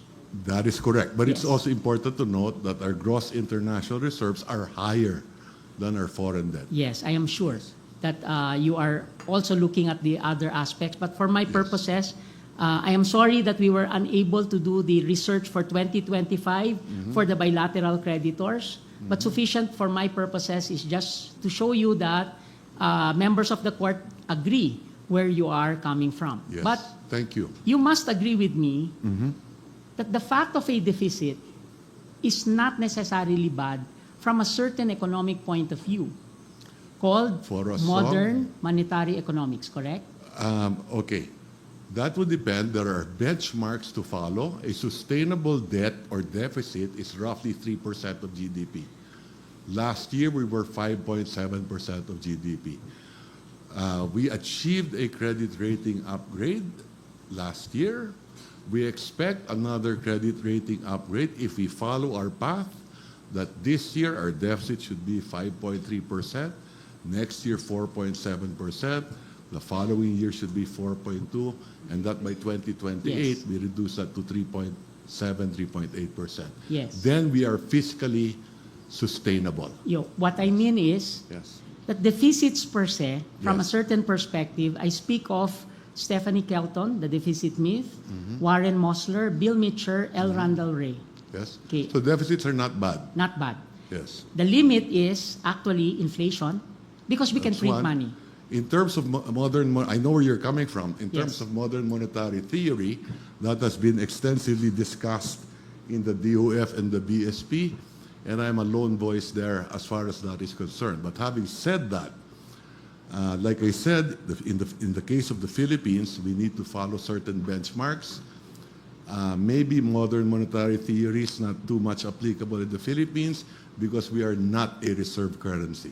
Yes, but we do print our own currency, That is and therefore correct. it's important to understand that Yes. for our currency, it is inflation and is real resource availability that's important. I'm just saying this That is because correct. I am looking at it from the lens of law and economics Yes. when I try to determine whether the context of transferring the funds Yes. from the point of view of the constitutional requirements to also provide for health Yes. can be constitutional.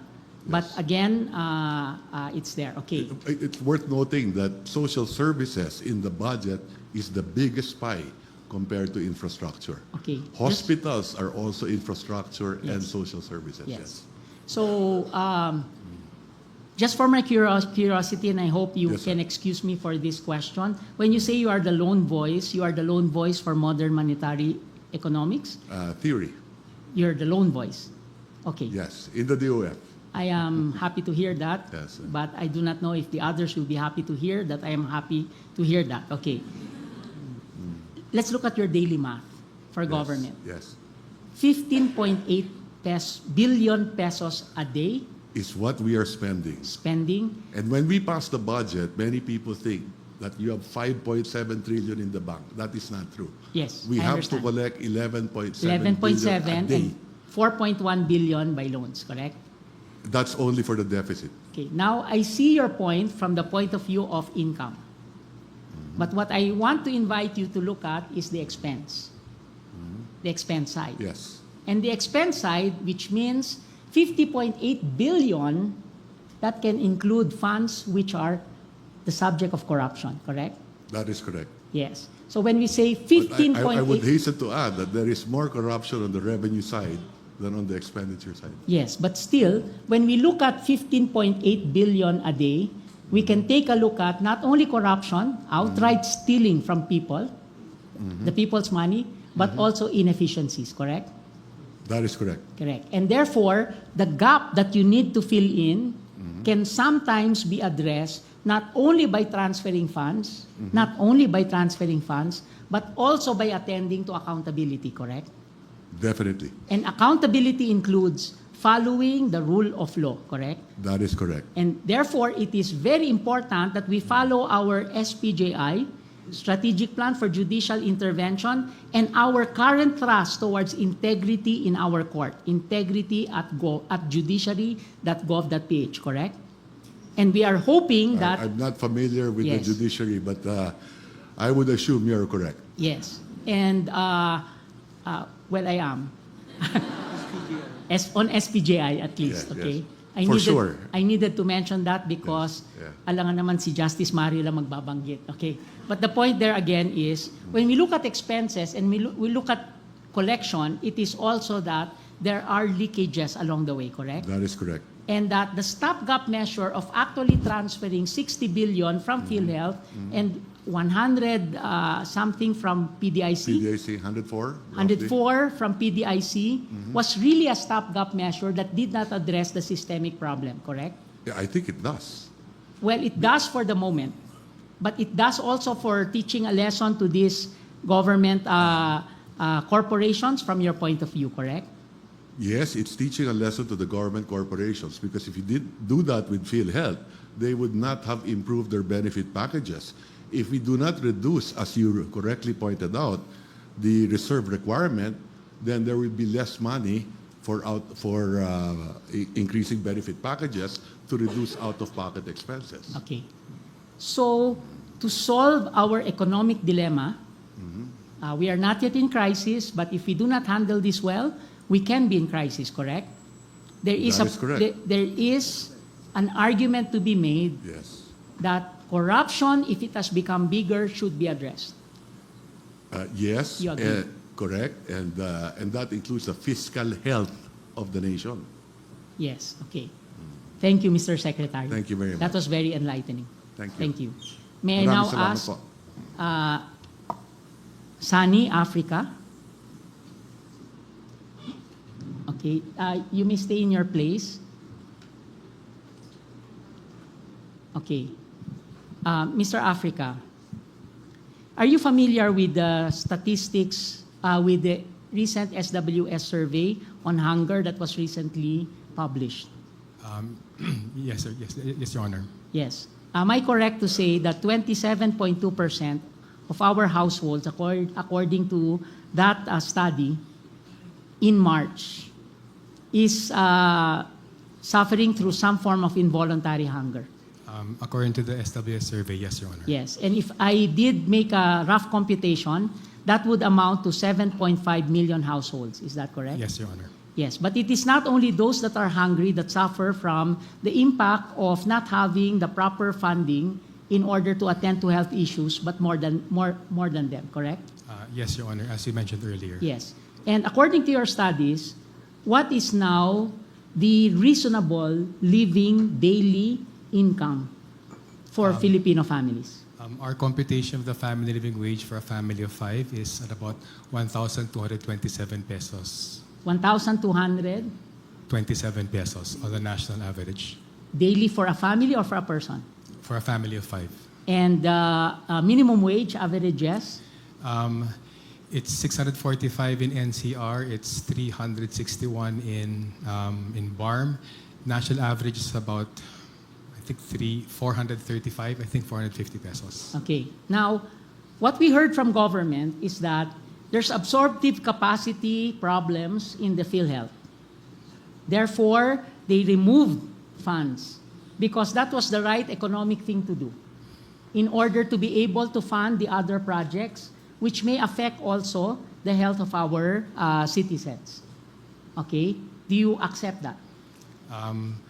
No, Your Honor, because the opportunity cost of the impact on lowering PhilHealth indirect beneficiaries, we did see a fall in the number of PhilHealth indirect beneficiaries because already of budget cuts. It was, I think, 642 million in indirect beneficiaries in 2023, down to about 21 million in 2024.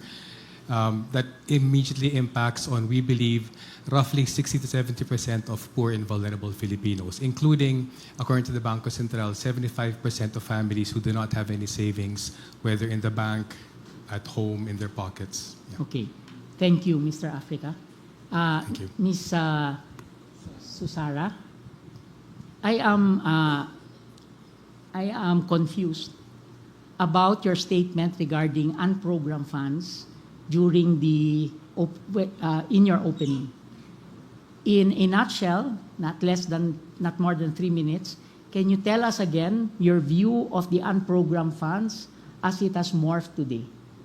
Okay, so originally, the unprogrammed funds were just standby appropriation. So it's a list of general line items of appropriation, which the executive branch can trigger release of funds for only on certain instances. Those are 3. 1, if there are excess revenue collections. Number 2, if there are new revenue measures. Number 3, if there are foreign loans. But it has morphed in the last 3 years. In fact, even in the 2025 budget, there's still bloated and program appropriations. What's been happening is that many priority programs and projects for social services and infrastructure projects that were originally part of the programmed appropriations, which in simple terms is the portion of the budget that has guaranteed cash funding from the different sources of financing, have been essentially deprioritized and placed into the unprogrammed appropriations. And so that is the reason why on the expenditure side, there is a huge problem. And this is what necessitated the need to sweep the cash from the GOCC. So, in my view, it was an unnecessary problem. Why do I say this? It's because when the executive branch submits the budget or the National Expenditure Plan program to Congress, they factor in the fiscal program, precisely all of the things that the good Secretary of Finance mentioned: revenues, expenditures, deficit, and debt. The problem is the bicameral conference committee included a lot, hundreds of billions of insertions, and placed them, essentially replaced what were taken out and placed in the unprogrammed appropriations with a lot of many other programs, primarily in the budgets of DSWD and the DPWH. So what happened there is all of the things that were slashed from the programmed appropriations now park in the unprogrammed appropriations. Remember, this is the part of the budget that doesn't have guaranteed cash cover. But they are priority projects. The government concedes that they are priority projects, and so they need to be funded. And so because of that situation, which has been happening for the past 4 fiscal years, we are in a situation where the fiscal oversight agencies have to grapple with raising additional revenues, raising additional non-tax sources of financing in order to plug the unfunded and programmed appropriations. Thank you for that enlightenment. It is also part of the context that we will want to take into consideration. And I am sure that you have the numbers to support your claim. And not now. And when you will be required to submit your memoranda as amicus, then you will probably help us with the proper numbers as well as the primary sources for all of this. I will, Your Honors. Thank you. And finally, Dr. Orville Solon, having heard all of what you have heard so far for the past 5 sittings and the clarifications of the lawyers, from your point of view, from an economic point of view, would it have been better not to transfer from PhilHealth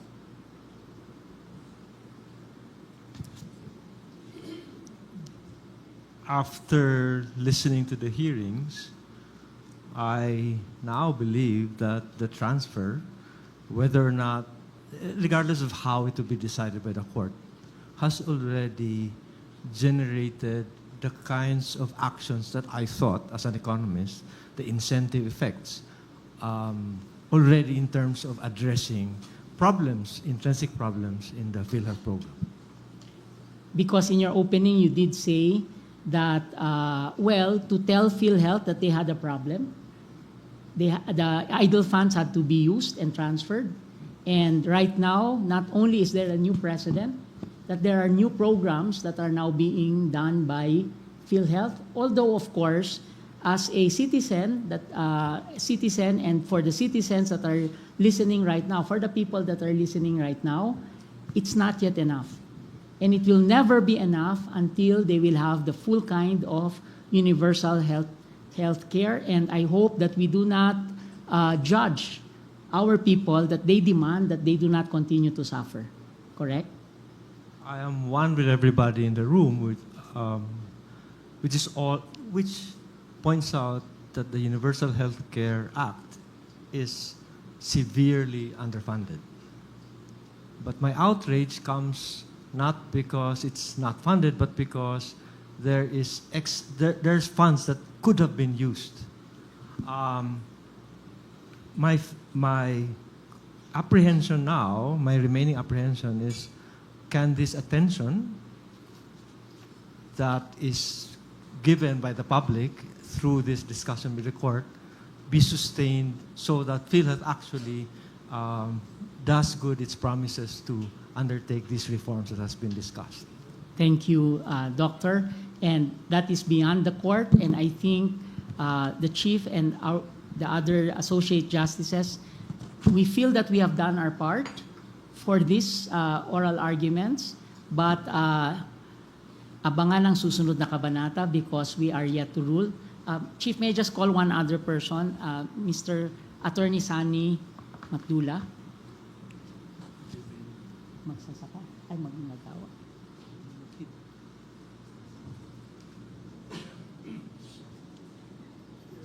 Just a very brief point. Kayo po ay kinatawan ng mga manggagawa. Tama po ba? Tama po, Your Honor. And para lang sa kaalaman ng Korte Suprema at mga hukom dito, maliwanag na ang aming mga karanasan bilang hukom, bilang individual at ang aming mga pamilya ay ibang-iba sa nararanasan ng ating mga ordinaryong manggagawa. Totoo ho ba yun? Maaari po. Na kapag kami ay magkasakit, madalas meron kami mga kaibigan na pwedeng puntahan bukod sa PhilHealth at saka sa judiciary, meron kaming HMO. Pero karamihan sa mga magsasaka, kung minsan, nakasalalay lang sila sa tulong na binibigay ng gobyerno.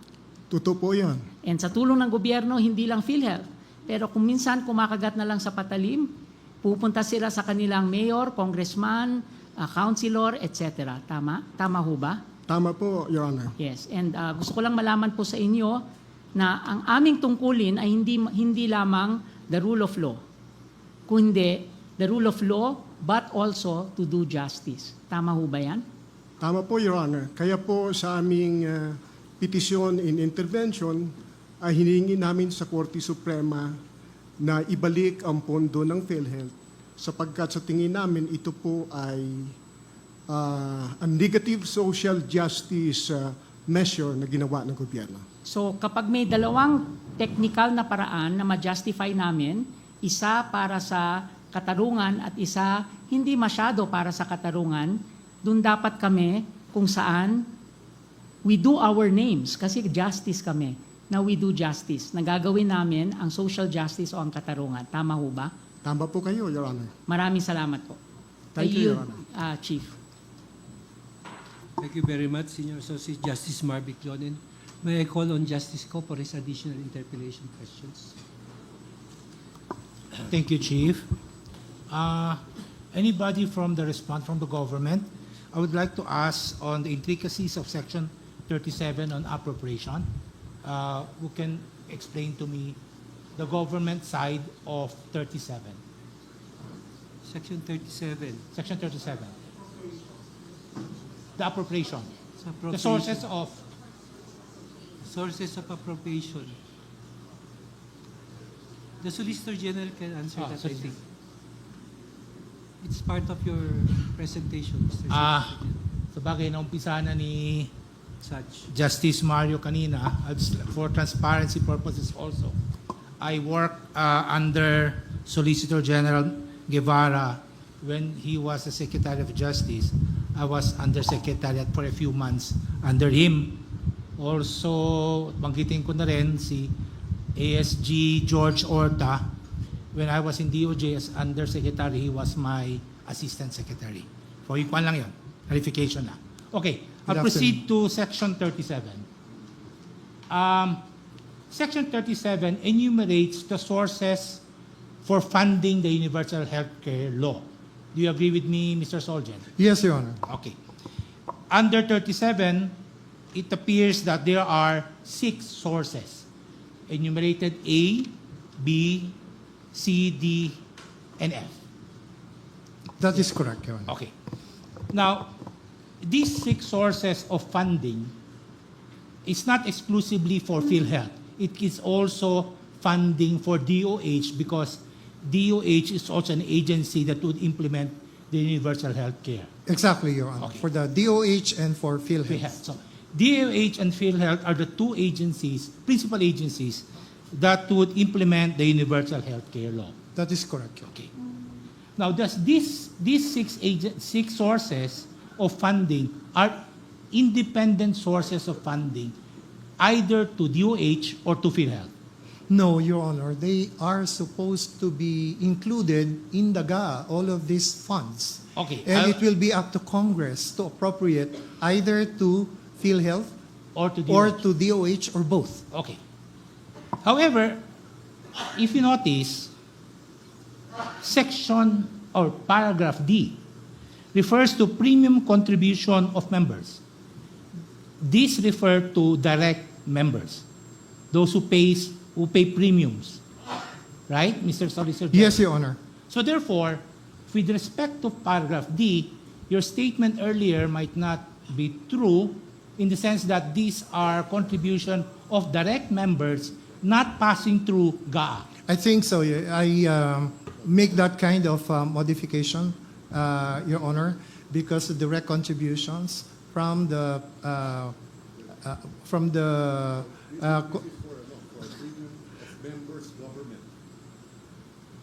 excuse me, Your Honor. Just conferring for a second with the Secretary of Finance.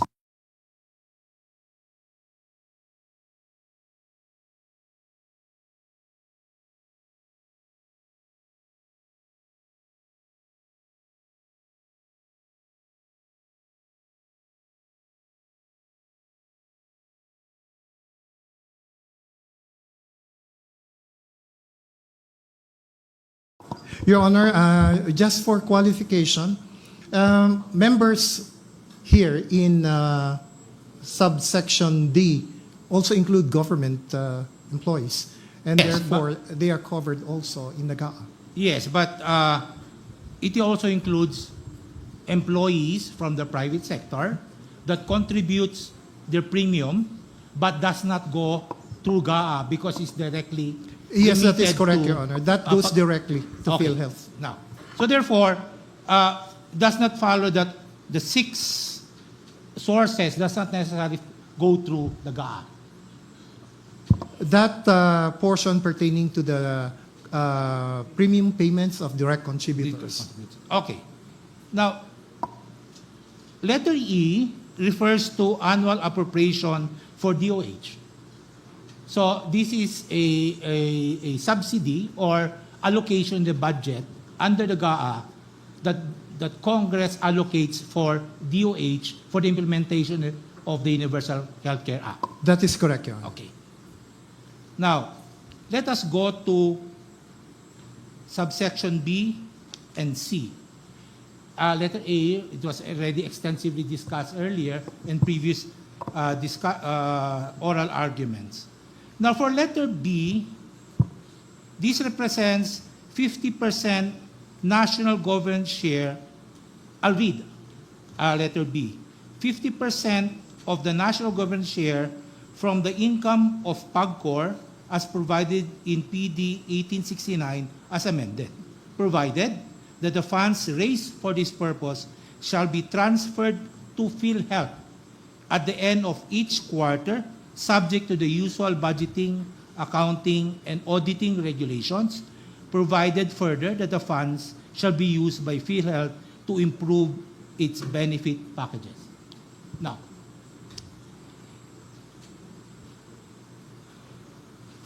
do we have a computation of how much for, let us say, 2023 or 2024, how much is the 50% share of PAGCOR?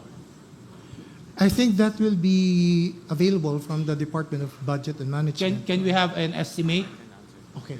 Can you have an estimate for, what year is that? Your Honor, so based on our records, the 50%, the share of PhilHealth to the 50% national government share from 2019 to 2024 is an accumulated balance of 85.22 billion pesos, of which a portion has already been appropriated in the GAAs of 2023 and 2024, Your Honor. So let us just make an estimate for the 5-year period. How much is it again? From the 5-year, this is not an estimate. These are the collections that is going to be allotted to PhilHealth, Your Honor. Okay. For PAGCOR, it's 85.22 billion. So 85, let's just put it at 85 billion. Yeah. And for PCSO, if we're going later, okay. we discuss later PCSO. Okay. So for purposes of PAGCOR, for the 5-year period, it's 85 billion. Section or subparagraph B directs that the funds raised for this purpose shall be transferred to PhilHealth at the end of each quarter, subject to the usual budgeting, accounting, and auditing rules and regulations.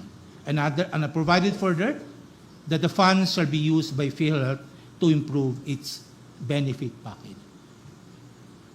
If you collected, the share of PAGCOR, a 50% share, does PAGCOR directly remit the amount to PhilHealth? No, Your Honor. It is remitted to the Treasury in accordance with the joint circular signed by all of the relevant parties back in 2022. Would you not consider that to be in violation of the law? Because the law directly mandates that the funds raised for this purpose shall be transferred to PhilHealth, not to the general fund. Your Honor, this is actually one of the discussions between the national government and PhilHealth, and it was raised to the to the Department of Justice back then under the administration of our current Solgen. And the issue really is the reconciliation between those following phrases, subject to the usual budgeting, accounting, and auditing rules and regulations, and then the final provision that such amounts have to be included in the GAA and appropriated under the national government subsidy to PhilHealth. So that was the point of contention, and with the ruling of the DOJ, all parties agreed in their joint circular I mentioned earlier na this is how we shall interpret or implement the provision of the law. But this was thoroughly discussed, arbitrated by the DOJ. Okay. Now, the limitation there for the transfer of funds from PAGCOR directly to PhilHealth is that it should be subject to the usual budgeting, accounting, and auditing rules, as you have mentioned. Yes, Your Honor.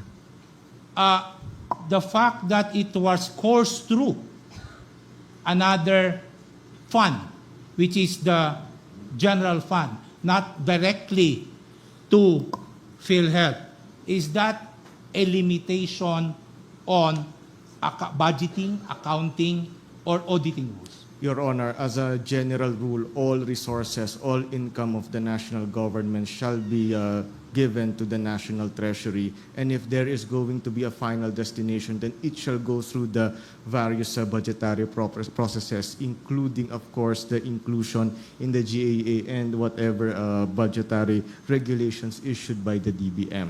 COA as So well. that is one, on my side, an issue, whether or not under this provision, the funds, the 50% from PAGCOR should go directly to PhilHealth. As I read it, because the provision is very clear, the funds raised for this purpose shall be transferred to PhilHealth, but subject to your interpretation. Now, another issue on this paragraph B. You mentioned that you have collected 85 billion for 5 years, representing 50%. Yes, This Your Honor. 85 billion that was collected from PAGCOR and as directed under this paragraph B, did this amount go to PhilHealth? Your Honor, in the GAAs of 2023 and 2024, there is an amount allocated in the GAA for those years, 21 billion each year. So for a total of 42 billion that included in the GAA. As far as I know, there has been no request for an NCA or notice of cash allocation from the PhilHealth to the DBM. You're not answering my question. No. My question is, I want to repeat. Let us say for 2019, the collection from PAGCOR is, let us say, 10 billion. The 50% is 10 billion. Assuming you're correct, that the 10 billion went to the Treasury first. Because, as you said, it is subject to budgetary regulation. But ang question ko dito, is the 10 billion that was collected from PAGCOR, did it went to PhilHealth? Because, as stated in this paragraph, the funds raised for this purpose shall be transferred to PhilHealth. The total amount shall be transferred to PhilHealth.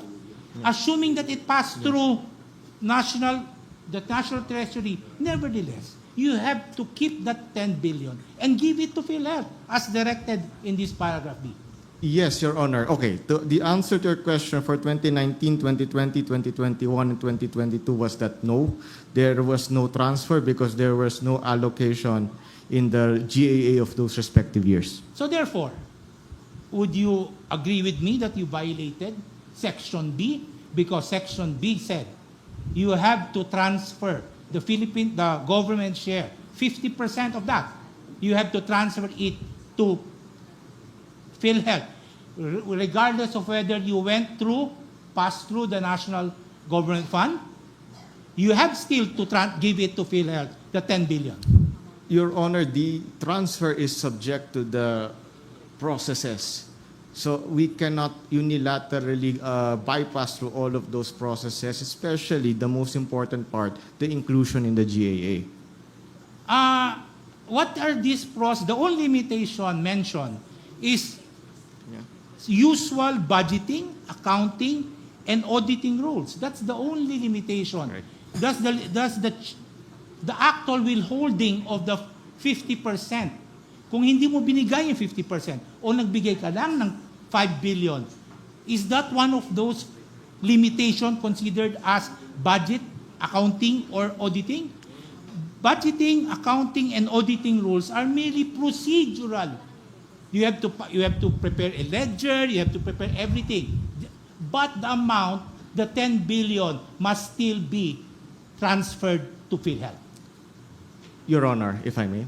Yes, go ahead. Okay. So the process, the standard process for such transfers goes as follows. Number one, such a line item must be included in the GAA of that year. If there is no GAA item, then there's simply nothing the Treasury can do because the Constitution commanded us that no money shall be paid out of the Treasury unless otherwise appropriated by Congress. That's the first requirement. The second requirement, Your Honor, is that even with that GAA, then the next step is for the PhilHealth to request, through a special budget request from the DBM, the amounts that was allocated to them under the GAA. And of course, such a process will include documentary submissions, etc. upon the successful evaluation of the DBM, then they will issue a document called the Special Allotment Release Order, and together with the Notice of Cash Allocation that authorizes the Treasury to transfer such amounts directly to Mr. PhilHealth. Witness, you know, your explanation is contrary to what is stated. Very simple English in paragraph B. Now let's go to, okay. Your Honor, may I add something to please. the discussion? Section 37, the opening sentence says, the amount necessary to implement this act shall be sourced from the following, etc. Emphasis on the word necessary. The last paragraph of Section 37 speaks again of necessary. Could we have it flashed likewise, Your Honor? The last paragraph, I understand, of Section 37.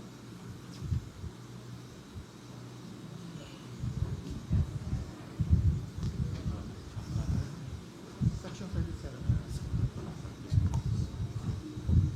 Which one? Your Honor, Section 37, last paragraph, the amount necessary to implement the provisions of this act shall be included in the GAA and shall be appropriated under the DOH and national government subsidy to PhilHealth. I will not mention the last sentence anymore, it's not relevant. What I'm trying to say, Your Honor, is notwithstanding the identification of sources and the specific purposes for these funds, it would appear under Section 37, the opening paragraph and the last paragraph, that Congress is given the discretion to determine the amount as may be necessary to implement the provisions of the Universal Healthcare Act. Okay, I'll go to that later. With respect to the first paragraph, in relation to the last paragraph on the word necessary. But aside from PAGCOR, we have also the charity fund and contributions from PCSO. Same provision, nakalagay dito, that the funds raised for this purpose shall be transferred to PhilHealth at the end of each quarter, subject to usual budgeting, accounting, and auditing rules.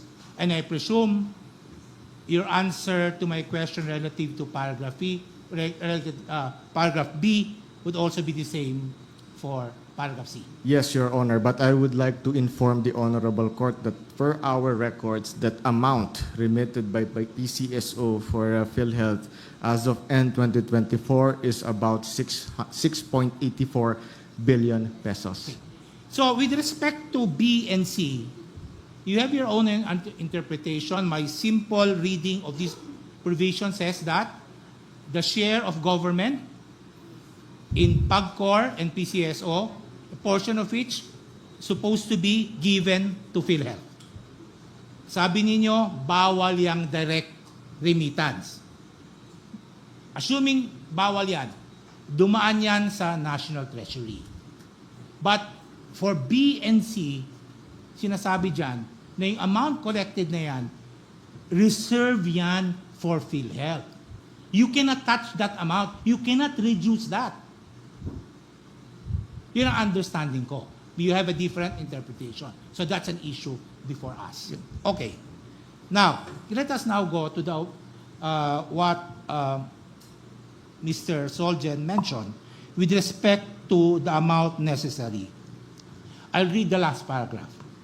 The amount necessary to implement the provision of this act shall be included in the GAA and shall be appropriated under the DOH and the national government subsidy to PhilHealth.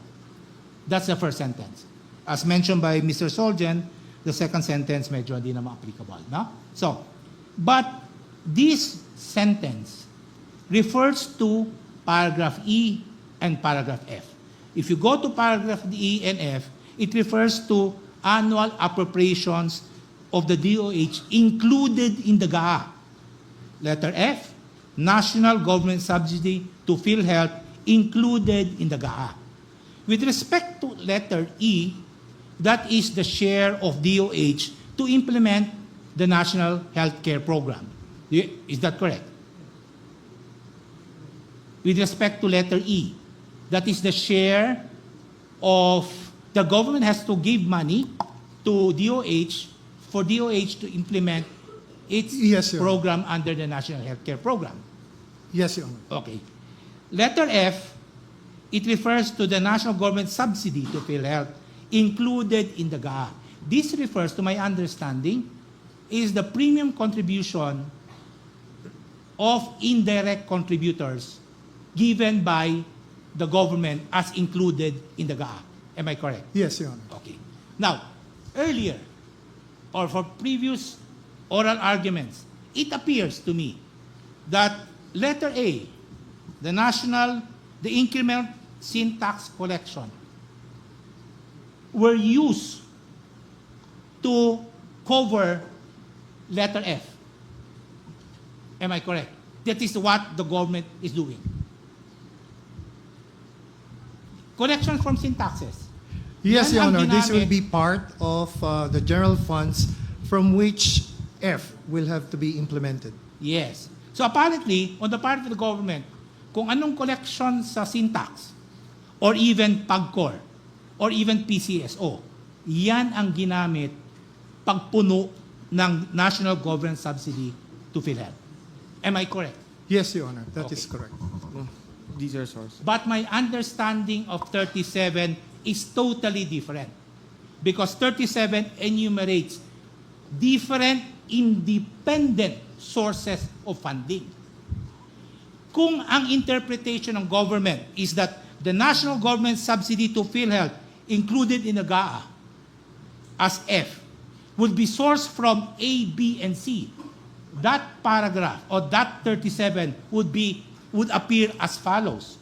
Letter F, national government subsidy to PhilHealth included in the GAA to be sourced from sin tax, PAGCOR, or PCSO. Hindi siya separate A, B, and C. Ang ginawa ng gobyerno dito, yung A collection, yung B collection, C collection, yun ang binigay sa national subsidy ng PhilHealth on the part of indirect contributors. And then, ang tinatakutan ko pa, yung collection ng tatlo na yan, kulang na kulang pa. Mas konti pa sa binigay for subsidy. That is my understanding if you read 37. Because if we follow your understanding of 37 on A, B, and C, A, B, and C should be subparagraph of F. Hindi siya independent source of income or support for PhilHealth. What can you say? We'll explain that, Your Honor.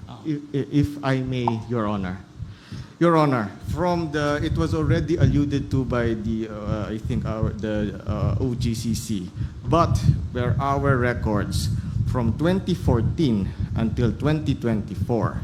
The syntax laws 10351 and of course 10346, 11346. Pardon if there's a wrong mistake in the numbering.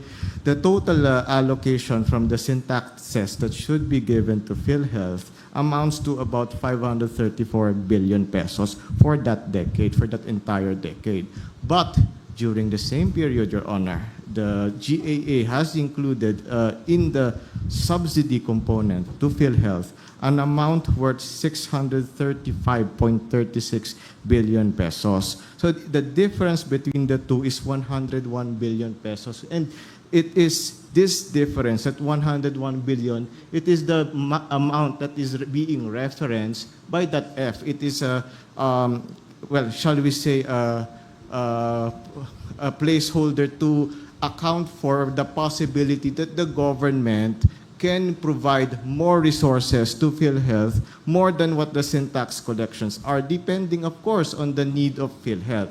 So that would be the factual context that I would like to use to interpret that provision. Then the second minor clarification, with your kind indulgence, Your Honor, is that B and C are not going to be paying for premium subsidies of indirect contributors. These are for the expansion of benefit packages. It is highlighted by the representative by the PhilHealth na pag nakuha yung BNC na yun po, sir, is going to be treated as a trust liability. Hindi po siya magiging premium contribution. So the treatment of the two will be different from the point of view of PhilHealth. Okay. Thank you, Your Honor. Now, so you're saying, with respect to A, the collections from A, the sin tax law, what the government is doing is that the collection here in respect to A is the one that will be given in F.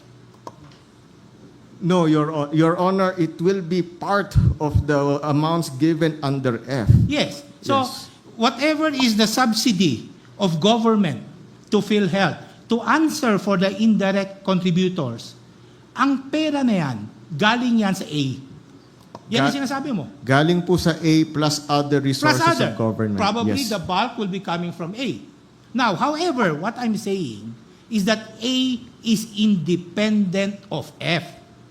Because Section 37 enumerates the sources. If A should be used to fill up F, A should be a subparagraph of F. That is how English should be made or crafted. Di ba? Ganun lang kasimple yan eh. Oh, now, with respect to B and C, may collection dyan sa PAGCOR, may collection dyan sa PCSO. Nasaan na yan? Was it remitted to PhilHealth? The total amount remitted to PhilHealth from the National or General Fund? It is with the Treasury, Your Honor. Only 41 billion pesos has been included So in the precisely. GAA. So what you're saying, nag-collect kayo sa PAGCOR, nag-collect kayo sa PCSO.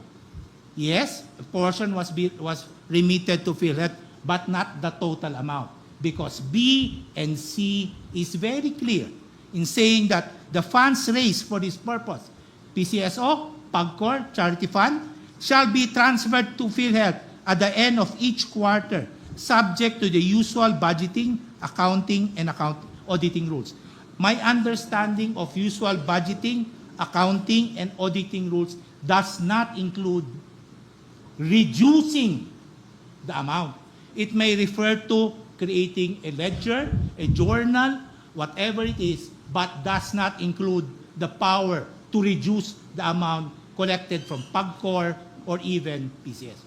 Do you agree with me? Yes, Your Honor. And So therefore, I would like to highlight that there is no reduction in the allocations going, set aside for PhilHealth under those collections. Whatever happens, 85 billion is still 85 billion. Whatever happens, 6.8 billion is still 6.8 billion. What is at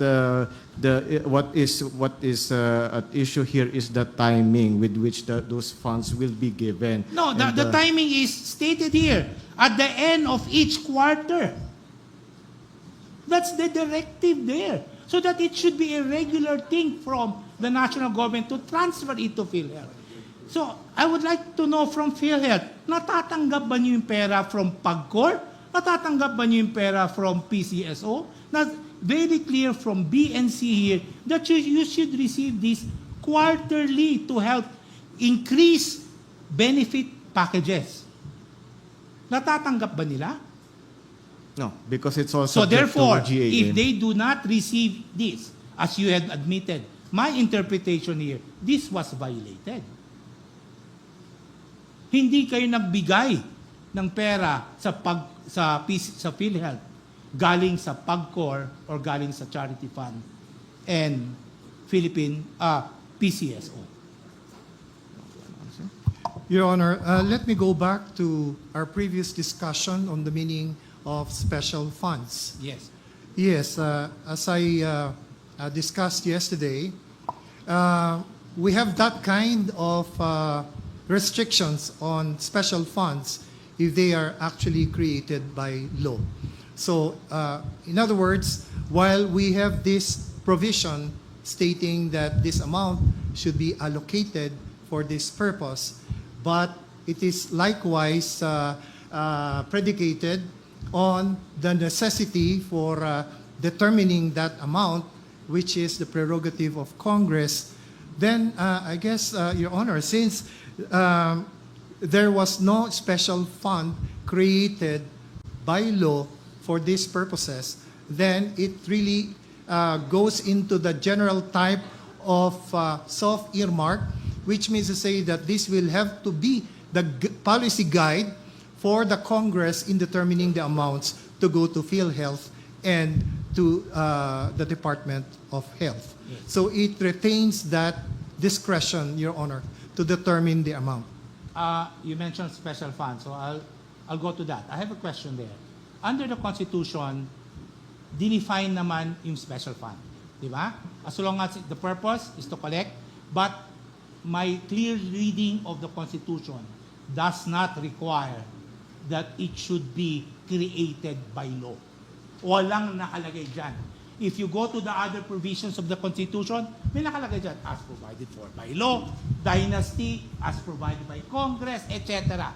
Kung gusto ng Congress yun, at kung gusto ng Constitutional Commission din, they could have included a provision that the special fund will be a special fund if it is created by law, but nothing appears in that particular section. So therefore, if a simple reading of that provision, the requirement of having a law to back up the creation of a special fund that apparently government is insisting does not appear in the Constitution. Yes, Your Honor, it does not appear in the Constitution, but the fact remains that laws were passed which made this a requirement.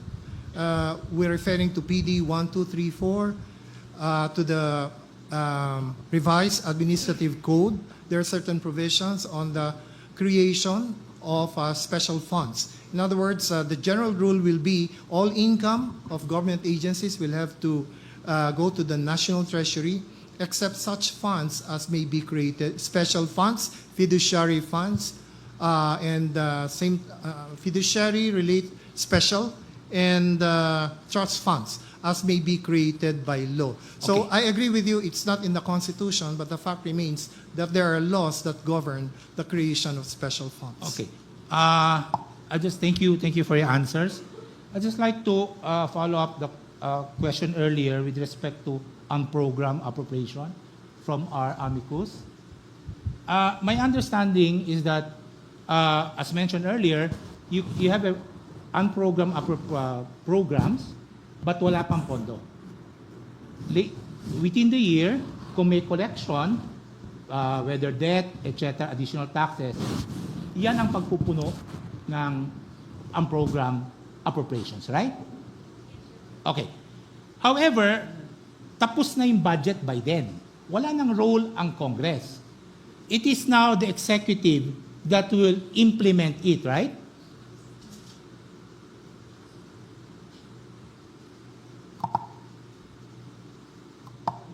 Your Honor, are you asking me?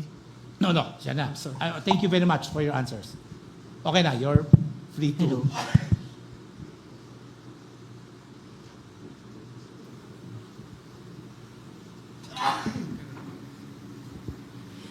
Your Honor, on the question on sino yung mag-i-implement, yes, it's the executive branch. It is the executive. So if within the year, kagaya nangyari dito, they were able to collect 100 billion from PDIC, in this 60 billion from PhilHealth, it was the executive who allocated the money to the unprogrammed appropriations.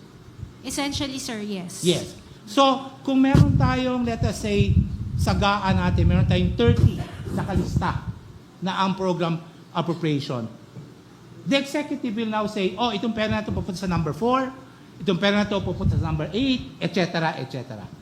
Yes, Your Honor. But for the special provision of the unprogrammed appropriations, I think Congress also specified a level of prioritization for what to fund. So that's my question. In the unprogrammed GAA, meron bang order of preference as to the unprogrammed appropriations? Na meaning, let us say, May priority ba ang number 1 sa number 2? Let us say number 1 needs 100 billion. Nakakolekta ka ng 110. Yung 110 na yon, ibibigay mo lahat sa number 1. No discretion on the part of the president to choose number 5. The executive branch can still do that po. Yes. Because the special provision, even if the special provision says that there is prioritization, it has a collatilla that says notwithstanding the prioritization, the president can still fund anything essentially. You don't from the find list. that unconstitutional because the allocation of budget, it is the power of the purse. It belongs to Congress, principally the House. Now what we are doing here in unprogrammed appropriation, it is the president now determining sino sa unprogrammed appropriation ang uunahin ko. You don't find anything wrong there? From my perspective, Your Honor, I think there is a problem there because it's essentially a delegation of congressional authority of the power of the purse to the president. Is that not an unlawful delegation? You're delegating power to the president to allocate funds. Na dapat yan, sa Kongreso yan. Yan ang the only source, the biggest power of Congress is the power of the purse. Ito, dinidelegate niya na because of this one to the president. So you agree with me, there's something wrong there. I agree with you, Your Honor. Okay, now, I would like to end my questions. But before I end, I would like to say something that I hope these cases before us, namura tayong mga tao, no? And from the President, very refreshing to hear that they want to get back the trust of the people. I give you all my support. Get the trust of the people. And increase their benefits. You'll be the next Secretary of Health. Thank you, Chief. Thank you, Justice Richico. Just a follow-up question. Justice Ricky would want to ask. I'm sorry, I overlooked my notes yesterday and I missed Sige, this question. please Dalawa lang naman po. Sige, Anyway, go can I request Professor Olbis Holon to please use the microphone.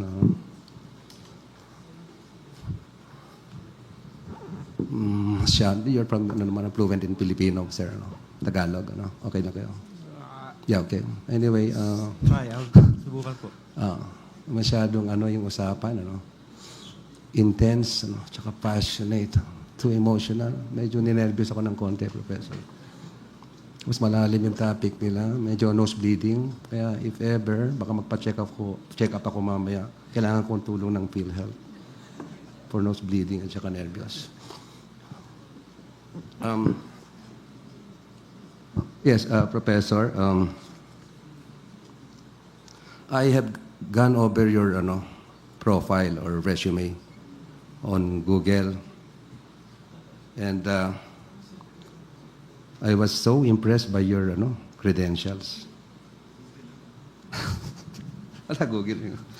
But more than your fantastic or excellent credentials, I admire you so much because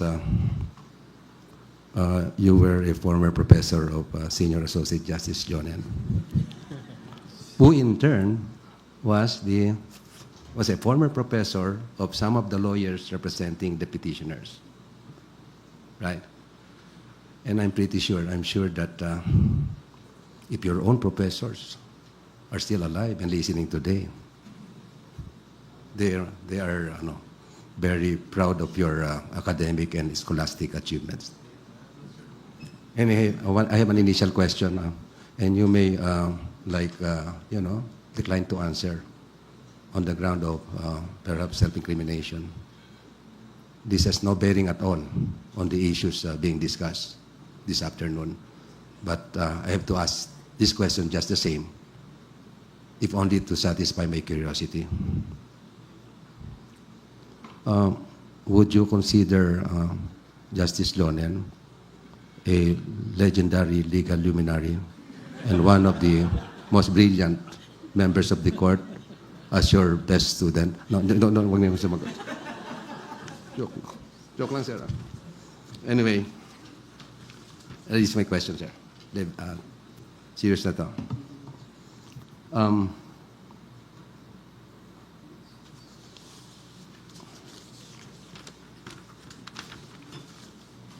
Okay.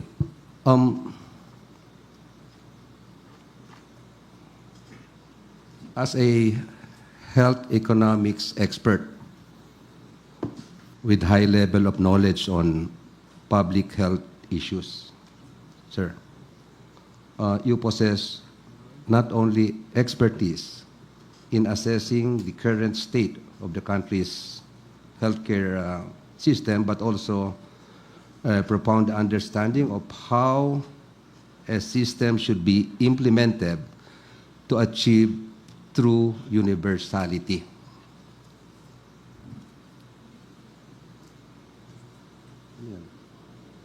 Sige, sir. I'll fast track. Gusto na, hindi ko na ituloy. Considering the specific facts of this case, andito naman kayo from day one, and drawing from your impartial professional judgment, what impact will the transfer of PhilHealth funds to the National Treasury have on the country's pursuit of a universal healthcare system? Two answers. One, the amount will not have any impact at all. It's small relative to the entire sector.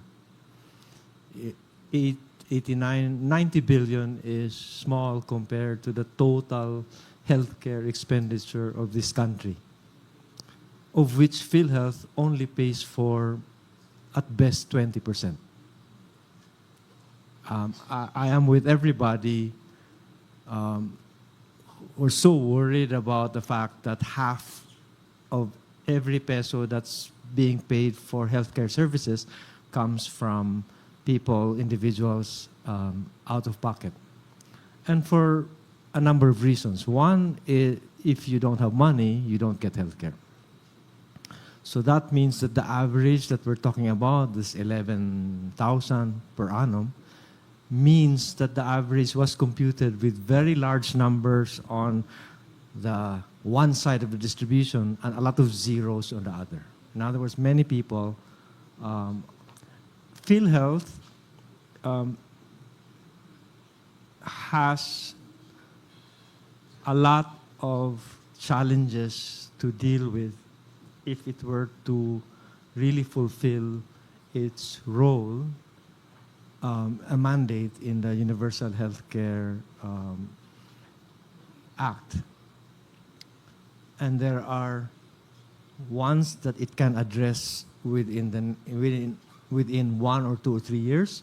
There are others that it will have to struggle with government and society in general if it were to address. Let me go to very important structural problems. 2. One is unlike other countries in the world, our healthcare system is very fragmented. Each municipality collects and manages its own little health system.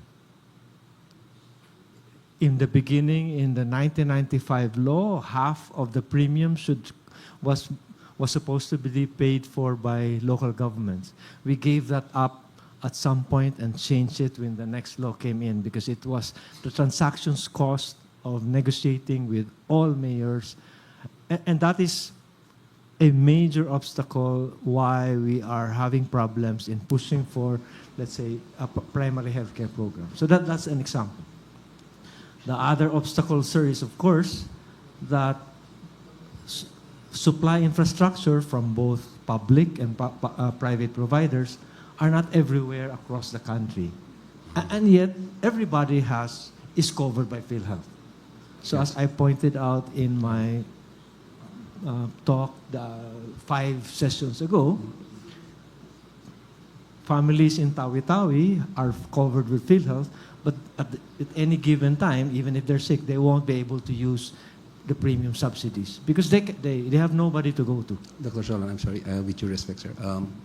Our hard-pressed on time, and I didn't realize that my answer would, elicit a long response on your part. Can you just tapusin yun lang? So if the question, sir, is how far are we from obtaining, reaching the aspirations of universal healthcare, we're not going to be over in the next 6 years as mandated. It's going to take more than that and more money than what we are debating. Thank you, sir. I reserve my last question to PhilHealth President, Dr. Mercado. I have been informed, Mr. President, malis na? Akala ko. That PhilHealth's failure to efficiently spend its funds to maximize coverage comes from internal policy matters such as limited coverage lists and payment after service. These are matters which are dependent on the decision of the person charged with PhilHealth's operation, not Congress, DOF, or this court.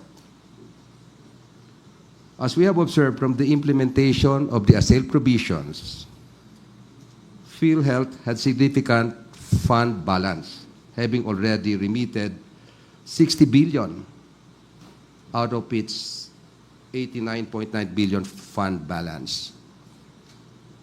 The PhilHealth official cited Section 27 of RA 775, the National Health Insurance Act, which mandates PhilHealth to set aside a portion of its accumulated revenues not needed for current expenditures to explain the absurdity of having fund balance and their failure to maximize coverage of its members.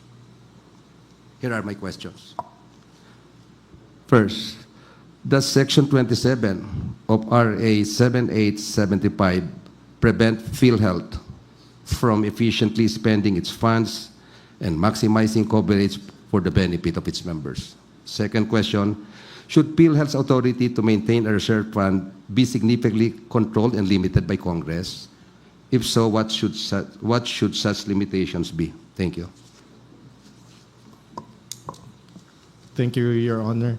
The reserve fund is meant to cover unpredictable course of events. For example, another COVID outbreak or in case of Myanmar, probably, and I don't wish that to happen, but something catastrophic to that effect. So the reserve fund is meant to cover those once in 100-year event, if you may call it. But the law, again, the sections that were cited, is meant to provide for those provisions such that when such things happen, then we can, the PhilHealth has enough fund to cover the necessary medical expense. Thank you, sir. Thank you, Your Justice Honor. Ricky. Okay, thank you very much, Justice Rosario. On my part, there's not much question to ask because they've been amplified by my colleagues. I just want to find out if one of the petitioners availed of the Supreme Court HMO plan.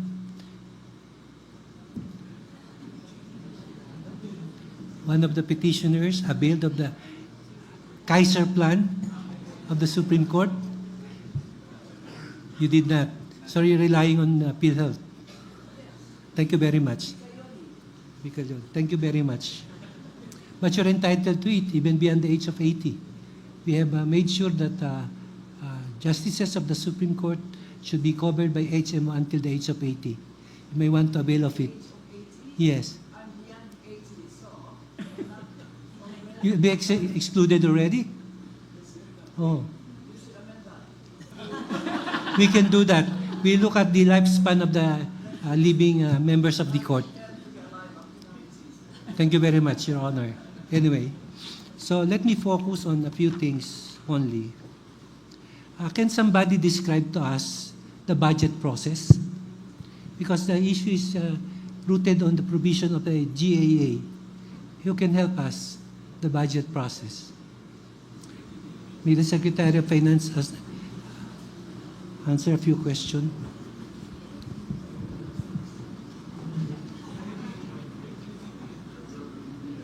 Where's the DBM representative?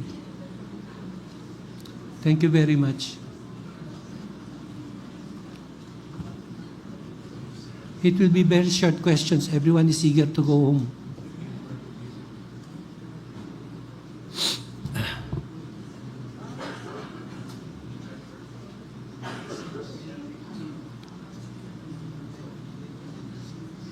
I would suggest that all department in the government, executive offices, should start procuring toga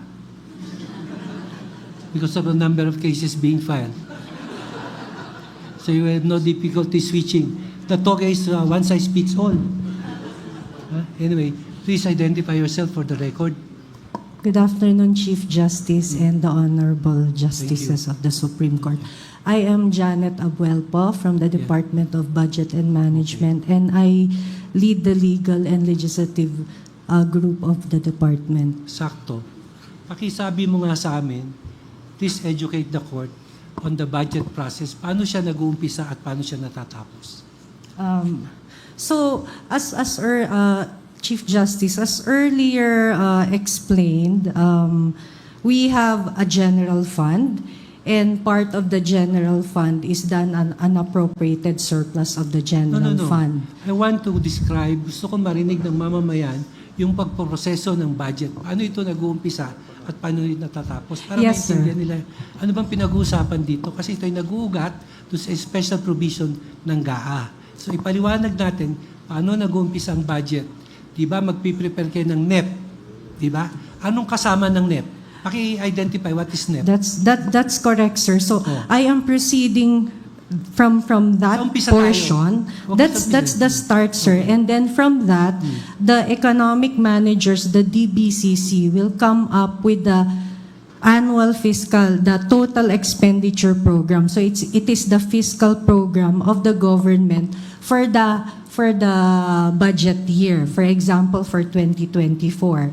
So from that po, we have the fiscal program, then we start with the budgeting process. Anong cover ng fiscal program? Revenues, expected revenues, income, whatever. Pakisabi mo, anong component? It includes the macroeconomic assumptions, sir. Considering the macroeconomic assumptions, which can be better explained by Secretary Recto. But from that, sir, the deficit will be determined, the debt to GDP ratio, the revenue, the disbursements, among others, sir. So, yun po para makikita nila what can be part of the revenue that could fund the annual budget for the year, what is part that will be borrowed, the portion that will be borrowed, and also maintaining the deficit that is being targeted. So in other words, ang unang titingnan nyo,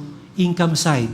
Yes, sir, income side. Anong kikitain ng gobyerno para mapondohan yung proposed na pagkakagastusan? Right, sir. Diba? So pag when you analyze the sources of income, anong nakikita nyo dapat pagtingnan? So, meron po, sir, na mga estimated tax revenue and non-tax po.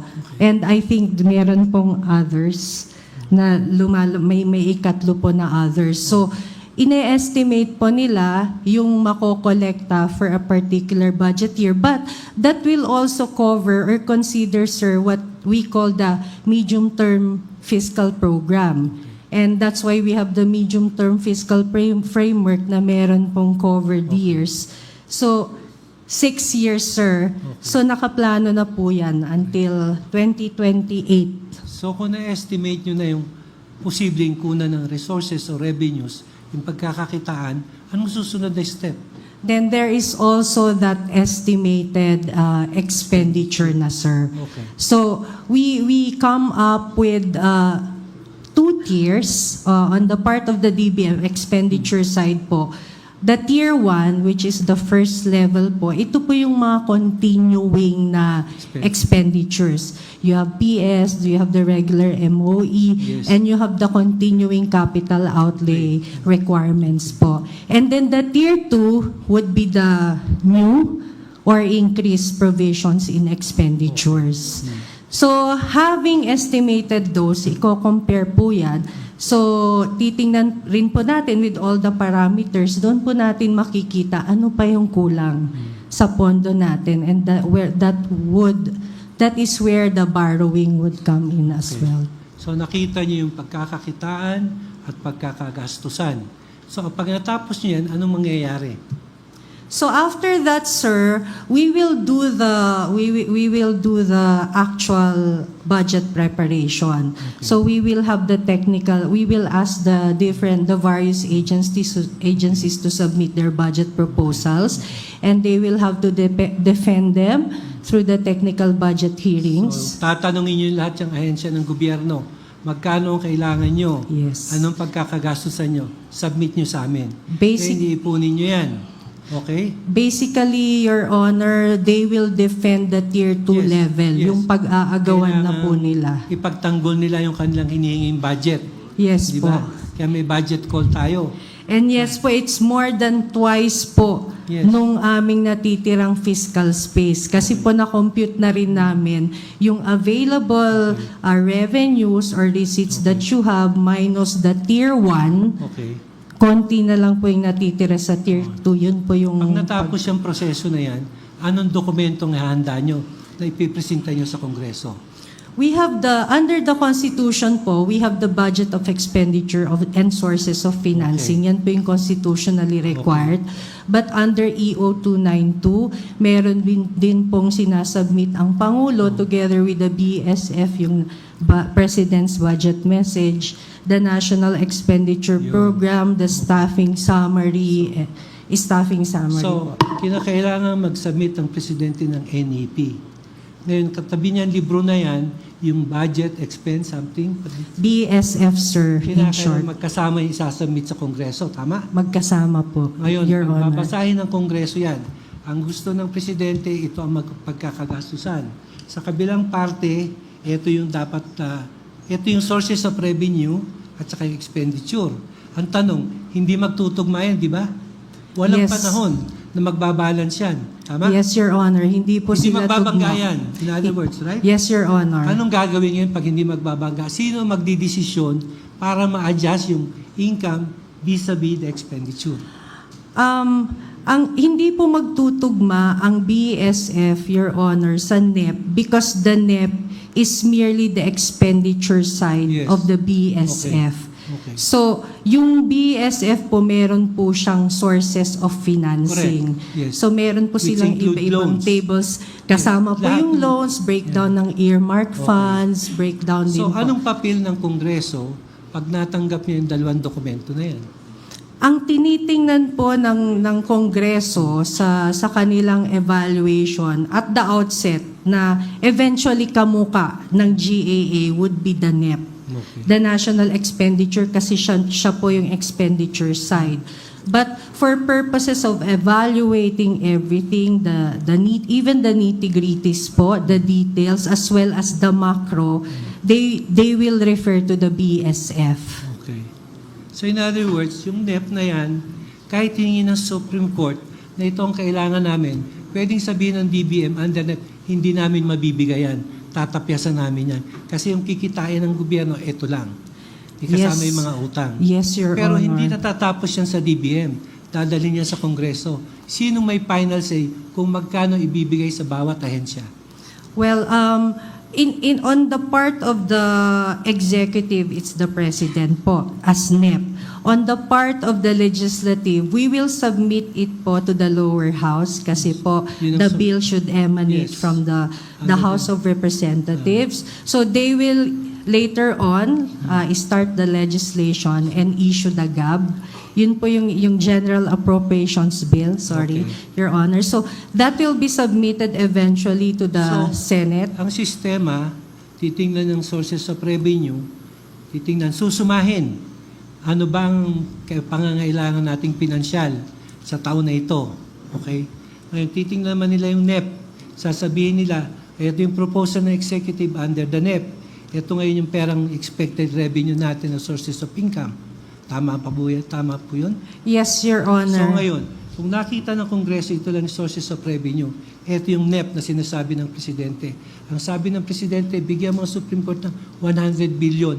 Sasabihin ng Kongreso, hindi uubra. Kasi base sa sources of revenue, hindi kikitain yan para matugunan yung 1 billion. Tama?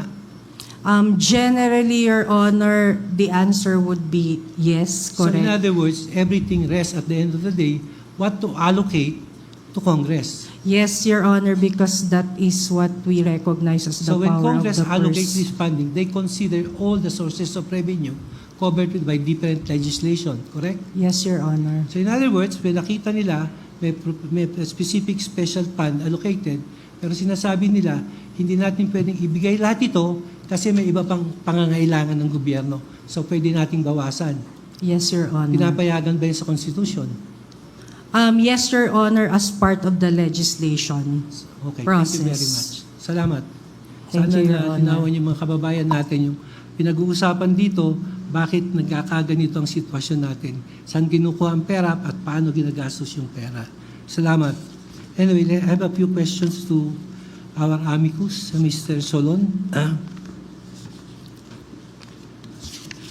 How would you characterize the PhilHealth system as a mode of insurance health coverage? Is it what you call social health coverage or something? For example, in London, they have the national health system, fully funded by government, right? And no contribution from the taxpayer, right? Why is it that in the Philippines, we have a health system that is partly funded by government and at the same time, funded by private contributors? Is that an ideal system? Ang dalawang models po worldwide is that on one hand, nandun na yung National Health Service, yung parang sa Inglaterra. Kasama na rin Malaysia, pinakamalapit sa atin. Okay. On the other hand, ang pinaka-extreme naman ay nasa US, which means lahat ng tao nagbabayad ng HMO. premium. Kung wala kang binabayad, wala kang insurance. Yeah, exactly. Hybrid po yung Pilipinas. Hybrid. We started off with our Medicare, 1970s. Ang kino-cover lang niya yung wage and salaried sector. So, ang membership niya at that time, yung nasa wage and salaried sector namang. Kaya almost identical yung kino-cover ng Medicare to SSS and GSIS put together. Although may aspiration to cover those who are outside the wage and salaried sector. Okay. Pagdating ng 1990s, nagkaroon ng aspiration at tulak na i-cover na nga ang buong Lahat ng bansa. mamamayan. Ang problema ngayon is napakalaki ng population na wala dun sa wage and salaried sector. Which raises two problems in terms of modeling. One is that napakahirap mo mangolekta outside the payroll tax system. Yeah. In other words, magdo-door-to-door kayo sa pamilya, etc. etc. Napakahirap po yan. Secondly, siyempre, laki ng bulk ng families na outside wage and salaried sector, walang regular at sapat na income means. So, hindi makakabayad ng premiums. Nung unang batas ng 1995, sabi, dahil sa devolution, ang pera ay nasa local government, siguro kalahati ng premiums para sa mahirap ang nasa LGU at ang kalahati ay nasa national government. Okay. Nahirapan ho tayo doon. So at some point, ginawa ng national lahat. In Asia, ASEAN neighbors natin, maraming nagsasabi na social health insurance, hindi na siya pure model na premiums ang pinakamalaki. Lumalaki na po ang proportion talaga na nanggagaling sa government subsidy. In other words, yung gobyerno nagbabayad ng premiums in behalf.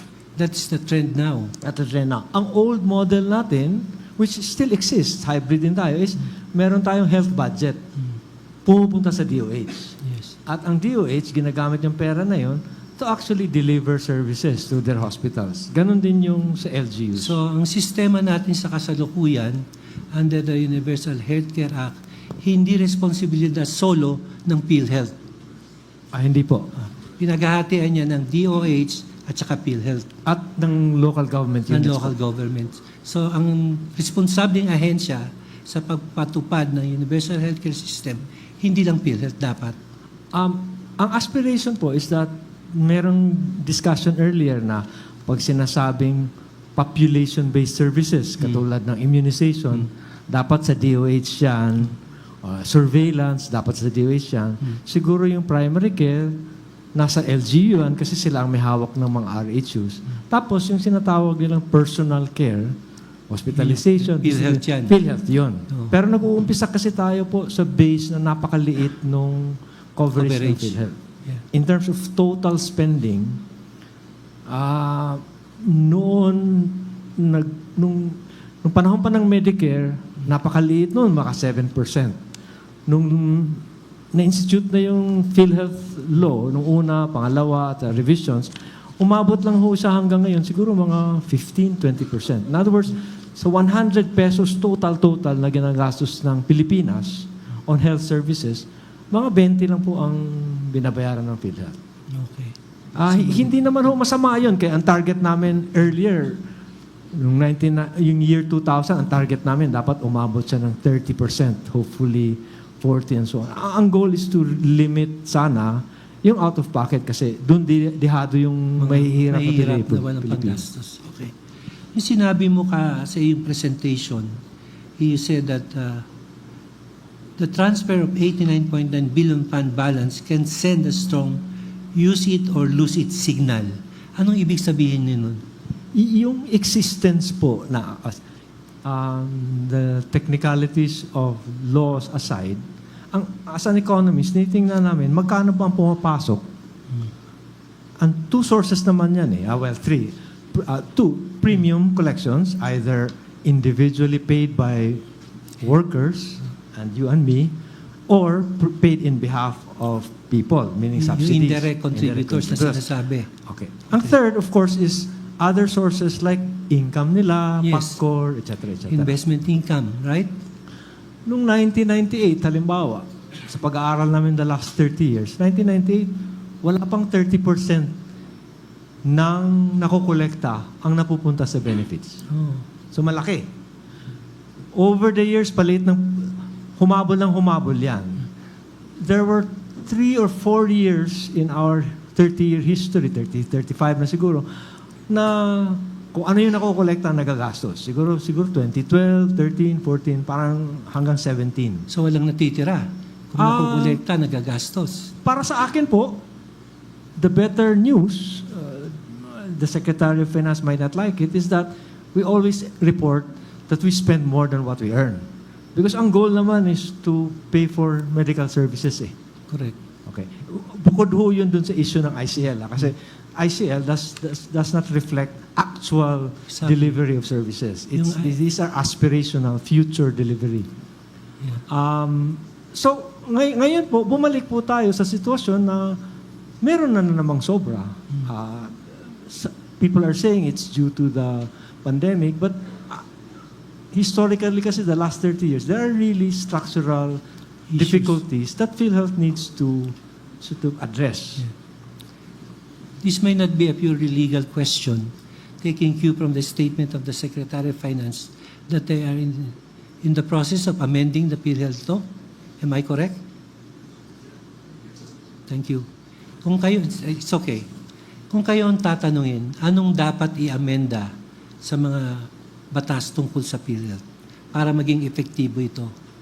Tinatanong po ako ng mga dati kong estudyante na... Ito, kagaya nito. Nasa Kongreso din yung iba. Okay. Hindi naman lahat po napupunta sa ganitong exception mataas na exception please. Po. Ang isang pinag-uusapan is matatandaan kasi ang training po namin, ang bias ng ekonomista is people behave in response to how you are paid. So incentives po ang tinitingnan namin. Nalulungkot po kami na over the years, yung palang budget ng PhilHealth, operating expenditures, na sinasabi nating 7.5% ceiling, nakatag po yun sa income and revenues. Ang gusto ko po, if we were to maximize benefits, dapat nakatag sa benefit spending. Yes. In other words, the more you help people, the more the budget of the corporation is. Unfortunate po yun na parang nandun nakatag sa income side rather than expenditure side. Okay. But ang balita ko po is yung proposal nila is to actually change that altogether.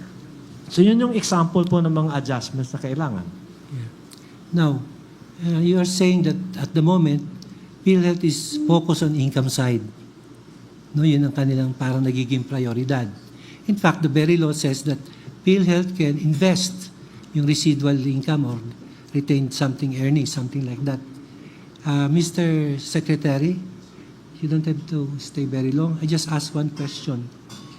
Is it the idea that at one point in time, PhilHealth becomes a self-sustaining agency?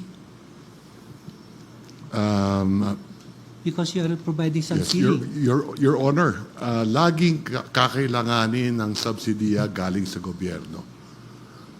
Yan ang nakikita ko. Sa buong mundo, lagi naman kailangan ng subsidiya galing sa gobyerno.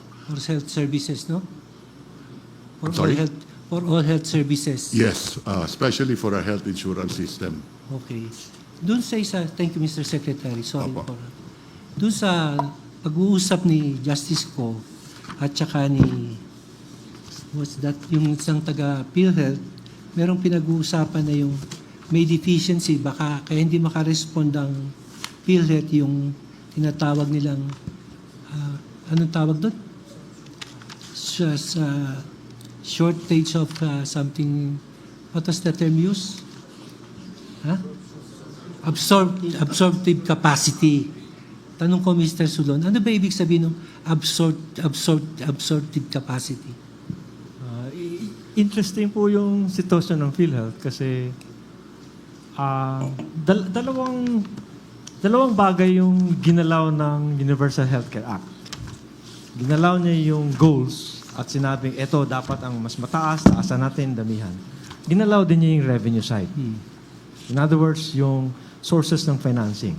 So, sinabi din from an economist, both ends ng ledger, pinagalawan niya. Sinabi niya, dapat gastusin niyo, dapat paglalaan ng pera. Sinabi din ng batas, dapat may sources na ganito. Unfortunately, interesting problem is that madaling i-implement yung pagkuha at pag-transmit ng pera. Tulad, syntaxes, automatic po yun eh. Yeah. Ang problema, yung pagkagastusan, yung pag-accredit ng mga doktor, yung pag-insure na may mga hospital dun sa mga lugar na wala talaga sila dun. Pero, insured sila, member sila. Ang utilization rates po ng PhilHealth, merong parang sila maharmangas ng araw. Ang interesting question nga nila is pinapakitaan nila ng ID. Meron pa kayong ganito? At maraming Pilipino na at hindi nila na-realize na yung ID pala na yun, PhilHealth pala yun. At ano ang benepisyo behind the ID. Yeah. So, may problema ng ganon.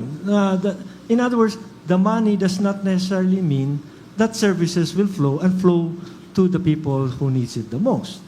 The money is just one step. Binibiro ko nga si Secretary Recto na kahit dumami yung 1,000 peso bills, itatapal ko sa sugat ng tao, hindi yun gagaling. Hindi gagaling, siyempre. It does not serve the purpose. Okay. So who is responsible for that supply side constraint? Ang una kong answer is, I was asked the same question when I was confronted with what my opinion was pagdating ng transfer. So parang, ano sa tingin mo dapat ita-transfer at sa tingin mo ano dapat ang pagkagasusan? Kasi nasabi ko talaga, kung temporary yan, supply side ililipat. In other words, itatayo yung 90 nung HFEP, clinics, etc. etc. Kung aalisin mo man lang yung 90 billion from PhilHealth, di gagawin mong ipangtapal mo dun sa supply side na nagkulang. Which I suppose they partly they did done. Okay. Yung supply side, sino responsible? Department of Health or PhilHealth? May responsibility po ang Department of Health din, pero capital spending po yun. Correct, exactly. And everything. Pero ang PhilHealth, meron din siyang effect. Kung substantial at focused yung investment ng PhilHealth, it will send a clear signal dun sa private sector, tsaka sa government, na magtayo ako ng additional clinic kasi matutulungan ako ng PhilHealth revenue. Correct, exactly. So kung ang Department of Health nagpapatayo ng mga ospital, pinupundahan under Universal Healthcare, may pupuntahan yung tao para magpagamot. Kasi minsan ang sitwasyon ay merong coverage ng PhilHealth, hindi niya ma-avail kasi walang pasilidad ang gobyerno o private sector sa isang lugar. Tama po ba? Tama po. Ang gamble po ganito parang itong argument na to hiningi namin dun sa panahon pa na nila Secretary Ona kay Aquino na administration. Pahingi muna ng one time, big time. Ang tawag na ngayon, HFEP. Okay. Bakit? Tayo kami ng hospitals dun sa area na wala para umikot yung flow na manggagaling ang pera sa PhilHealth. Kasi ang pera ng PhilHealth, hindi yan magpo-flow into the health sector kung wala namang serbisyo. Kung walang serbisyo. Parang kailangan mo ng pump prime, kumbaga. Exactly. Pangate. So, ang problema nasa sistema, hindi dun sa batas. Well, malaki ang problema din sa system po. Meron ding mga provisions ng batas na napakahirap pong tuparin. Tulad ng Special Health Fund na kailangang mag-iipon-ipon po lahat ng munisipyo at probinsya para magkaroon ng scale para lumaki yung pondo. Kasi ngayon, ang pera ng gobyerno, hati-hati po yun sa iba-ibang munisipyo, probinsya, DOH. And providing the same service addressing medical needs. So, nagkakaroon ng parang redundancy? Well, to some extent redundancy, but by design, before the devolution, meron kasing kanya-kanyang, so it was designed as a one single system. Meaning, ang RHU, primary care, mga simple hospital care, nasa district hospital, pataas ng pataas. Pinutol po yun. So, ang problema nasa implementasyon. Mahirap po mag-implement ng universal healthcare program in a highly fragmented system. Okay. Marami po tayong kausap. In other words, napakahirap i-manage. Okay. This PhilHealth adopted this is what they call one fund concept. Is this an ideal setup? Yes po. Yun ang parang... Okay. Ang advantage ng PhilHealth is that kung sa 10 tao, iisa ang ma-hospitalize at 100 pesos yung i-hospital, if we were to rely on our own sources, malas na lang kung wala ka. Exactly. Pero kung namumulekta tayo ng tagsa 10 piso at gagamitin yun, pupunta yun dun sa ini-expect natin na nagkaka-hospital. Yeah. Kaya po sinasabi namin na yung premium mo at the end of period, wala na sa iyo yun. It's not for you. It's for everybody. Exactly. Kaya ang sinasabi, like itong si Asik Domingo, palagi niya yung sinasabi, pay as you go. Yun lang ho ang ibig sabihin, yung binabayad natin, at the end of the day, wala na po yun, gamit na po yun. Both, ideally, everybody should contribute to the fund, both paying direct and indirect. Dapat isang pondo na yun. Whether you will get sick or not, you have to pay. Hindi ko alam ang recent data, pero medyo nababahala din kami kasi ang direction kasi yun ng subsidy, pabaliktad. Ideally, gusto natin na ang mga paying members katulad sa atin, kahit papaano, tutulong dun sa non-paying. Baliktad po Yung non-paying ang kasi po, indirect contributors. Marami po sa indirect contributors, wala namang mapupuntahan. Exactly. So yung pera nila, nagagamit dun sa mga paying members na nandun naman sa area na may hospital care. And that's precisely the reason why they were taken from the indirect contributors that was remitted to the treasury. Okay, because at the end, it's subsidizing the direct contributors. Is that the case? Hindi ko po alam yung intention nung DOF at ng PhilHealth Board nung decision na yun. I just have one question. Thank you very much, Dr. Solon. To Nery Colmenares, my friend. Lagi kami nakikita niya. Nakala niya yung SPGI party list. Kasi sinishare namin yung plataforma namin. The 4 guiding principles and the 3 outcomes. Sorry, Nery. We're not competing with you. Okay lang po. Isang tanong lang CJ. sa'yo. Nakapokus ka dun sa constitutionality ng BICAM, which you say is unconstitutional. BICAM, Bicameral Committee. Yes, Your Honor. Tanong ko, Matagal ka naging kongreso. Naging member ka ba ng BICAM? Never po. I Never? will never be selected in the BICAM. Never? Precisely. Including the law concerning the martial law human rights compensation victim? That one, I don't think so. Now I remember, Your Honor. Oh. I was in the BICAM, not the budget. I was referring to the BICAM You sa were a budget. member of the BICAM. Yes, I was in the I BICAM recall that for law. the law, our law on the Yes. polling precincts for senior citizens and PWDs, and now I remember the martial law compensation law. Your Exactly. Honors. And that bill, there were differences between the lower house and the upper house version. Yes, Your Honors. Precisely the primary issue is who should be entitled. You set priority for the compensation, right? Yes, The Your Hawaiian Honors. claimants vis-a-vis the local claimants. Yes, These were the yeah. distinctions, right? Yes. And they came up with a formula in the bill. Yes, Your Came Honors. out the final version of the law. Yes, Your And Honors. there were those items that were not in either of the bills. No, Your Honor. There If were. I remember right, Your Honor, it was a disagreement as to what point should be given and the definition No, on there the were coverage. disagreements also on who should be entitled in the prioritization of giving the compensation. There were disagreements, Your Honor, Yeah. but it was in the House bill. Because they were saying that the Hawaii claimant should have the priority vis-a-vis against the local victim of human rights. There were disagreements. Not priority, Your Honors, but it's in the House Even the bill. inclusion of those who should be entitled. It's in the House bill, Your Honor. It was the Senate version that didn't want that. That's why our agreement is we defend the House bill. Okay. Your Honors, that BICAM was not the budget. It was held in a transparent way Yeah, in I know, the Senate. I read it. It's a Yes. BICAM, but there's that BICAM that process the reconciliation between Yes, the Your two Honor. conflicting bills. But, Thank you. But That's they all. were all in the bills, Your Yeah, Honors. That's all. That's all. Yes. Thank you. Your Honor, please, if I may, with the leave of court, there was a motion on the presidential immunity. May Yes. we just speak We a will little? rule on that. Pardon? You But want to the argue on Solgen that? has already filed a motion, and Yeah. we were hoping to answer it. Sige, but, you can. yes. But we will rule on that this afternoon before we adjourn. Okay, thank you, Your Honor, if I may. So there was a claim that the President Marcos should be dropped from the petitions. We in Bayan Muna versus Marcos believe that there is a power actually on the part of the court to modify that doctrine. First, the 1973 Constitution. If warranted. If warranted, Your warranted. Honor. First, the 1970 Constitution provided expressly that the President is immune from suit.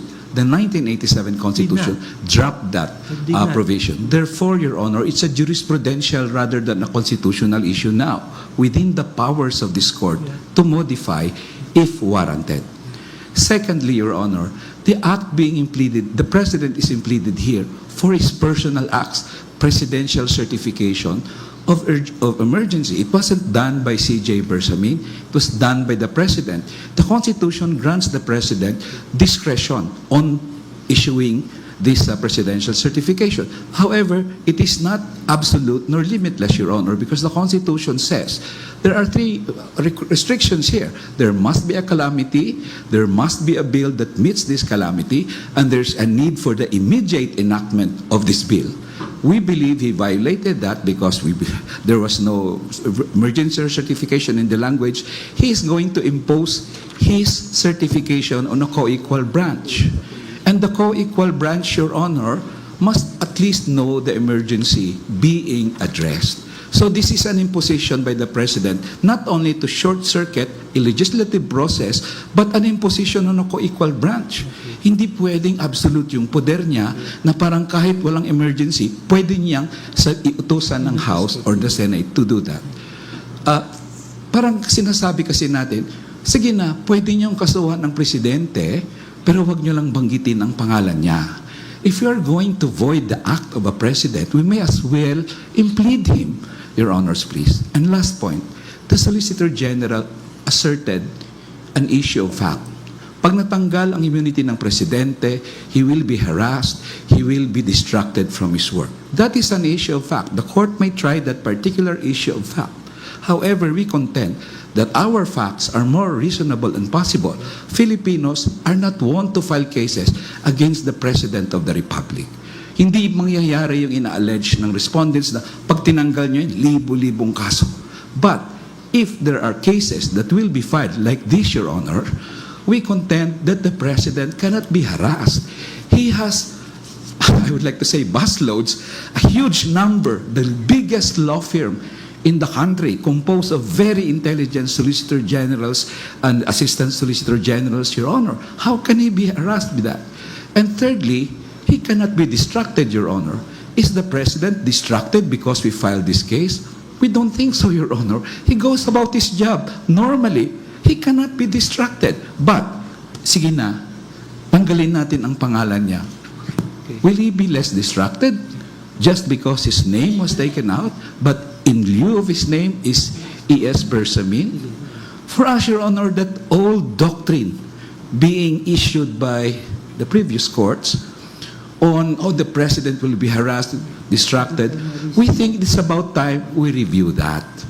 Because in this case, for example, a personal act, Your Honor, an imposition of the President, it wasn't anybody else. I'm going to impose my will on the House. I'm going to short-circuit your legislative processes. I'm going to deviate from the Constitution. That is a personal act. Will there be an immediate enactment of the budget bill? No. He certified it on September 20.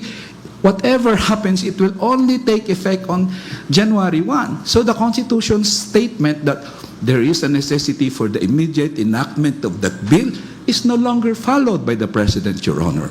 So on all those cases, we argue, Your Honor, please, that this doctrine that the President cannot be named, as if he is one who cannot be named, must be modified accordingly, Your Honors. Thank you, Your Honors. Colmenares, Sanccionen.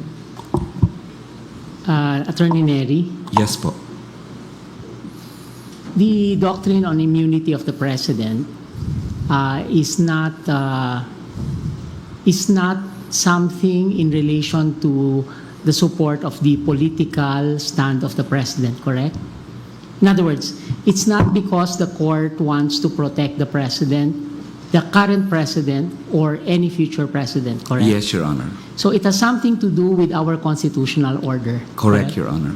And in our constitutional order, this court is fully aware of its power of judicial review, correct? Correct, Your Honor. That it has this awesome power to declare an entire law passed by Congress and the President as unconstitutional, correct? Yes, Your Honor. It also has the power to declare that the act of an executive is unconstitutional, correct?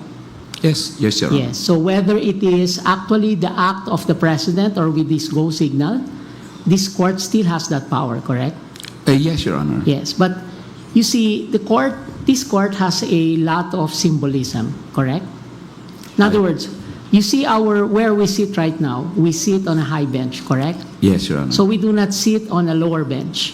We sit on a high bench in order to send the signal that when we sit as a court, we do not sit as a court that is, let us say, of citizens, but of people given that awesome responsibility, correct? Correct, Your Honor. Yes. And when we emerge from our anteroom to sit in the bench, we do not wear different garb, but we wear a single robe, correct?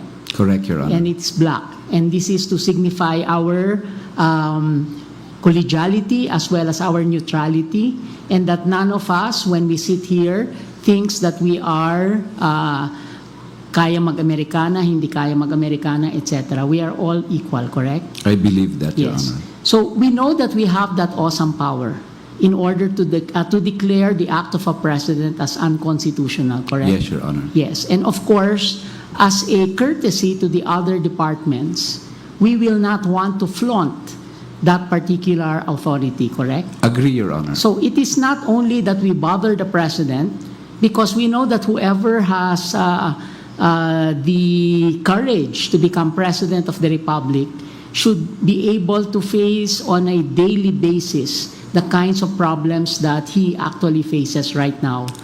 Similar to whoever has the courage to become Chief Justice, in the words of Justice Midas Marquez, the problems in the judiciary is unlimited.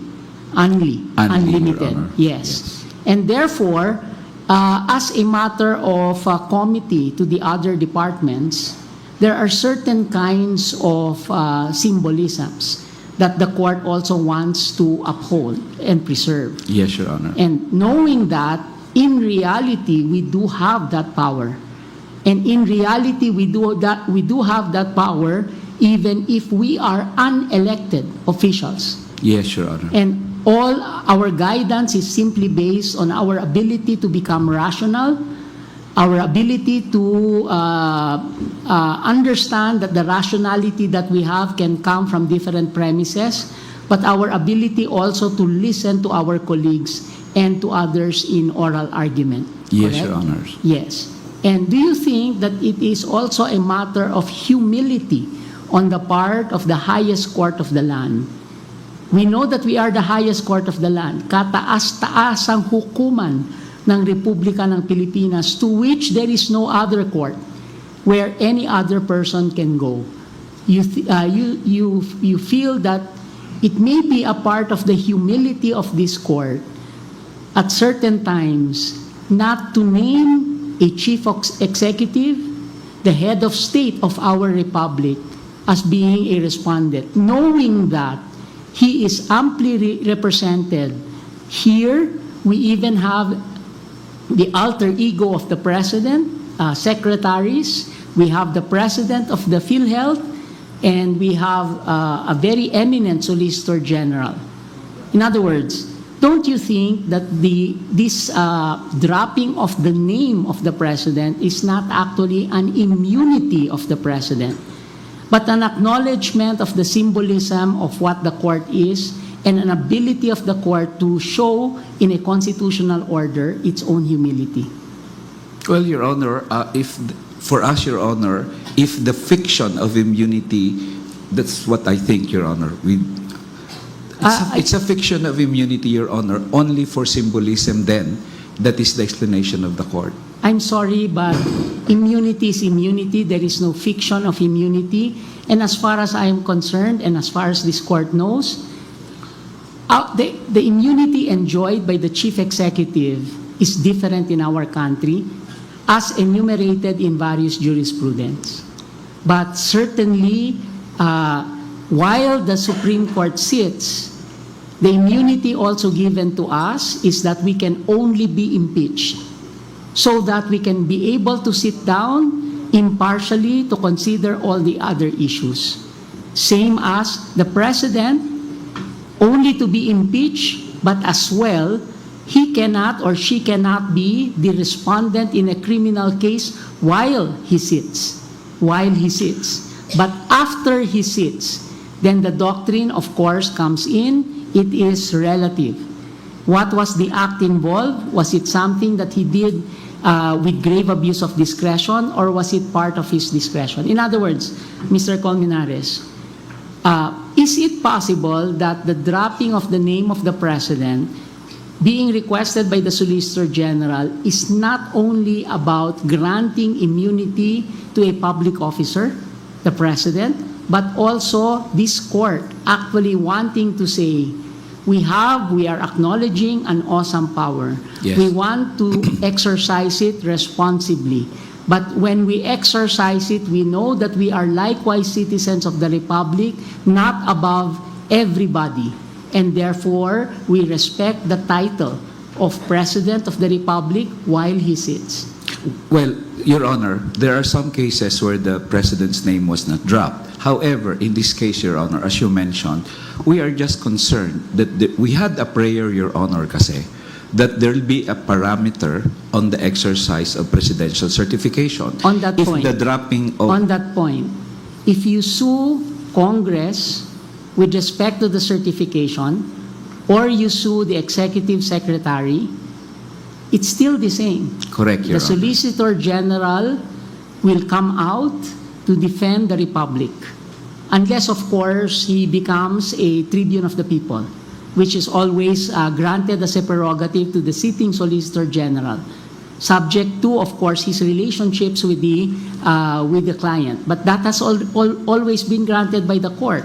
In Knights of Rizal and many other cases, to my recollection, the Solicitor General even changed position midstream. But again, my point is, they will be amply represented. My question is there a political motive for wanting that the President be named as a respondent?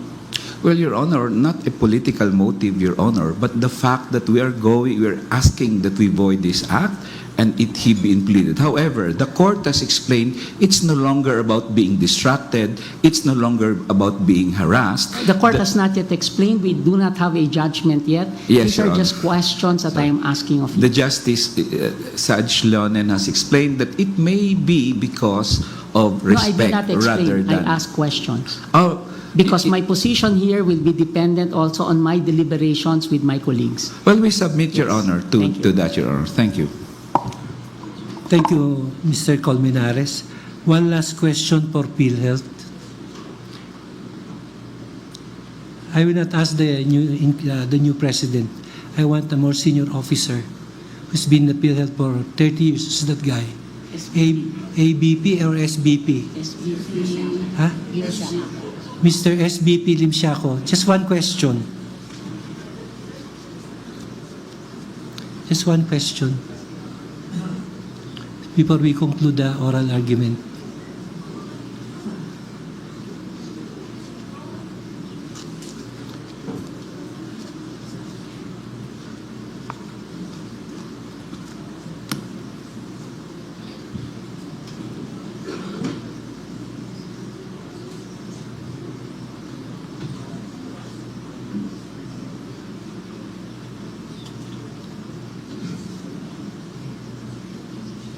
I heard earlier that under the charter of PhilHealth, there is a ceiling on administrative expenses. Section 12, is it?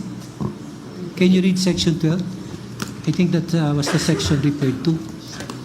Or 17, I don't know. That there is a ceiling for the administrative operations of the PhilHealth. Yes, Your Honor. What does it say? Section 12, administrative expense. No more than 12.5% or 7.5% of the actual total premium collected from direct and indirect contributory members during the immediately preceding year shall be allotted for the administrative cost of implementing the program, When you Your talk Honor. about administrative costs, what does it refer to? The operations? Administrative cost, Your Honor, refers to the personal services and maintenance and operating MOE and expenses. everything, right? MOE and Okay. PS, Your Honor. Question. Based on the compliance submitted by the Solicitor General, why is it that there are at least 26 petitions about COA disallowances of your specific benefits and bonuses? Does it violate that ceiling under Section 12? No, Your Honor. Then why is COA always red flagging and issuing notice of disallowances to these special bonuses, benefits, CNA arrangement that will this not affect your performance in the sense of providing more coverage? Your Honor, the notice of disallowances refers to the personal services and... Exactly. Yes, Your Honor. There's a ceiling, but you've been asking so many benefits, which at the end of the day, COA will disallow and red flag the transaction. Yes, Your Honor. These benefits could have been added to the additional coverage or reduction of premium? Your Honor, the PS and MOE PhilHealth does not exceed the 7.5%, Your Honor. And I think, Your Honor, on the part of the Commission on Audit, this is the release of these allowances, Your Honor, is fined by the COA as beyond the guidelines, Your Honor. Exactly, behind the guidelines which are not supposed to be entitled, right? Yes, Your Honor. So it just crossed my mind because we have been hearing deciding petitions involving PhilHealth where these excessive allowances and not entitlements are being red flagged or disallowed by COA. That's all. Thank you very much. Maraming salamat, Your Honor. Anyway, no other matters. Okay. So, this afternoon, the oral argument was concluded after all the justices have given their interpellation. Attorney Colmenares, please include in your memo the issue regarding presidential immunity, the dropping, same with the Solicitor General. Now, we would like to express our appreciation to the amicus curiae for your submission and presentation. Considering that the oral argument has been concluded, we will require the parties to submit the respective memoranda, and including the amici, please, within 30 days from today. Thank you very much. Non-extendable. Non-extendable, according to my SAJ. So we can, usually non-extendable. But 30 days is long already. Usually it's 10 days non-ex, right? But we give you 30 days non-ex. Thank you very much. Attorney Maripe, are there other matters? There being no other matters, this afternoon session is hereby adjourned.